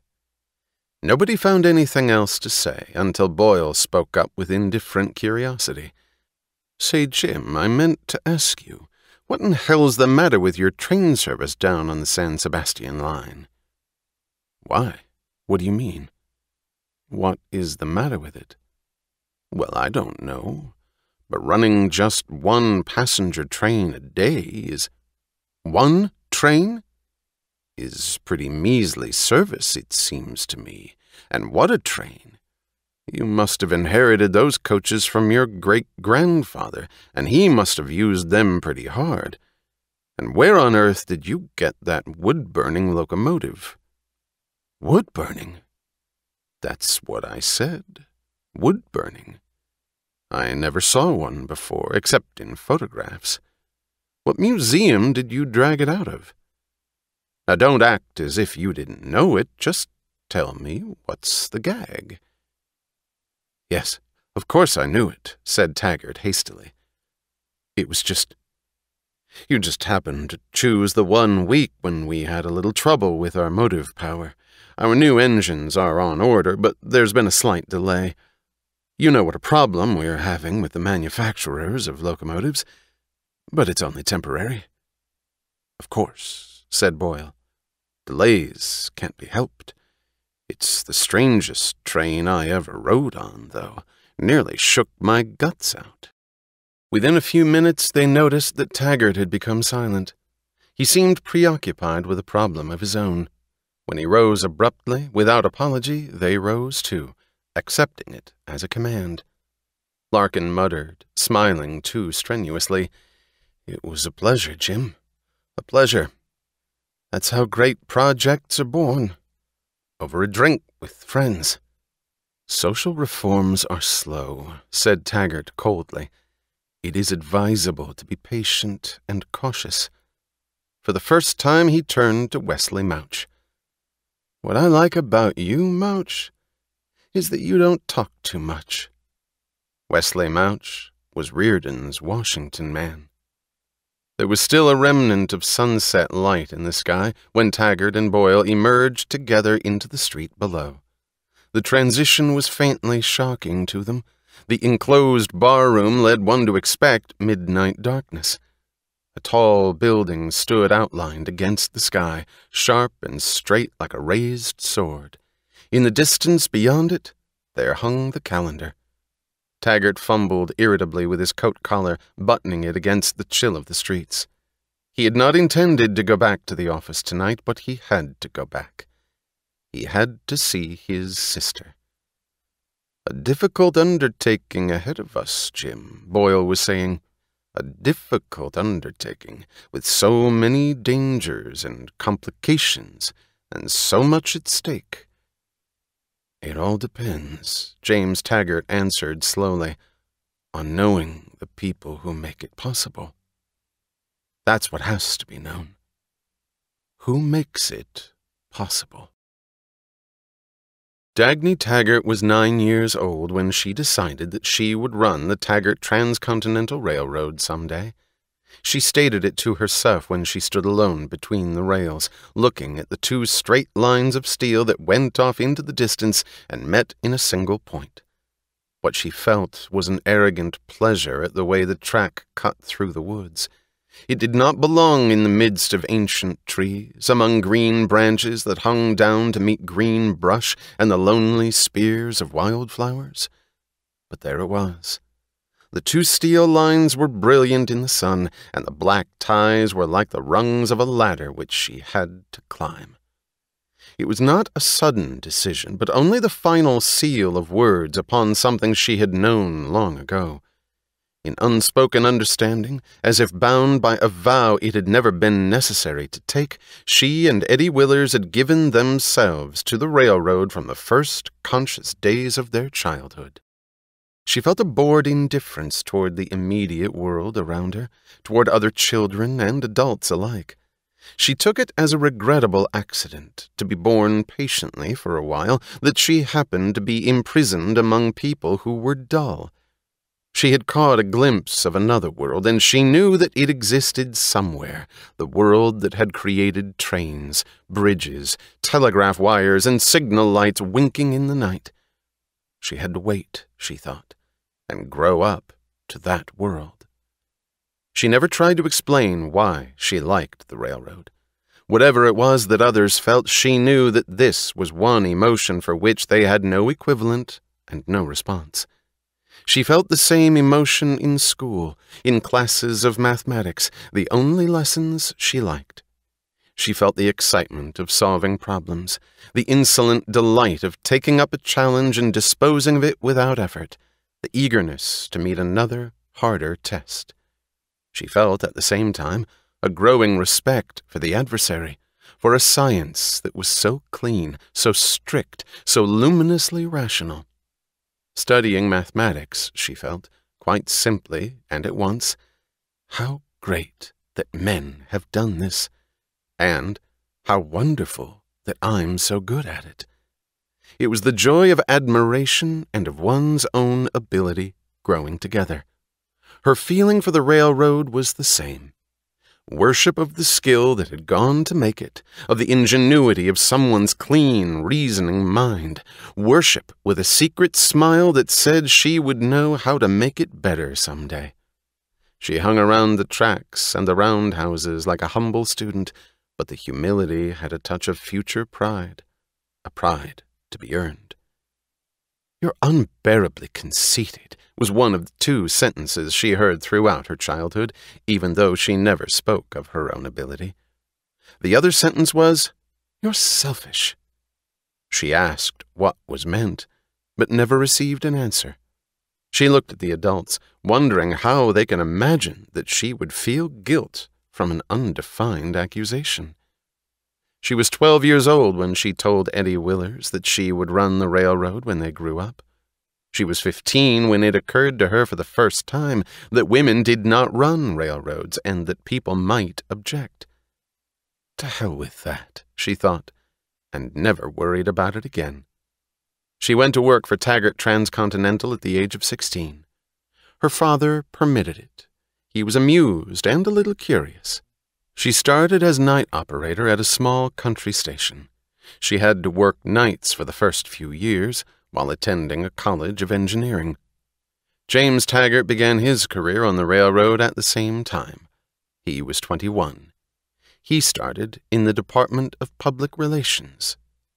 Dagny's rise among the men who operated Taggart Transcontinental was swift and uncontested. She took positions of responsibility because there was no one else to take them. There were a few rare men of talent around her, but they were becoming rarer every year. Her superiors, who held the authority, seemed afraid to exercise it. They spent their time avoiding decisions, so she told people what to do, and they did it. At every step of her rise, she did the work long before she was granted the title. It was like advancing through empty rooms. Nobody opposed her, yet nobody approved of her progress. Her father seemed astonished and proud of her, but he said nothing, and there was sadness in his eyes when he looked at her in the office. She was 29 years old when he died.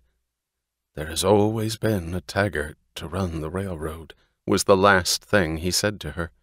He looked at her with an odd glance. It had the quality of a salute and of compassion together. The controlling stock of Taggart Transcontinental was left to James Taggart. He was 34 when he became president of the railroad. Dagny had expected the board of directors to elect him, but she had never been able to understand why they did it so eagerly. They talked about tradition. The president had always been the eldest son of the Taggart family. They elected James Taggart in the same manner as they refused to walk under a ladder, to propitiate the same kind of fear. They talked about his gift of making railroads popular, his good press, his Washington ability. He seemed unusually skillful at obtaining favors from the legislature. Dagny knew nothing about the field of Washington ability or what such an ability implied, but it seemed to be necessary, so she dismissed it with the thought that there were many kinds of work which were offensive, yet necessary, such as cleaning sewers. Somebody had to do it, and Jim seemed to like it. She had never aspired to the presidency. The operating department was her only concern. When she went out on the line, old railroad men who hated Jim said, "There will always be a Taggart to run the railroad," looking at her as her father had looked. She was armed against Jim by the conviction that he was not smart enough to harm the railroad too much, and that she would always be able to correct whatever damage he caused. At 16, sitting at her operator's desk, watching the lighted windows of Taggart trains roll past, she had thought that she had entered her kind of world. In the years since, she learned that she hadn't. The adversary she found herself forced to fight was not worth matching or beating. It was not a superior ability which she would have found honor in challenging. It was ineptitude, a gray spread of cotton that seemed soft and shapeless, that could offer no resistance to anything or anybody, yet managed to be a barrier in her way. She stood, disarmed, before the riddle of what made this possible. She could find no answer. It was only in the first few years that she felt herself screaming silently at times for a glimpse of human ability, a single glimpse of clean, hard, radiant competence. She had fits of tortured longing for a friend or an enemy with a mind better than her own. But the longing passed. She had a job to do. She did not have time to feel pain. Not often. The first step of the policy that James Taggart brought to the railroad was the construction of the San Sebastian line. Many men were responsible for it, but to Dagny one name stood written across that venture, a name that wiped out all others wherever she saw it.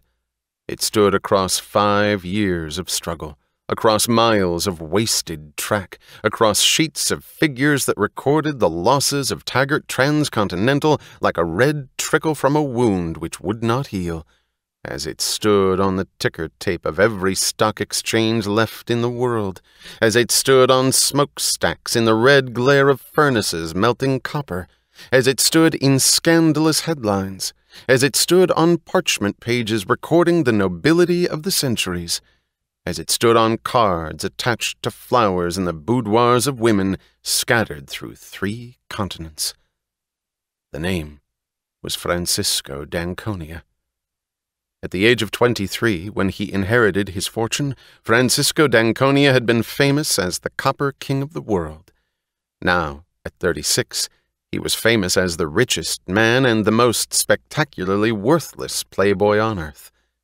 He was the last descendant of one of the noblest families of Argentina. He owned cattle ranches, coffee plantations, and most of the copper mines of Chile.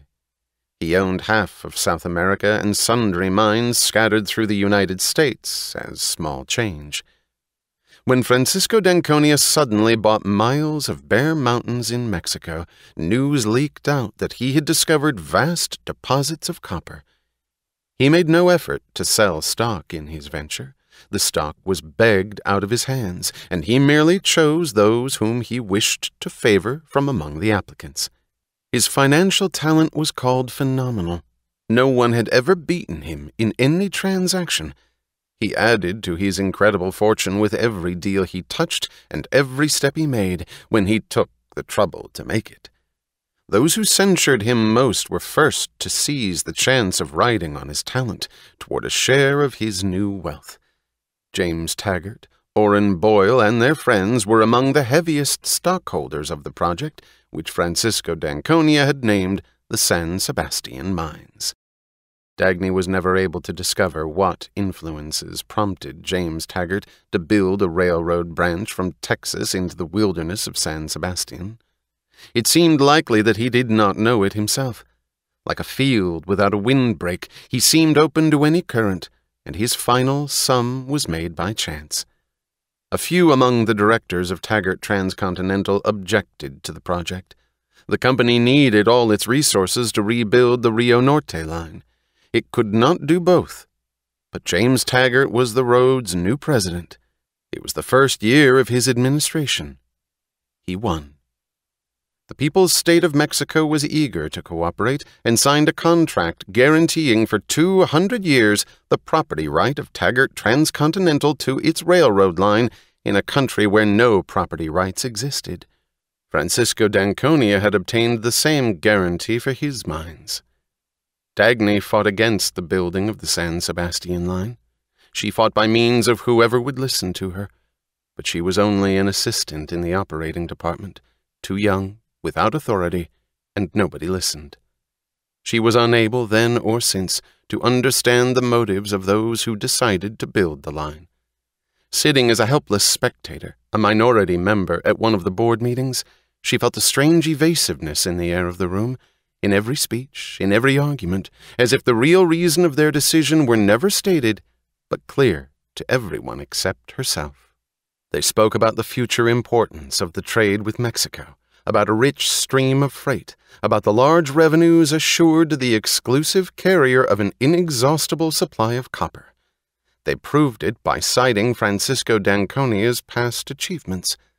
They did not mention any mineralogical facts about the San Sebastian mines. Few facts were available. The information which d'Anconia had released was not very specific, but they did not seem to need facts. They spoke at great length about the poverty of the Mexicans and their desperate need of railroads. They've never had a chance. It is our duty to help an underprivileged nation to develop. A country, it seems to me, is its neighbor's keeper. She sat listening, and she thought of the many branch lines which Taggart Transcontinental had had to abandon. The revenues of the great railroad had been falling slowly for many years. She thought of the ominous need of repairs, ominously neglected over the entire system. Their policy on the problem of maintenance was not a policy, but a game they seemed to be playing with a piece of rubber that could be stretched a little, then a little more. The Mexicans, it seems to me, are a very diligent people, crushed by their primitive economy. How can they become industrialized if nobody lends them a hand? When considering an investment, we should, in my opinion, take a chance on human beings rather than on purely material factors. She thought of an engine that lay in a ditch beside the Rio Norte line because a splice bar had cracked. She thought of the 5 days when all traffic was stopped on the Rio Norte line because a retaining wall had collapsed, pouring tons of rock across the track. Since a man must think of the good of his brothers before he thinks of his own, it seems to me that a nation must think of its neighbors before it thinks of itself. She thought of a newcomer called Ellis Wyatt, whom people were beginning to watch, because his activity was the first trickle of a torrent of goods about to burst from the dying stretches of Colorado. The Rio Norte line was being allowed to run its way to a final collapse, just when its fullest efficiency was about to be needed and used. Material greed isn't everything. There are non-material ideals to consider. I confess to a feeling of shame when I think that we own a huge network of railways, while the Mexican people have nothing but 1 or 2 inadequate lines. The old theory of economic self-sufficiency has been exploded long ago. It is impossible for one country to prosper in the midst of a starving world. She thought that to make Taggart Transcontinental what it had been once, long before her time, every available rail, spike, and dollar was needed, and how desperately little of it was available. They spoke also, at the same session, in the same speeches, about the efficiency of the Mexican government that held complete control of everything. Mexico had a great future, they said, and would become a dangerous competitor in a few years. Mexico's got discipline, the man of the board kept saying, with a note of envy in their voices. James Taggart let it be understood, in unfinished sentences and undefined hints, that his friends in Washington, whom he never named, wished to see a railroad line built in Mexico, that such a line would be of great help in matters of international diplomacy, that the goodwill of the public opinion of the world would more than repay Taggart Transcontinental for its investment. They voted to build the San Sebastian line at a cost of $30 million. When Dagny left the boardroom and walked through the clean, cold air of the streets, she heard 2 words repeated clearly, insistently in the numbed emptiness of her mind. Get out, get out, get out. She listened, aghast. The thought of leaving Taggart Transcontinental did not belong among the things she could hold as conceivable. She felt terror, not at the thought, but at the question of what had made her think it. She shook her head angrily. She told herself that Taggart Transcontinental would now need her more than ever. 2 of the directors resigned. So did the vice president in charge of operation. He was replaced by a friend of James Taggart. Steel rail was laid across the Mexican desert, while orders were issued to reduce the speed of trains on the Rio Norte line because the track was shot. A depot of reinforced concrete, with marble columns and mirrors, was built amidst the dust of an unpaved square in a Mexican village, while a train of tank cars carrying oil went hurtling down an embankment and into a blazing junk pile because a rail had split on the Rio Norte line. Ellis Wyatt did not wait for the court to decide whether the accident was an act of God, as James Taggart claimed. He transferred the shipping of his oil to the Phoenix Durango, an obscure railroad which was small and struggling, but struggling well. This was the rocket that sent the Phoenix Durango on its way. From then on, it grew, as Wyatt Oil grew, as factories grew in nearby valleys, as a band of rails and ties grew at the rate of 2 miles a month across the scraggly fields of Mexican corn. Dagny was 32 years old when she told James Taggart that she would resign.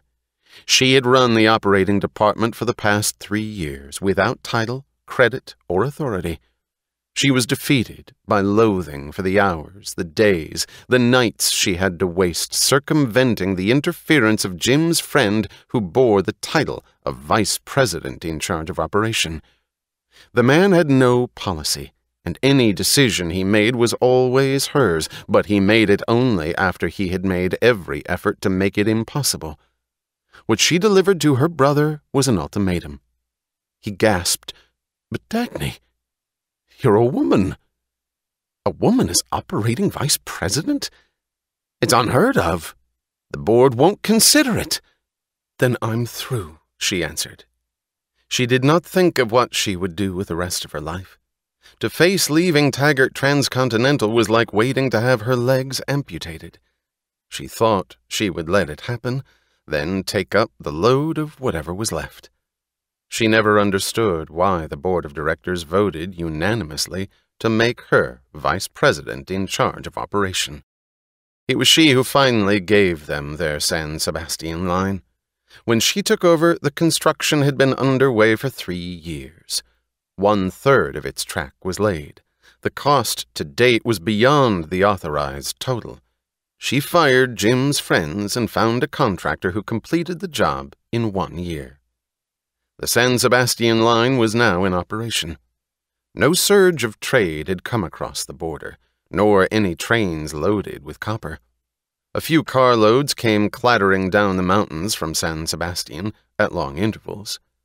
The mines, said Francisco d'Anconia, were still in the process of development. The drain on Taggart Transcontinental had not stopped. Now she sat at the desk in her office, as she had sat for many evenings, trying to work out the problem of what branches could save the system and in how many years. The Rio Norte line, when rebuilt, would redeem the rest. As she looked at the sheets of figures announcing losses and more losses, she did not think of the long, senseless agony of the Mexican venture. She thought of a telephone call. "Hank, can you save us? Can you give us rail on the shortest notice and the longest credit possible?" A quiet, steady voice had answered, "Sure." The thought was a point of support. She leaned over the sheets of paper on her desk, finding it suddenly easier to concentrate. There was one thing, at least, that could be counted upon not to crumble when needed. James Taggart crossed the anteroom of Dagny's office, still holding the kind of confidence he had felt among his companions at the barroom half an hour ago. When he opened her door, the confidence vanished. He crossed the room to her desk like a child being dragged to punishment, storing the resentment for all his future years. He saw a head bent over sheets of paper, the light of the desk lamp glistening on strands of disheveled hair, a white shirt clinging to her shoulders, its loose folds suggesting the thinness of her body. "What is it, Jim?" "What are you trying to pull on the San Sebastian line?" She raised her head. "Pull? Why? What sort of schedule are we running down there, and what kind of trains?" She laughed. The sound was gay and a little weary. "You really ought to read the reports sent to the president's office, Jim, once in a while." "What do you mean?" "We've been running that schedule and those trains on the San Sebastian for the last 3 months. 1 passenger train a day? In the morning, and 1 freight train every other night." "Good God! On an important branch like that?" "The important branch can't pay even for those 2 trains." "But the Mexican people expect real service from us." "I'm sure they do." "They need trains." "For what?" To help them develop local industries." "How do you expect them to develop if we don't give them transportation?" "I don't expect them to develop." "That's just your personal opinion. I don't see what right you had to take it upon yourself to cut our schedules. Why, the copper traffic alone will pay for everything." "When?" He looked at her. His face assumed the satisfaction of a person about to utter something that has the power to hurt. "You don't doubt the success of those copper mines, do you? When it's Francisco d'Anconia who's running them?" He stressed the name, watching her. She said, "He may be your friend, but—" "My friend? I thought he was yours." She said steadily, "Not for the last 10 years. "That's too bad, isn't it? Still, he's one of the smartest operators on Earth. He's never failed in a venture. I mean, a business venture, and he's sunk millions of his own money into those mines, so we can rely on his judgment. When will you realize that Francisco d'Anconia has turned into a worthless bum?" He chuckled. "I always thought that that's what he was, as far as his personal character is concerned.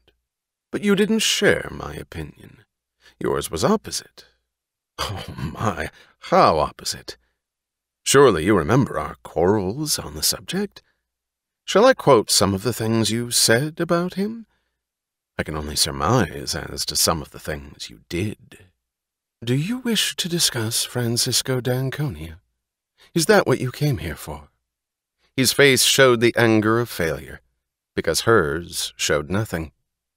"You know damn well what I came here for," he snapped. "I've heard some incredible things about our trains in Mexico." "What things?" "What sort of rolling stock are you using down there?" "The worst I could find." "You admit that?" "I've stated it on paper in the reports I sent you." "Is it true that you're using wood-burning locomotives?" "Eddie found them for me in somebody's abandoned roundhouse down in Louisiana. He couldn't even learn the name of the railroad." "And that's what you're running, as Taggart trains?" "Yes." "What in hell's the big idea? What's going on? I want to know what's going on." She spoke evenly, looking straight at him. "If you want to know, I have left nothing but junk on the San Sebastian line, and as little of that as possible. I have moved everything that could be moved, switch engines, shop tools, even typewriters and mirrors, out of Mexico. Why in blazes? So that the looters won't have too much to loot when they nationalize the line." He leaped to his feet. "You won't get away with that. This is one time you won't get away with it. To have the nerve to pull such a low, unspeakable... just because of some vicious rumors when we have a contract for 200 years and—" "Jim," she said slowly, "there's not a car, engine, or ton of coal that we can spare anywhere on the system. I won't permit it. I absolutely won't permit such an outrageous policy toward a friendly people who need our help. Material greed isn't everything. After all, there are non-material considerations, even though you wouldn't understand them." She pulled a pad forward and picked up a pencil. "All right, Jim. How many trains do you wish me to run on the San Sebastian line?" "Huh?" "Which runs do you wish me to cut, and on which of our lines, in order to get the diesels and the steel coaches?" "I don't want you to cut any runs." "Then where do I get the equipment from Mexico?" "That's for you to figure out. It's your job." "I am not able to do it. You will have to decide." "That's your usual rotten trick, switching the responsibility to me." "I'm waiting for orders, Jim." "I'm not going to let you trap me like that." She dropped the pencil. "Then the San Sebastian schedule will remain as it is." "Just wait till the board meeting next month. I'll demand a decision once and for all on how far the operating department is to be permitted to exceed its authority. You're going to have to answer for this." "I'll answer for it." She was back at her work before the door had closed on James Taggart. When she finished, pushed the papers aside, and glanced up, the sky was black beyond the window, and the city had become a glowing spread of lighted glass without masonry. She rose reluctantly. She resented the small defeat of being tired, but she knew that she was, tonight. The outer office was dark and empty. Her staff had gone. Only Eddie Willers was still there, at his desk in his glass-partitioned enclosure that looked like a cube of light in a corner of the large room. She waved to him on her way out. She did not take the elevator to the lobby of the building, but to the concourse of the Taggart terminal. She liked to walk through it on her way home. She had always felt that the concourse looked like a temple. Glancing up at the distant ceiling, she saw dim vaults supported by giant granite columns and the tops of vast windows glazed by darkness. The vaulting held the solemn peace of a cathedral, spread in protection high above the rushing activity of men. Dominating the concourse, but ignored by the travelers as a habitual sight, stood a statue of Nathaniel Taggart, the founder of the railroad. Dagny was the only one who remained aware of it and had never been able to take it for granted. To look at that statue whenever she crossed the concourse was the only form of prayer she knew. Nathaniel Taggart had been a penniless adventurer who had come from somewhere in New England and built a railroad across a continent in the days of the first steel rails. His railroad still stood. His battle to build it had dissolved into a legend because people preferred not to understand it or to believe it possible. He was a man who had never accepted the creed that others had the right to stop him. He set his goal and moved toward it, his way as straight as one of his rails. He never sought any loans, bonds, subsidies, land grants, or legislative favors from the government. He obtained money from the men who owned it, going from door to door, from the mahogany doors of bankers to the clapboard doors of lonely farmhouses. He never talked about the public good. He merely told people that they would make big profits on his railroad. He told them why he expected the profits, and he gave his reasons. He had good reasons. Through all the generations that followed, Taggart Transcontinental was one of the few railroads that never went bankrupt and the only one whose controlling stock remained in the hands of the founder's descendants. In his lifetime, the name Nat Taggart was not famous, but notorious. It was repeated not in homage, but in resentful curiosity. And if anyone admired him, it was as one admires a successful bandit. Yet no penny of his wealth had been obtained by force or fraud. He was guilty of nothing, except that he earned his own fortune and never forgot that it was his. Many stories were whispered about him. It was said that in the wilderness of the Middle West he murdered a state legislator who attempted to revoke a charter granted to him, to revoke it when his rail was laid halfway across the state. Some legislators had planned to make a fortune on Taggart stock by selling it short. Nat Taggart was indicted for the murder, but the charge could never be proved. He had no trouble with legislators from then on. It was said that Nat Taggart had staked his life on his railroad many times, but once he staked more than his life. Desperate for funds, with the construction of his line suspended, he threw down 3 flights of stairs a distinguished gentleman who offered him a loan from the government. Then he pledged his wife as security for a loan from a millionaire who hated him and admired her beauty. He repaid the loan on time and did not have to surrender his pledge. The deal had been made with his wife's consent. She was a great beauty from the noblest family of a southern state, and she had been disinherited by her family because she eloped with Nat Taggart when he was only a ragged young adventurer. Dagny regretted at times that Nat Taggart was her ancestor. What she felt for him did not belong in the category of unchosen family affections. She did not want her feeling to be the thing one was supposed to owe an uncle or a grandfather.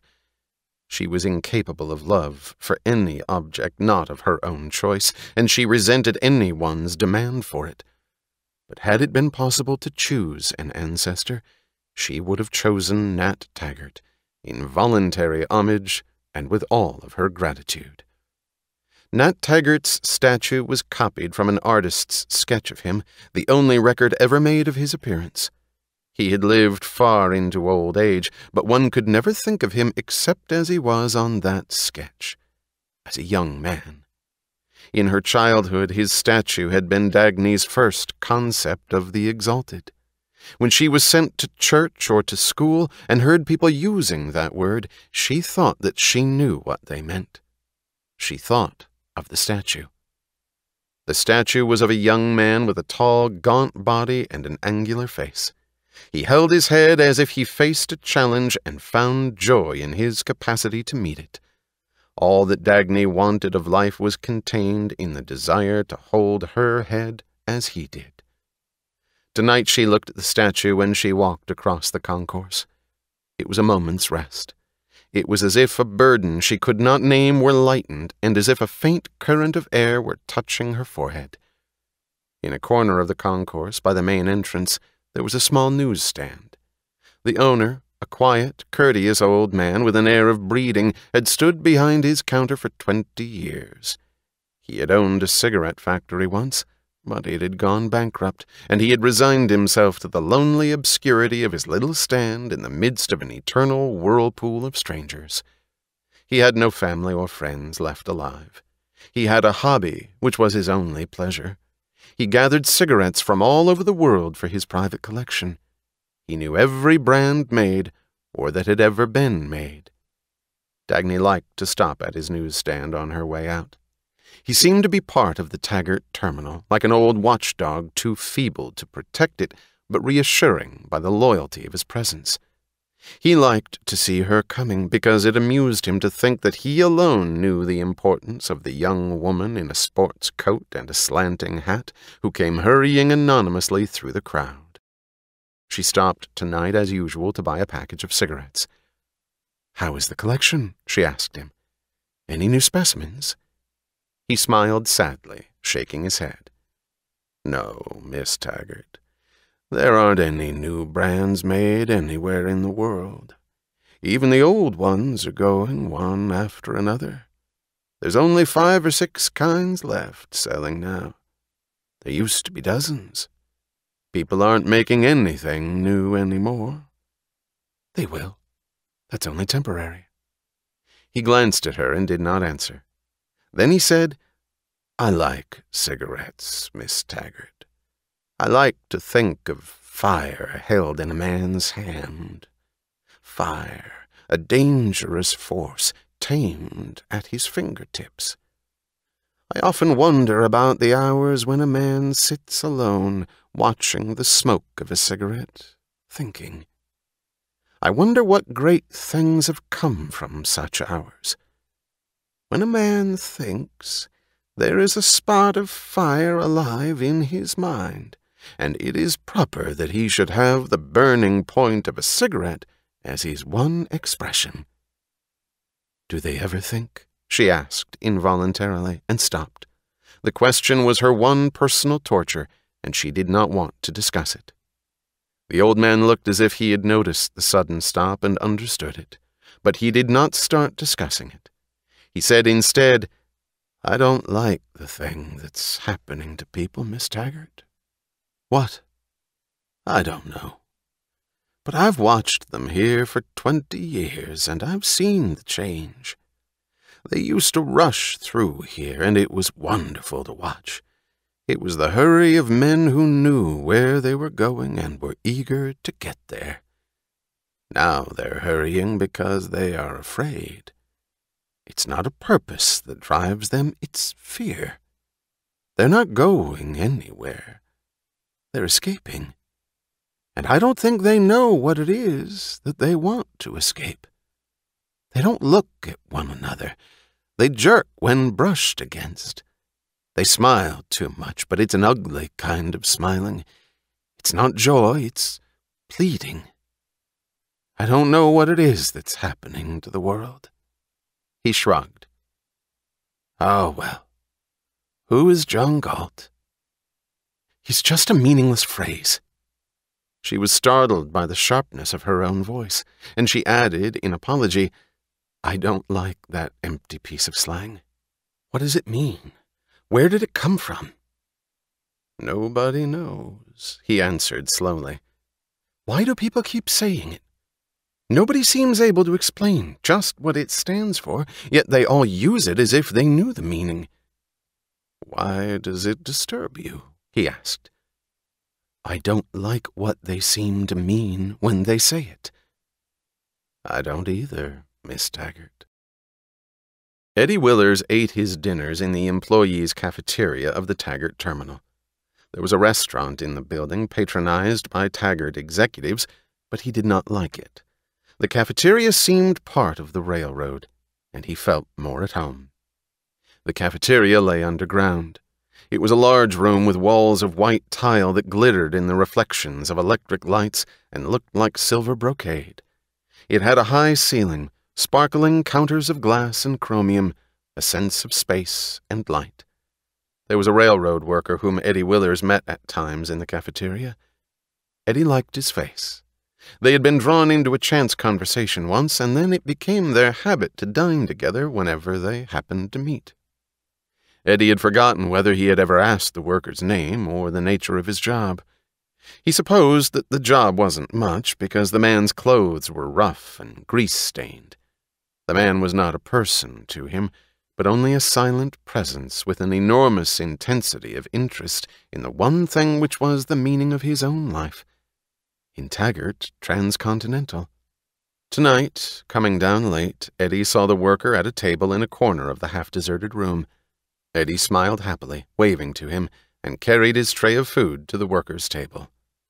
In the privacy of their corner, Eddie felt at ease, relaxing after the long strain of the day. He could talk as he did not talk anywhere else, admitting things he would not confess to anyone, thinking aloud, looking into the attentive eyes of the worker across the table. The Rio Norte line is our last hope, said Eddie Willers. But it will save us. We'll have at least one branch in good condition where it's needed most, and that will help to save the rest. It's funny, isn't it, to speak about a last hope for Taggart Transcontinental? Do you take it seriously if somebody tells you that a meteor is going to destroy the Earth? I don't either. From ocean to ocean, forever. That's what we heard all through our childhood, she and I. No, they didn't say forever, but that's what it meant. You know, I'm not any kind of a great man. I couldn't have built that railroad. If it goes, I won't be able to bring it back. I'll have to go with it. Don't pay any attention to me. I don't know why I should want to say things like that. Guess I'm just a little tired tonight. Yes, I worked late. She didn't ask me to stay, but there was a light under her door, long after all the others had gone. Yes, she's gone home now. Trouble? Huh. There's always trouble in the office. But she's not worried. She knows she can pull us through. Of course it's bad. We're having many more accidents than you hear about. We lost 2 diesels again last week. One, just from old age. The other, in a head-on collision. Yes, we have diesels on order at the United Locomotive Works, but we've waited for them for 2 years. I don't know whether we'll ever get them or not. God, do we need them? Motive power. You can't imagine how important that is. That's the heart of everything. What are you smiling at? Well, as I was saying, it's bad. But at least the Rio Norte line is set. The first shipment of rail will get to the site in a few weeks. In a year, we'll run the first train on the new track. Nothing's going to stop us this time. Sure, I know who's going to lay the rail. McNamara of Cleveland. He's the contractor who finished the San Sebastian line for us. There at least is one man who knows his job. So we're safe. We can count on him. There aren't many good contractors left. We're rushed as hell, but I like it. I've been coming to the office an hour earlier than usual, but she beats me to it. She's always there first. What? I don't know what she does at night. Nothing much, I guess. No, she never goes out with anyone. She sits at home, mostly, and listens to music. She plays records. What do you care which records? Richard Halley. She loves the music of Richard Halley. Outside the railroad, that's the only thing she loves. Chapter 4. The Immovable Movers. Motive power, thought Dagny, looking up at the Taggart building in the twilight, was its first need. Motive power to keep that building standing. Movement, to keep it immovable. It did not rest on piles driven into granite. It rested on the engines that rolled across a continent. She felt a dim touch of anxiety. She was back from a trip to the plant of the United Locomotive Works in New Jersey, where she had gone to see the president of the company in person. She had learned nothing, neither the reason for the delays, nor any indication of the date when the diesel engines would be produced. The president of the company had talked to her for 2 hours, but none of his answers had connected to any of her questions. His manner had conveyed a peculiar note of condescending reproach whenever she attempted to make the conversation specific, as if she were giving proof of ill breeding by breaking some unwritten code known to everyone else. On her way through the plant, she had seen an enormous piece of machinery left abandoned in a corner of the yard. It had been a precision machine tool once, long ago, of a kind that could not be bought anywhere now. It had not been worn out. It had been rotted by neglect, eaten by rust and the black drippings of a dirty oil. She had turned her face away from it. A sight of that nature always blinded her for an instant by the burst of too violent an anger. She did not know why. She could not define her own feeling. She knew only that there was, in her feeling, a scream of protest against injustice, and that it was a response to something much beyond an old piece of machinery. The rest of her staff had gone when she entered the anteroom of her office, but Eddie Willers was still there waiting for her. She knew at once that something had happened, by the way he looked and the way he followed her silently into her office. "What's the matter, Eddie?" "McNamara quit." She looked at him blankly. "What do you mean, quit?" "Left. Retired. Went out of business." "McNamara? Our contractor?" "Yes." "But that's impossible." "I know it." "What happened? Why?" "Nobody knows." Taking her time deliberately, she unbuttoned her coat, sat down at her desk, started to pull off her gloves. Then she said, "Begin at the beginning, Eddie. Sit down." He spoke quietly, but he remained standing. "I talked to his chief engineer long distance. The chief engineer called from Cleveland to tell us. That's all he said. He knew nothing else." "What did he say?" "That McNamara has closed his business and gone." "Where?" "He doesn't know. Nobody knows." She noticed that she was holding with one hand 2 empty fingers of the glove of the other, the glove half removed and forgotten. She pulled it off and dropped it on the desk. Eddie said, "He's walked out on a pile of contracts that are worth a fortune. He had a waiting list of clients for the next 3 years. She said nothing. He added, his voice low, "I wouldn't be frightened if I could understand it. But a thing that can't have any possible reason." She remained silent. "He was the best contractor in the country." They looked at each other. What she wanted to say was, "Oh God, Eddie." Instead, her voice even, she said, "Don't worry. We'll find another contractor for the Rio Norte line." It was late when she left her office. Outside, on the sidewalk at the door of the building, she paused, looking at the streets. She felt suddenly empty of energy, of purpose, of desire, as if a motor had crackled and stopped. A faint glow streamed from behind the buildings into the sky, the reflection of thousands of unknown lights, the electric breath of the city. She wanted to rest. To rest, she thought, and to find enjoyment somewhere. Her work was all she had or wanted.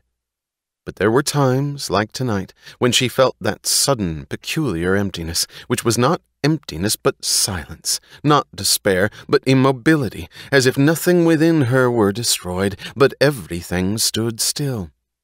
Then she felt the wish to find a moment's joy outside, the wish to be held as a passive spectator by some work or sight of greatness. Not to make it, she thought, but to accept, not to begin, but to respond, not to create, but to admire. I need it to let me go on, she thought, because joy is one's fuel. She had always been. She closed her eyes with a faint smile of amusement and pain, the motive power of her own happiness. For once, she wanted to feel herself carried by the power of someone else's achievement. As men on a dark prairie liked to see the lighted windows of a train going past, her achievement, the sight of power and purpose that gave them reassurance in the midst of empty miles and night. So she wanted to feel it for a moment, a brief greeting, a single glimpse, just to wave her arm and say, "Someone is going somewhere." She started walking slowly, her hands in the pockets of her coat, the shadow of her slanting hat brim across her face. The buildings around her rose to such heights that her glance could not find the sky. She thought, "It has taken so much to build this city. It should have so much to offer." Above the door of a shop, the black hole of a radio loudspeaker was hurling sounds at the streets. They were the sounds of a symphony concert being given somewhere in the city. They were a long screech without shape, as of cloth and flesh being torn at random. They scattered with no melody, no harmony, no rhythm to hold them. If music was emotion, and emotion came from thought, then this was the scream of chaos, of the irrational, of the helpless, of man's self-abdication. She walked on. She stopped at the window of a bookstore. The window displayed a pyramid of slabs in brownish-purple jackets, inscribed, "The Vulture is Molting." "The novel of our century," said a placard, "the penetrating study of a businessman's greed, a fearless revelation of man's depravity." She walked past a movie theater. Its lights wiped out half a block, leaving only a huge photograph and some letters suspended in blazing mid-air. The photograph was of a smiling young woman. Looking at her face, one felt the weariness of having seen it for years, even while seeing it for the first time. The letters said, "In a momentous drama giving the answer to the great problem, should a woman tell?" She walked past the door of a nightclub. A couple came staggering out to a taxicab. The girl had blurred eyes, a perspiring face, an ermine cape, and a beautiful evening gown that had slipped off one shoulder like a slovenly housewife's bathrobe, revealing too much of her breast, not in a manner of daring, but in the manner of a drudge's indifference. Her escort steered her, gripping her naked arm. His face did not have the expression of a man anticipating a romantic adventure, but the sly look of a boy out to write obscenities on fences. What had she hoped to find, she thought, walking on? These were the things men lived by, the forms of their spirit, of their culture, of their enjoyment. She had seen nothing else anywhere, not for many years. At the corner of the street where she lived, she bought a newspaper and went home. Her apartment was 2 rooms on the top floor of a skyscraper. The sheets of glass in the corner window of her living room made it look like the prow of a ship in motion, and the lights of the city were like phosphorescent sparks on the black waves of steel and stone. When she turned on a lamp, long triangles of shadow cut the bare walls in a geometrical pattern of light rays broken by a few angular pieces of furniture. She stood in the middle of the room, alone between sky and city. There was only one thing that could give her the feeling she wanted to experience tonight. It was the only form of enjoyment she had found. She turned to a phonograph and put on a record of the music of Richard Halley. This book is continued on Disc 4. Atlas Shrugged by Ayn Rand continued. Disc 4. It was his fourth concerto, the last work he had written. The crash of its opening chords swept the sights of the streets away from her mind. The concerto was a great cry of rebellion. It was a no flung at some vast process of torture, a denial of suffering, a denial that held the agony of the struggle to break free. The sounds were like a voice saying, "There is no necessity for pain. Why then is the worst pain reserved for those who will not accept its necessity? We who hold the love and the secret of joy, to what punishment have we been sentenced for it, and by whom?" The sounds of torture became defiance. The statement of agony became a hymn to a distant vision for whose sake anything was worth enduring, even this. It was the song of rebellion, and of a desperate quest. She sat still, her eyes closed, listening. No one knew what had happened to Richard Halley, or why. The story of his life had been like a summary written to damn greatness by showing the price one pays for it. It had been a procession of years spent in garrets and basements, years that had taken the gray tinge of the walls imprisoning a man whose music overflowed with violent color. It had been the gray of a struggle against long flights of unlighted tenement stairs, against frozen plumbing, against the price of a sandwich in an ill-smelling delicatessen store, against the faces of men who listened to music, their eyes empty. It had been a struggle without the relief of violence, without the recognition of finding a conscious enemy, with only a deaf wall to batter, a wall of the most effective soundproofing. Indifference that swallowed blows, chords, and screams. A battle of silence for a man who could give to sounds a greater eloquence than they had ever carried. The silence of obscurity, of loneliness, of the nights when some rare orchestra played one of his works and he looked at the darkness, knowing that his soul went in trembling, widening circles from a radio tower through the air of the city, but there were no receivers tuned to hear it. The music of Richard Halley has a quality of the heroic. Our age has outgrown that stuff, said one critic. The music of Richard Halley is out of key with our times. It has a tone of ecstasy. Who cares for ecstasy nowadays? Said another. His life had been a summary of the lives of all the men whose reward is a monument in a public park 100 years after the time when a reward can matter. Except that Richard Halley did not die soon enough. He lived to see the night which, by the accepted laws of history, he was not supposed to see. He was 43 years old, and it was the opening night of Phaeton, an opera he had written at the age of 24. He had changed the ancient Greek myth to his own purpose and meaning. Phaeton, the young son of Helios, who stole his father's chariot and, in ambitious audacity, attempted to drive the sun across the sky, did not perish as he perished in the myth. In Halley's opera, Phaeton succeeded. The opera had been performed then, 19 years ago, and had closed after one performance, to the sound of booing and catcalls. That night Richard Halley had walked the streets of the city till dawn, trying to find an answer to a question which he did not find. On the night when the opera was presented again 19 years later, the last sounds of the music crashed into the sounds of the greatest ovation the opera house had ever heard. The ancient walls could not contain it. The sounds of cheering burst through to the lobbies, to the stairs, to the streets, to the boy who had walked those streets 19 years ago. Dagny was in the audience on the night of the ovation. She was one of the few who had known the music of Richard Halley much earlier, but she had never seen him. She saw him being pushed out on the stage, saw him facing the enormous spread of waving arms and cheering heads. He stood without moving, a tall, emaciated man with graying hair. He did not bow, did not smile.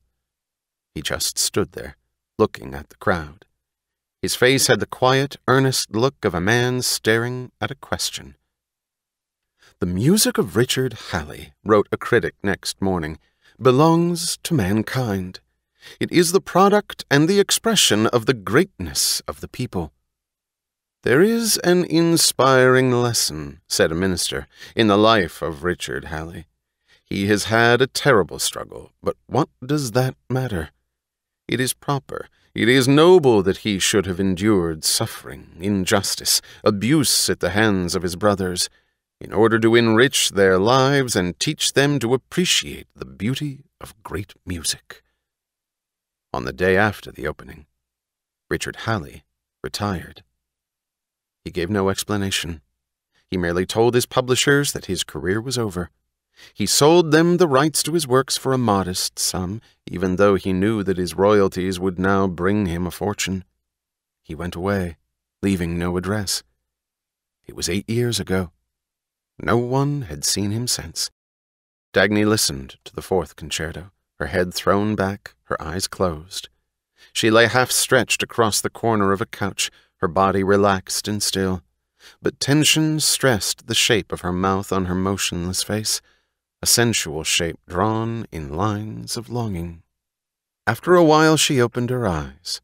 She noticed the newspaper she had thrown down on the couch.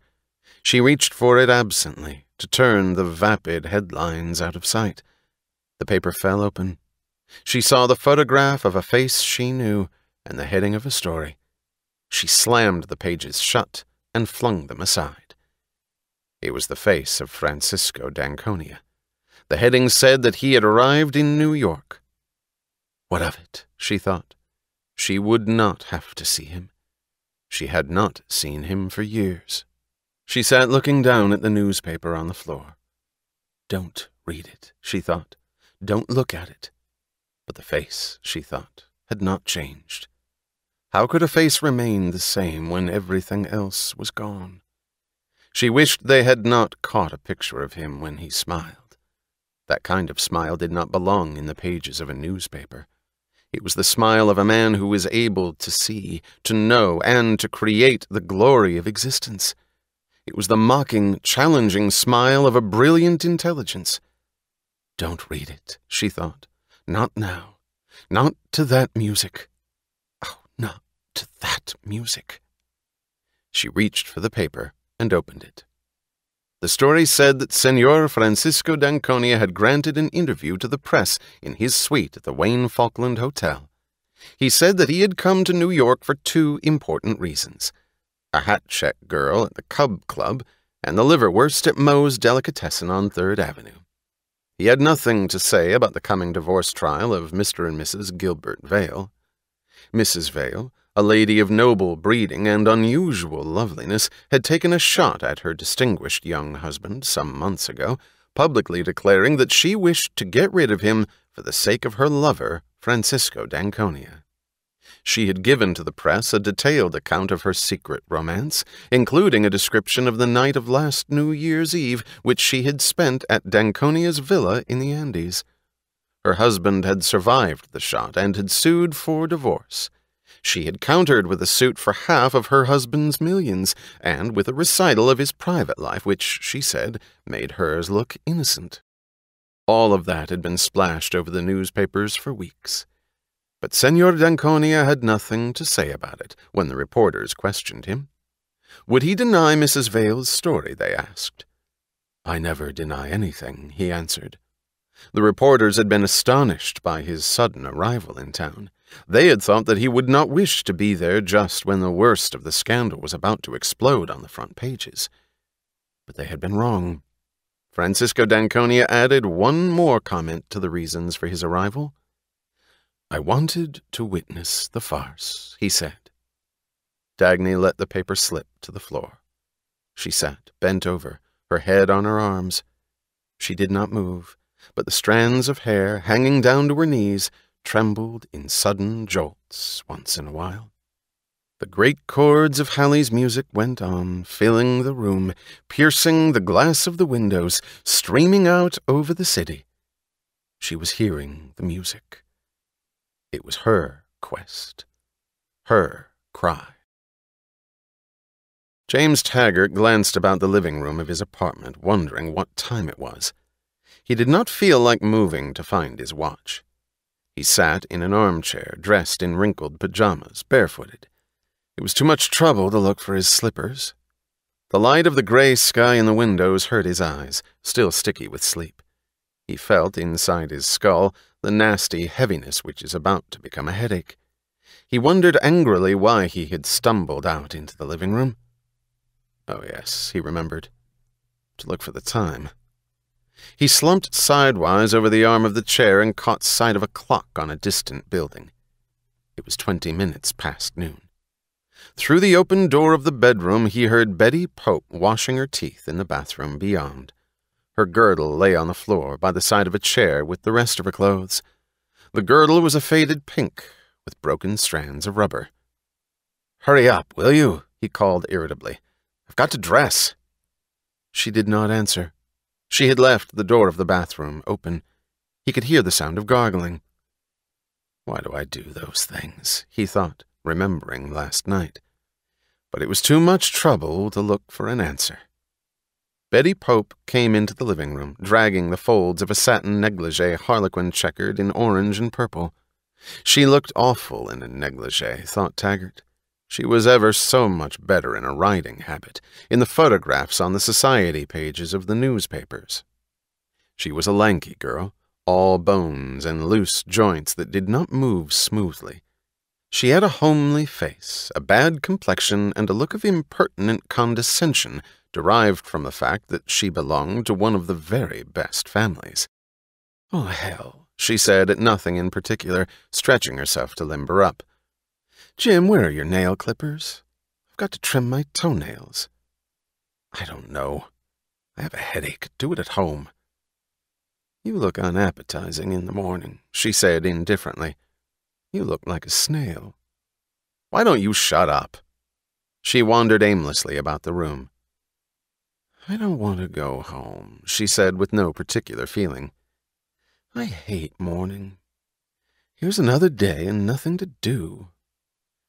I've got a tea session on for this afternoon at Liz Blaine's. Oh, well, it might be fun because Liz is a bitch." She picked up a glass and swallowed the stale remnant of a drink. "Why don't you have them repair your air conditioner? This place smells." "Are you through in the bathroom?" he asked. "I have to dress. I have an important engagement today." "Go right in. I don't mind. I'll share the bathroom with you. I hate to be rushed." While he shaved, he saw her dressing in front of the open bathroom door.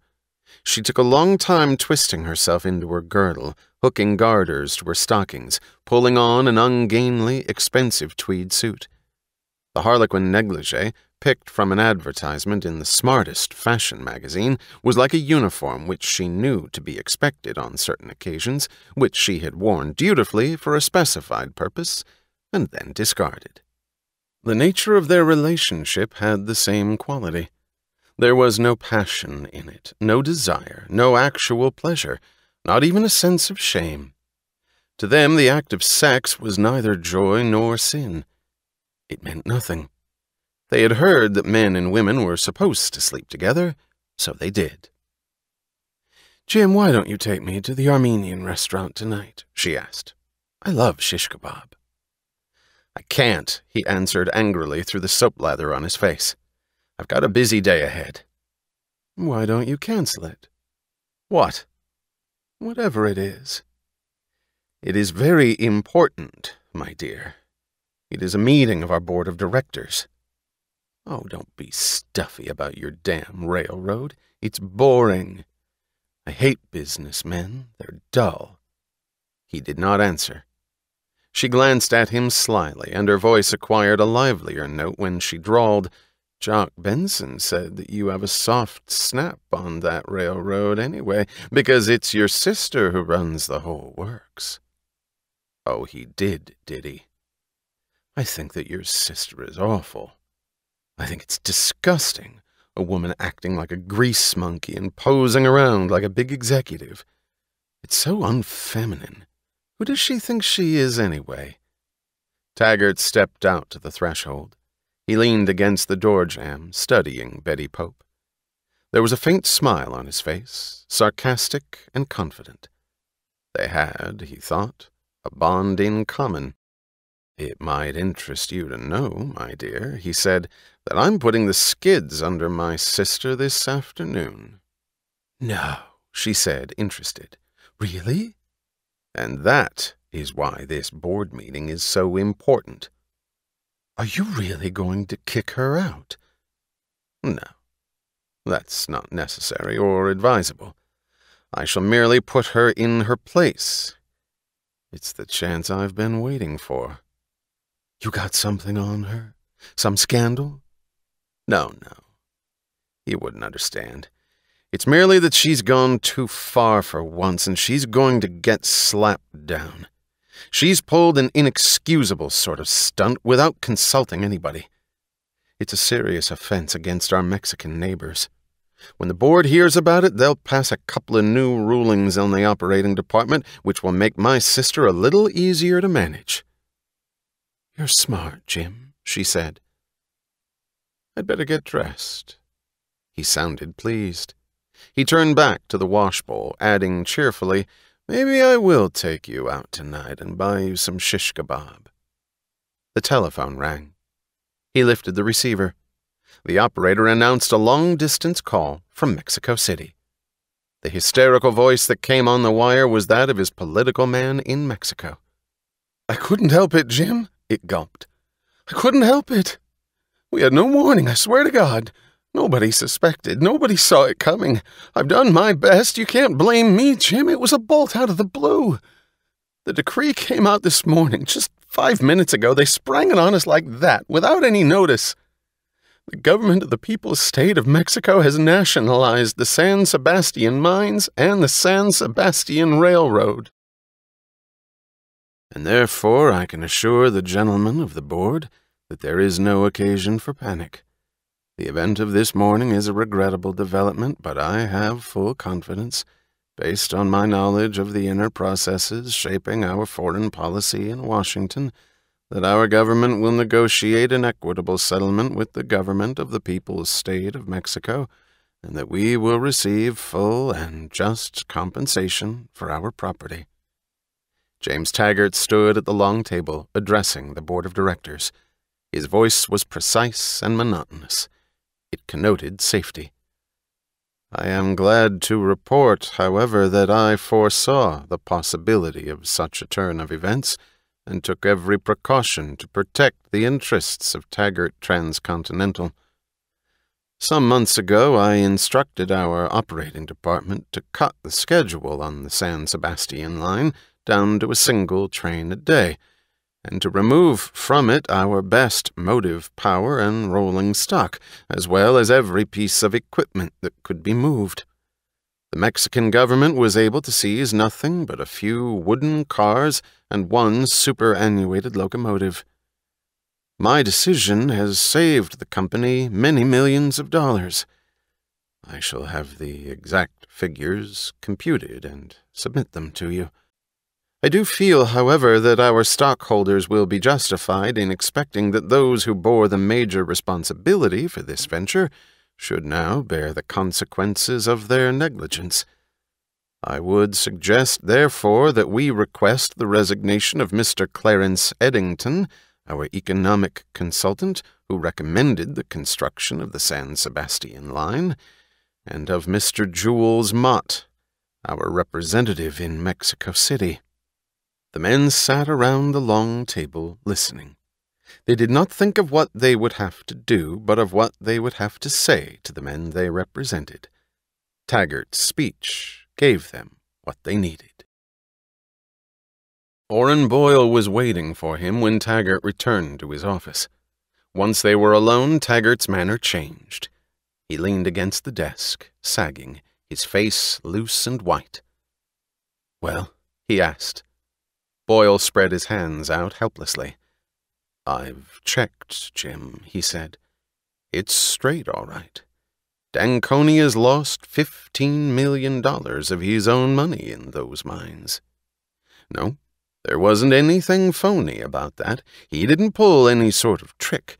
He put up his own cash, and now he's lost it." "Well, what's he going to do about it?" "That I don't know. Nobody does. He's not going to let himself be robbed, is he? He's too smart for that. He must have something up his sleeve.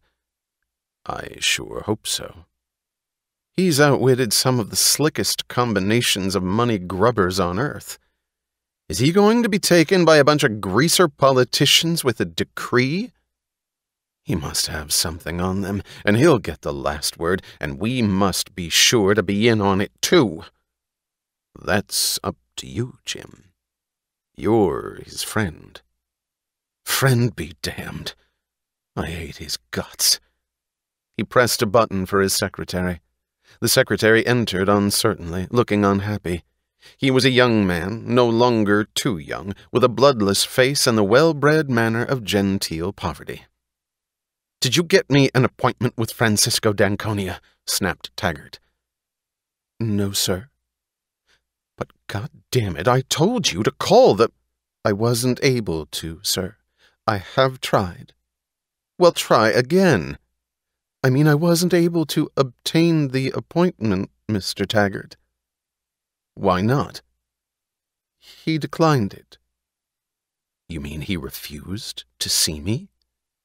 "Yes, sir, that is what I mean." "He wouldn't see me?" "No, sir, he wouldn't." "Did you speak to him in person?" "No, sir, I spoke to his secretary." "What did he tell you? Just what did he say?" The young man hesitated and looked more unhappy. "What did he say?" "He said that Senor d'Anconia said that you bore him, Mr. Taggart." The proposal which they passed was known as the anti-dog-eat-dog rule. When they voted for it, the members of the National Alliance of Railroads sat in a large hall in the deepening twilight of a late autumn evening and did not look at one another. The National Alliance of Railroads was an organization formed, it was claimed, to protect the welfare of the railroad industry. This was to be achieved by developing methods of cooperation for a common purpose. This was to be achieved by the pledge of every member to subordinate his own interests to those of the industry as a whole. The interests of the industry as a whole were to be determined by a majority vote, and every member was committed to abide by any decision the majority chose to make. Members of the same profession or of the same industry should stick together, the organizers of the alliance had said.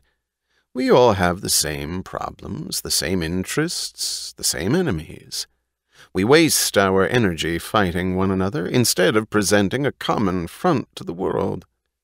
We can all grow and prosper together if we pool our efforts. Against whom is this alliance being organized? A skeptic had asked. The answer had been, why, it's not against anybody. But if you want to put it that way, why, it's against shippers or supply manufacturers or anyone who might try to take advantage of us. Against whom is any union organized? That's what I wonder about, the skeptic had said. When the anti-dog-eat-dog rule was offered to the vote of the full membership of the National Alliance of Railroads at its annual meeting, it was the first mention of this rule in public. But all the members had heard of it. It had been discussed privately for a long time, and more insistently in the last few months. The men who sat in the large hall of the meeting were the presidents of the railroads. They did not like the anti-dog-eat-dog rule. They had hoped it would never be brought up. But when it was brought up, they voted for it. No railroad was mentioned by name in the speeches that preceded the voting. The speeches dealt only with the public welfare. It was said that while the public welfare was threatened by shortages of transportation, railroads were destroying one another through vicious competition on the brutal policy of dog-eat-dog. While there existed blighted areas where rail service had been discontinued, there existed at the same time large regions where two or more railroads were competing for a traffic barely sufficient for one. It was said that there were great opportunities for younger railroads in the blighted areas. While it was true that such areas offered little economic incentive at present, a public-spirited railroad, it was said, would undertake to provide transportation for the struggling inhabitants, since the prime purpose of a railroad was public service, not profit. Then it was said that large, established railroad systems were essential to the public welfare, and that the collapse of one of them would be a national catastrophe, and that if one such system had happened to sustain a crushing loss in a public-spirited attempt to contribute to international goodwill, it was entitled to public support to help it survive the blow. No railroad was mentioned by name. But when the chairman of the meeting raised his hand as a solemn signal that they were about to vote, everybody looked at Dan Conway, president of the Phoenix Durango. There were only 5 dissenters who voted against it. Yet when the chairman announced that the measure had passed, there was no cheering, no sounds of approval, no movement, nothing but a heavy silence. To the last minute, every one of them had hoped that someone would save them from it. The anti-dog-eat-dog rule was described as a measure of voluntary self-regulation, intended the better to enforce the laws long since passed by the country's legislature.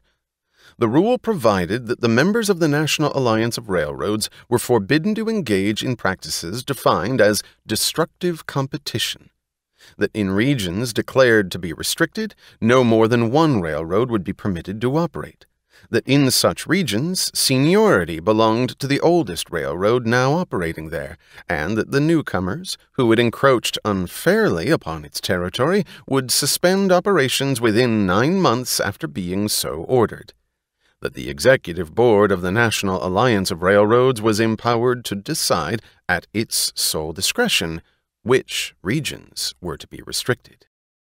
When the meeting adjourned, the men hastened to leave. There were no private discussions, no friendly loitering. The great hall became deserted in an unusually short time. Nobody spoke to or looked at Dan Conway. In the lobby of the building, James Taggart met Orrin Boyle.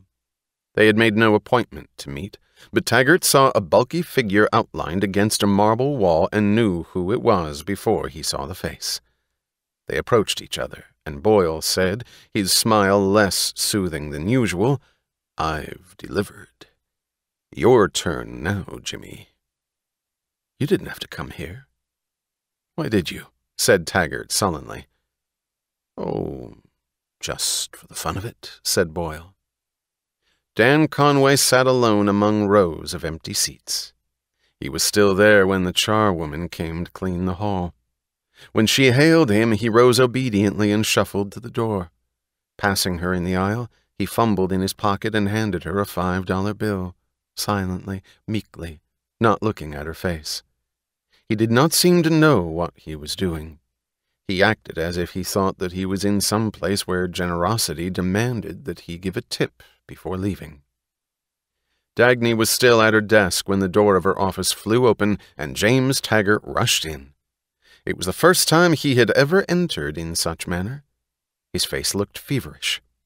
She had not seen him since the nationalization of the San Sebastian line.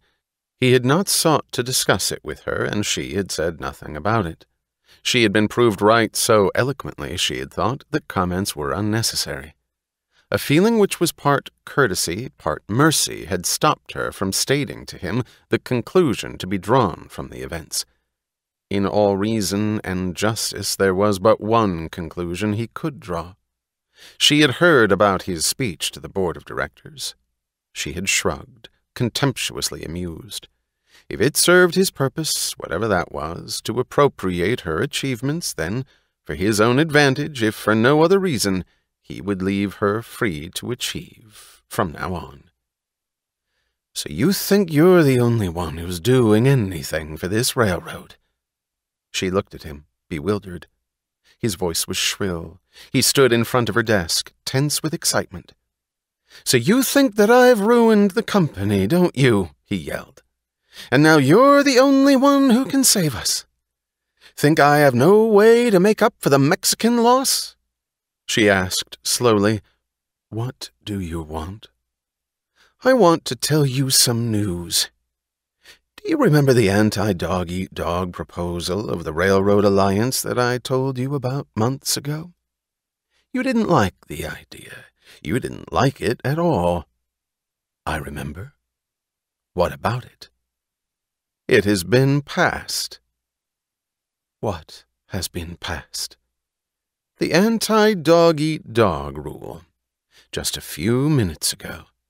At the meeting. 9 months from now, there's not going to be any Phoenix-Durango Railroad in Colorado.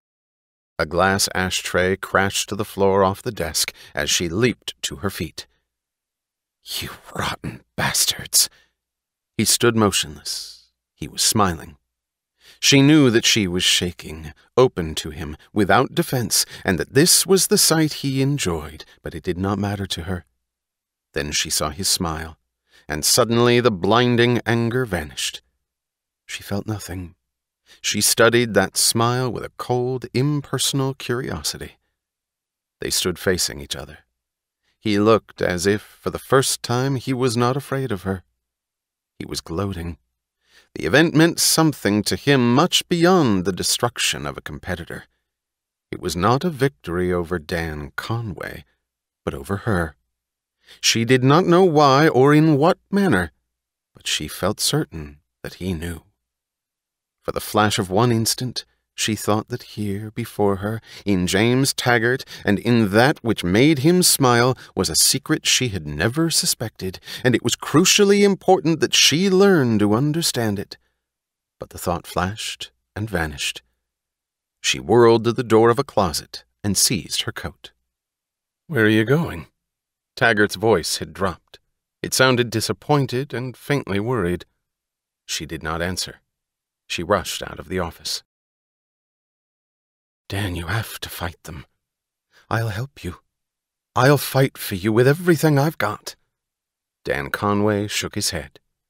He sat at his desk, the empty expanse of a faded blotter before him, one feeble lamp lighted in a corner of the room. Dagny had rushed straight to the city office of the Phoenix-Durango. Conway was there, and he still sat as she had found him. He had smiled at her entrance and said, "Funny. I thought you would come," his voice gentle, lifeless. They did not know each other well, but they had met a few times in Colorado. "No," he said. "It's no use." "Do you mean because of that alliance agreement that you signed? It won't hold.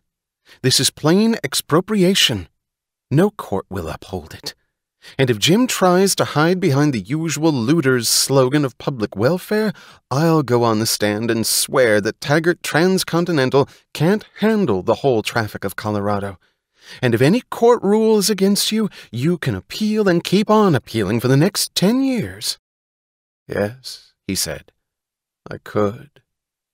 I'm not sure I'd win, but I could try, and I could hang on to the railroad for a few years longer, but no, it's not the legal points that I'm thinking about one way or the other. It's not that." "What then?" "I don't want to fight it, Dagny." She looked at him incredulously. It was the one sentence which she felt sure he had never uttered before. A man could not reverse himself so late in life. Dan Conway was approaching 50. He had the square, stolid, stubborn face of a tough freight engineer rather than a company president, the face of a fighter with a young tanned skin and graying hair.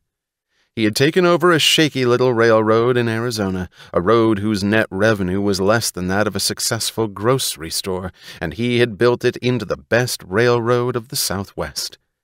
He spoke little, seldom read books, had never gone to college. The whole sphere of human endeavors, with one exception, left him blankly indifferent. He had no touch of that which people called culture. But he knew railroads. "Why don't you want to fight?" "Because they had the right to do it." "Dan," she asked, "have you lost your mind?" "I've never gone back on my word in my life," he said tonelessly. "I don't care what the courts decide. I promised to obey the majority. I have to obey. Did you expect the majority to do this to you? No. There was a kind of faint convulsion in the stolid face. He spoke softly, not looking at her, the helpless astonishment still raw within him. No, I didn't expect it. I heard them talking about it for over a year, but I didn't believe it. Even when they were voting, I didn't believe it. What did you expect? I thought. They said all of us were to stand for the common good. I thought what I had done down there in Colorado was good. Good for everybody. Oh, you damn fool. Don't you see that that's what you're being punished for? Because it was good? He shook his head. I don't understand it, he said, but I see no way out. Did you promise them to agree to destroy yourself? There doesn't seem to be any choice for any of us. What do you mean? Dagny, the whole world's in a terrible state right now. I don't know what's wrong with it, but something's very wrong. Men have to get together and find a way out. But who's to decide which way to take unless it's the majority? I guess that's the only fair method of deciding. I don't see any other. I suppose somebody's got to be sacrificed.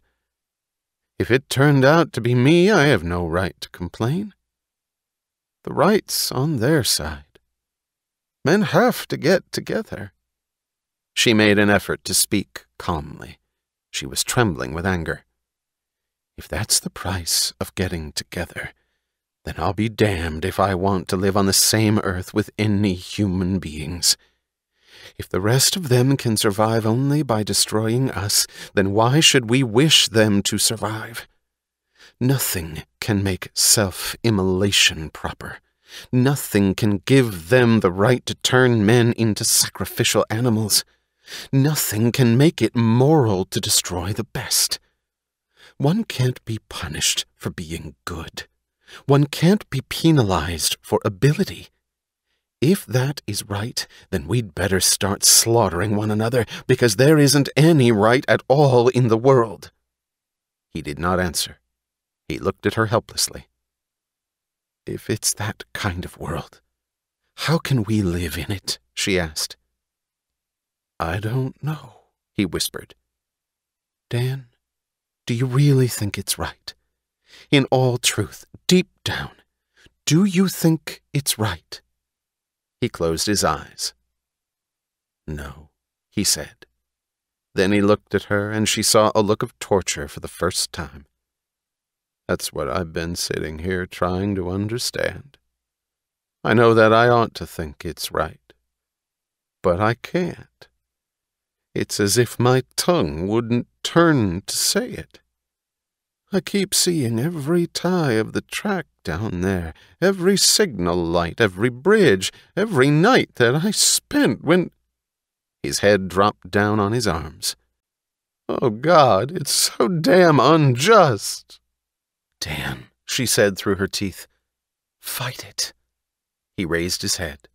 His eyes were empty. No, he said. It would be wrong. I'm just selfish. Oh, damn that rotten tripe. You know better than that. I don't know. His voice was very tired. I've been sitting here trying to think about it. I don't know what is right anymore. He added, I don't think I care. She knew suddenly that all further words were useless, and that Dan Conway would never be a man of action again. She did not know what made her certain of it. She said, wondering, You've never given up in the face of a battle before? No, I guess I haven't. He spoke with a quiet, indifferent astonishment. I've fought storms and floods and rock slides and rail fissure. I knew how to do it, and I liked doing it. But this kind of battle, it's one I can't fight. Why? I don't know. Who knows why the world is what it is? Oh, who is John Galt? She winced. Then what are you going to do? I don't know. I mean, she stopped. He knew what she meant. Oh, there's always something to do. He spoke without conviction. I guess it's only Colorado and New Mexico that they're going to declare restricted. I'll still have the line in Arizona to run. He added, as it was 20 years ago. Well, it will keep me busy. I'm getting tired, Dagny. I didn't take time to notice it, but I guess I am. She could say nothing. I'm not going to build a line through one of their blighted areas, he said in the same indifferent voice. That's what they tried to hand me for a consolation prize, but I think it's just talk. You can't build a railroad where there's nothing for hundreds of miles but a couple of farmers who are not growing enough to feed themselves. You can't build a road and make it pay. If you don't make it pay, who's going to? It doesn't make sense to me. They just didn't know what they were saying. Oh, to hell with their blighted areas. It's you I'm thinking about. She had to name it. What will you do with yourself? I don't know. Well, there's a lot of things I haven't had time to do. Fishing, for instance. I've always liked fishing. Maybe I'll start reading books. Always meant to. Guess I'll take it easy now. Guess I'll go fishing. There's some nice places down in Arizona where it's peaceful and quiet and you don't have to see a human being for miles. He glanced up at her and added, Forget it. Why should you worry about me? It's not about you, it's... Dan, she said suddenly, I hope you know it's not for your sake that I wanted to help you fight. He smiled. It was a faint, friendly smile. I know, he said. It's not out of pity or charity or any ugly reason like that. Look, I intended to give you the battle of your life down there in Colorado. I intended to cut into your business and squeeze you to the wall and drive you out if necessary. He chuckled faintly. It was appreciation. You would have made a pretty good try at it, too, he said. Only I didn't think it would be necessary. I thought there was enough room there for both of us. Yes, he said. There was. Still, if I found that there wasn't, I would have fought you. And if I could make my road better than yours, I'd have broken you and not given a damn about what happened to you. But this... Dan, I don't think I want to look at our Rio Norte line now. Oh, God, Dan, I don't want to be a looter. He looked at her silently for a moment. It was an odd look, as if from a great distance. He said softly, You should have been born about 100 years earlier, kid. Then you would have had a chance. To hell with that. I intend to make my own chance. That's what I intended at your age. You succeeded. Have I? She sat still, suddenly unable to move. He sat up straight and said sharply, almost as if he were issuing orders, You'd better look at that Rio Norte line of yours, and you'd better do it fast. Get it ready before I move out, because if you don't, that will be the end of Ellis Wyatt and all the rest of them down there, and they're the best people left in the country. You can't let that happen. It's all on your shoulders now. It would be no use trying to explain to your brother that it's going to be much tougher for you down there without me to compete with. But you and I know it. So go to it. Whatever you do, you won't be a looter. No looter could run a railroad in that part of the country and last at it. Whatever you make down there, you will have earned it. Lice like your brother don't count anyway. It's up to you now." She sat looking at him, wondering what it was that had defeated a man of this kind. She knew that it was not James Taggart. She saw him looking at her, as if he were struggling with a question mark of his own. Then he smiled, and she saw, incredulously, that the smile held sadness and pity. "You'd better not feel sorry for me," he said. "I think of the two of us. It's you who have the harder time ahead. And I think you're going to get it worse than I did." She had telephoned the mills and made an appointment to see Hank Reardon that afternoon. She had just hung up the receiver and was bending over the maps of the Rio Norte line spread on her desk when the door opened. Dagny looked up, startled. She did not expect the door of her office to open without announcement. The man who entered was a stranger. He was young, tall, and something about him suggested violence, though she could not say what it was, because the first trait one grasped about him was a quality of self-control that seemed almost arrogant. He had dark eyes, disheveled hair, and his clothes were expensive, but worn as if he did not care or notice what he wore. "Ellis Wyatt," he said in self-introduction. She leaped to her feet involuntarily. She understood why nobody had or could have stopped him in the outer office. "Sit down, Mr. Wyatt," she said, smiling. "It won't be necessary." He did not smile. "I don't hold long conferences." Slowly, taking her time by conscious intention, she sat down and leaned back, looking at him. "Well?" she asked. "I came to see you because I understand you're the only one who's got any brains in this rotten outfit." "What can I do for you?" "You can listen to an ultimatum." He spoke distinctly, giving an unusual clarity to every syllable. "I expect Taggart Transcontinental 9 months from now to run trains in Colorado as my business requires them to be run. If the snide stunt you people perpetrated on the Phoenix Durango was done for the purpose of saving yourself from the necessity of effort, this is to give you notice that you will not get away with it. I made no demands on you when you could not give me the kind of service I needed. I found someone who could. Now you wish to force me to deal with you. You expect to dictate terms by leaving me no choice. You expect me to hold my business down to the level of your incompetence. This is to tell you that you have miscalculated." She said slowly, with effort, "Shall I tell you what I intend to do about our service in Colorado?" "No. I have no interest in discussions and intentions. I expect transportation. What you do to furnish it and how you do it is your problem, not mine. I am merely giving you a warning. Those who wish to deal with me must do so on my terms or not at all. I do not make terms with incompetence.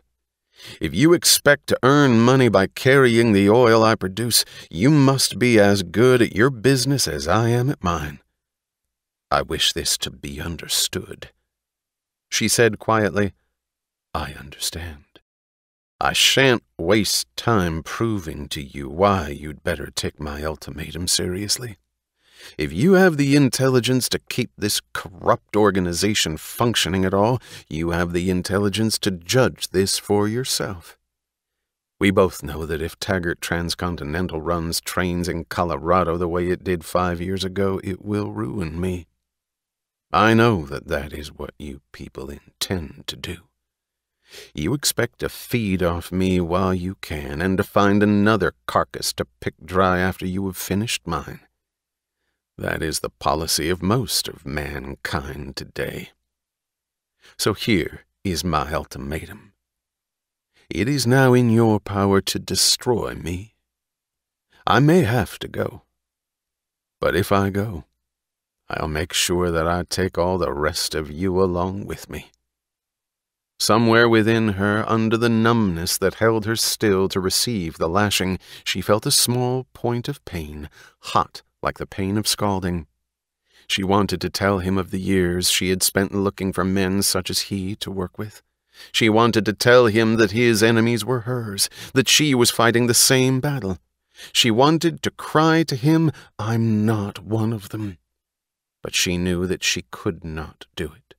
She bore the responsibility for Taggart Transcontinental and for everything done in its name. She had no right to justify herself now.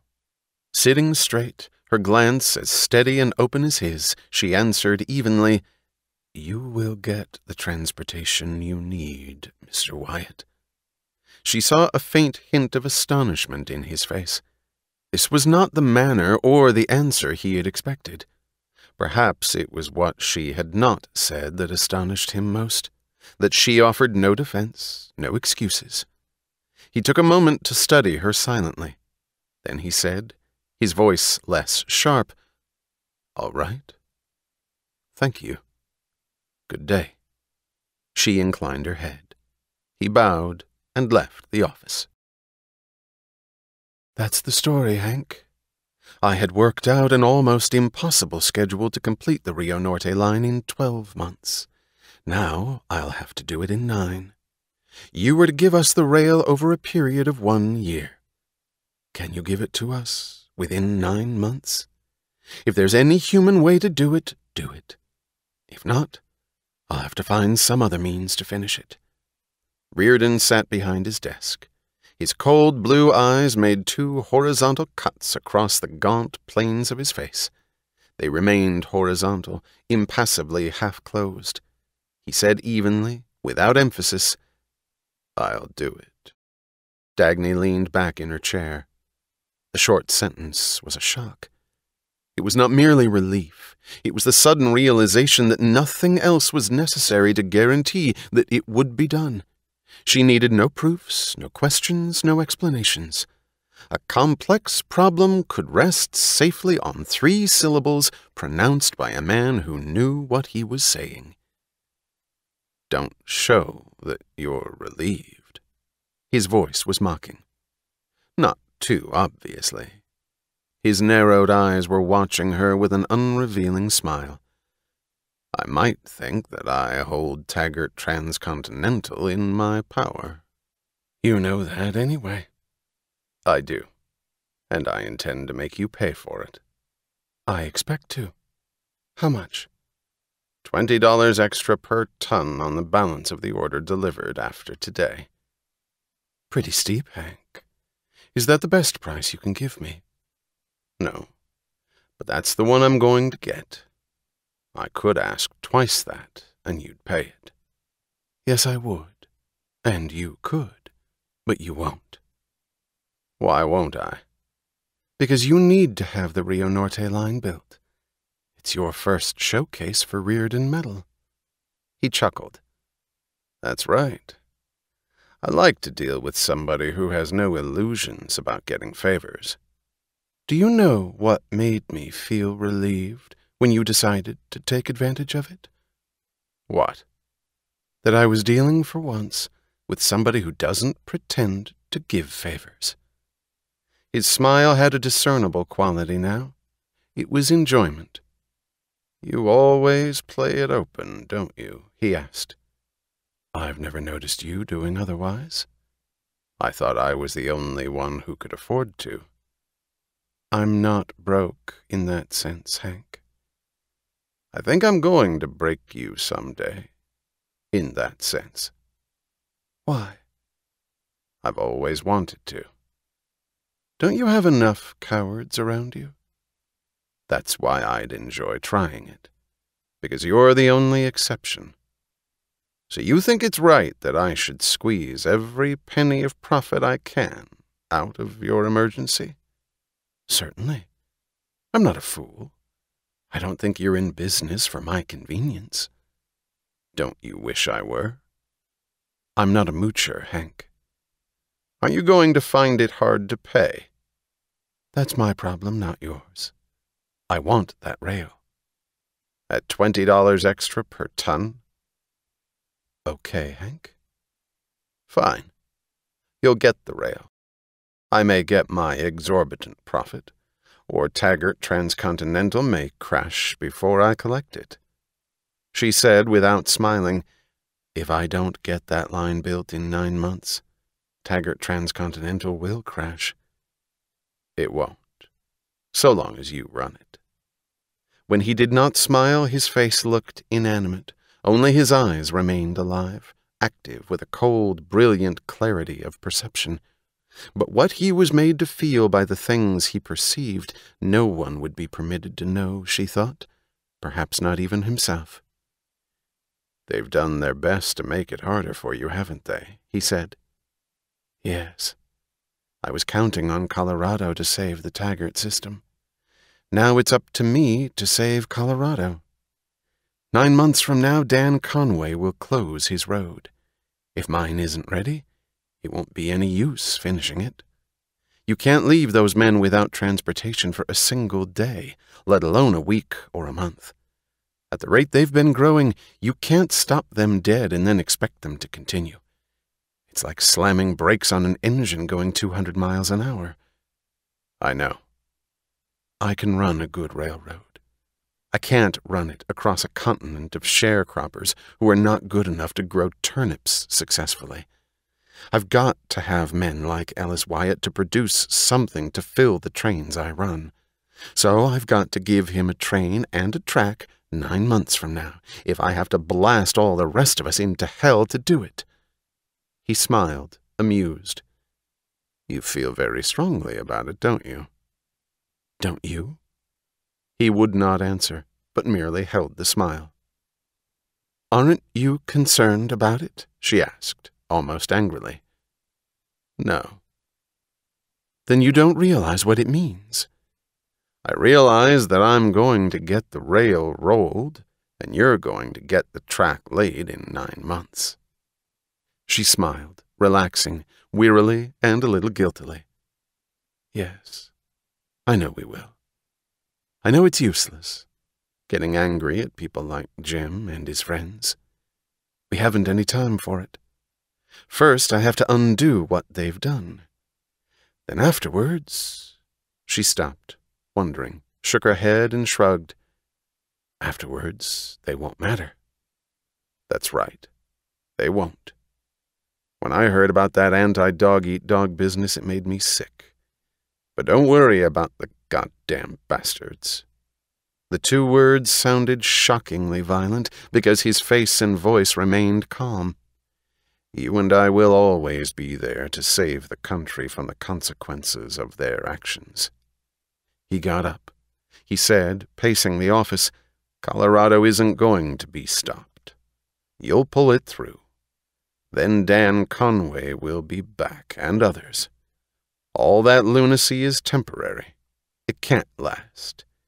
It's demented, so it has to defeat itself. You and I will just have to work a little harder for a while, that's all. She watched his tall figure moving across the office. The office suited him. It contained nothing but the few pieces of furniture he needed, all of them harshly simplified down to their essential purpose, all of them exorbitantly expensive in the quality of materials and the skill of design. The room looked like a motor held within the glass case of broad windows. But she noticed one astonishing detail, a vase of jade that stood on top of a filing cabinet. The vase was a solid, dark green stone carved into plain surfaces. The texture of its smooth curves provoked an irresistible desire to touch it. It seemed startling in that office, incongruous with the sternness of the rest. It was a touch of sensuality. Colorado is a great place, he said. It's going to be the greatest in the country. You're not sure that I'm concerned about it. That state's becoming one of my best customers, as you ought to know if you take time to read the reports on your freight traffic. I know. I read them. I've been thinking of building a plant there in a few years, to save them your transportation charges. He glanced at her. You'll lose an awful lot of steel freight if I do.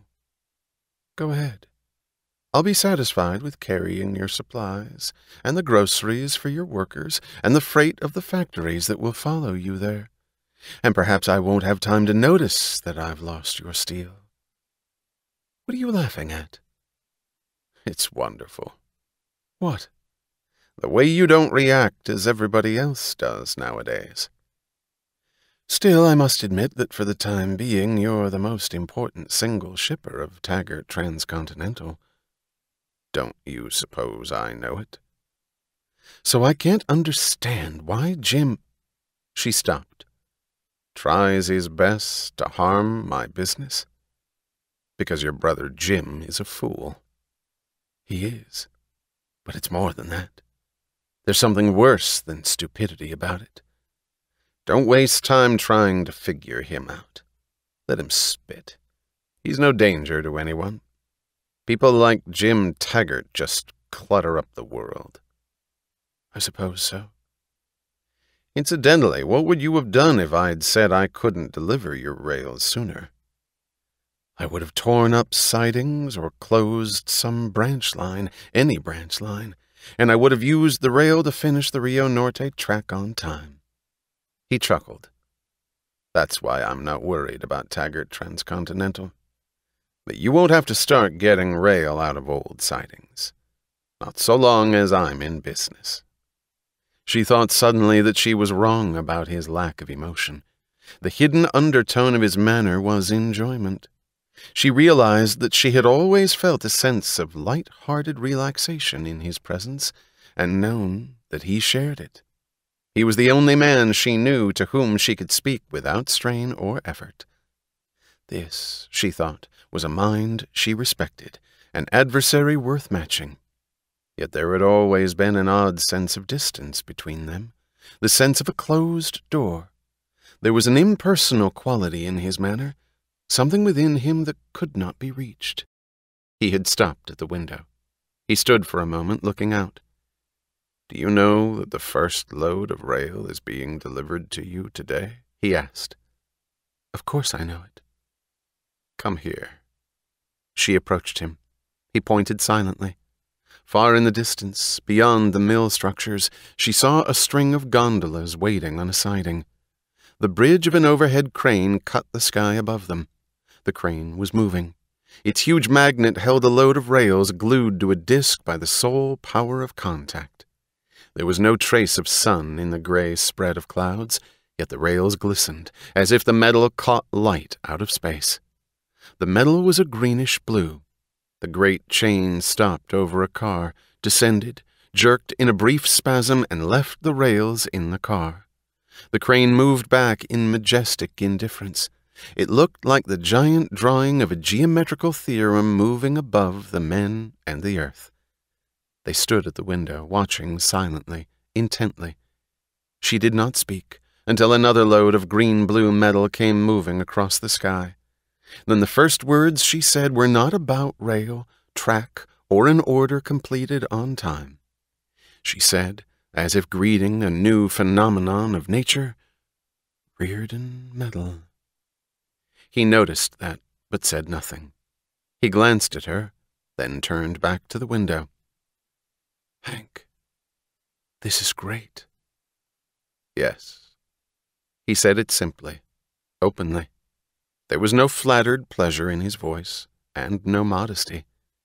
This, she knew, was a tribute to her, the rarest one person could pay another, the tribute of feeling free to acknowledge one's own greatness, knowing that it is understood.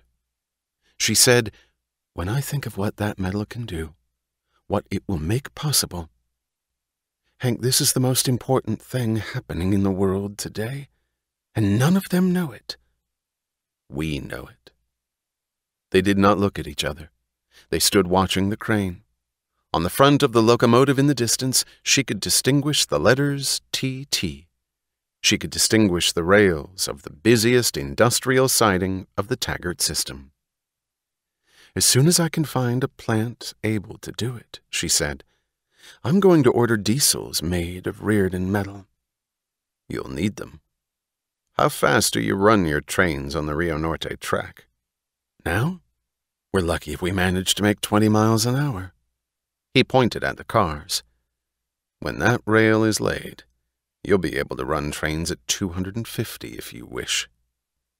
I will, in a few years, when we'll have cars reared in metal, which will be half the weight of steel and twice as safe. You'll have to look out for the airlines. We're working on a plane of reared in metal. It will weigh practically nothing and lift anything. You'll see the day of long-haul, heavy freight air traffic. I've been thinking of what that metal will do for motors, any motors, and what sort of thing one can design now. Have you thought of what it will do for chicken wire? Just plain chicken wire fences, made of reared in metal, that will cost a few pennies a mile and last 200 years. And kitchenware that will be bought at the dime store and passed on from generation to generation, and ocean liners that one won't be able to dent with a torpedo. Did I tell you that I'm having tests made of communications wire of reared in metal? I'm making so many tests that I'll never get through showing people what can be done with it and how to do it. They spoke of the metal and of the possibilities which they could not exhaust. It was as if they were standing on a mountaintop, seeing a limitless plain below and roads open in all directions. But they merely spoke of mathematical figures, of weights, pressures, resistances, costs. She had forgotten her brother and his national alliance. She had forgotten every problem, person, and event behind her. They had always been clouded in her sight, to be hurried past, to be brushed aside, never final, never quite real. This was reality, she thought, this sense of clear outlines, of purpose, of lightness, of hope.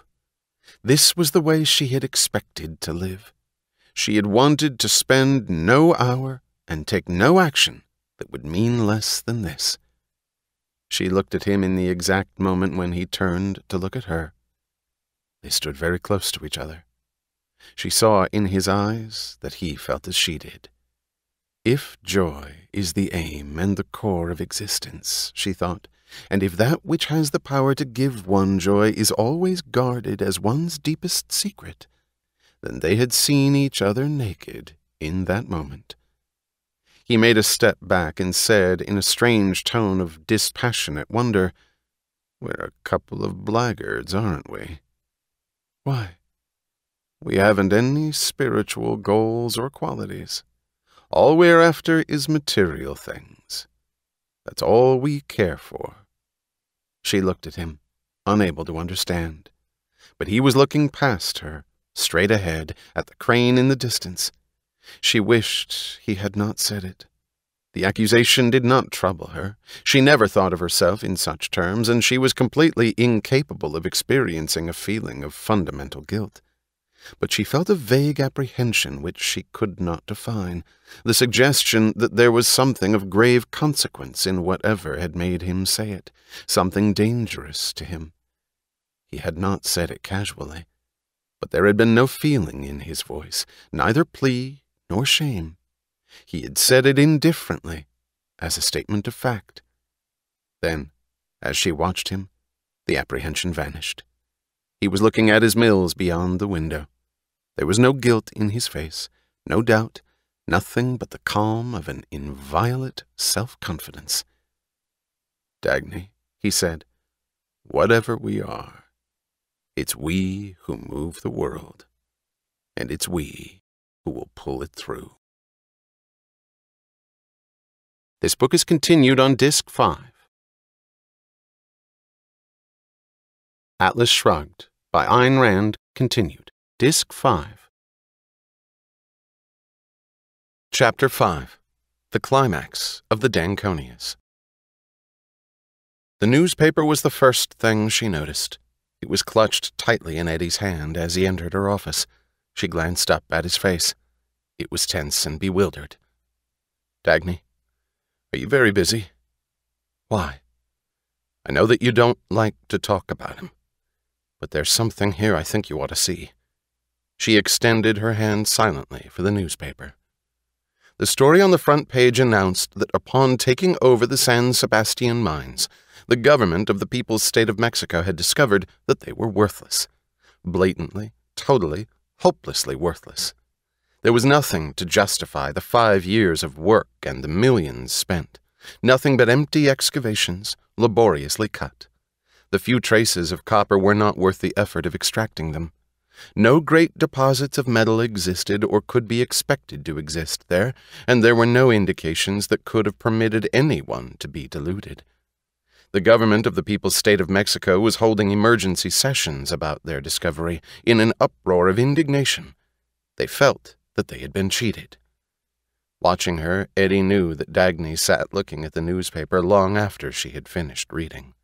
He knew that he had been right to feel a hint of fear, even though he could not tell what frightened him about that story. He waited. She raised her head. She did not look at him. Her eyes were fixed, intent in concentration, as if trying to discern something at a great distance. He said, his voice low, "Francisco is not a fool. Whatever else he may be, no matter what depravity he's sunk to, and I've given up trying to figure out why, he is not a fool. He couldn't have made a mistake of this kind. It is not possible.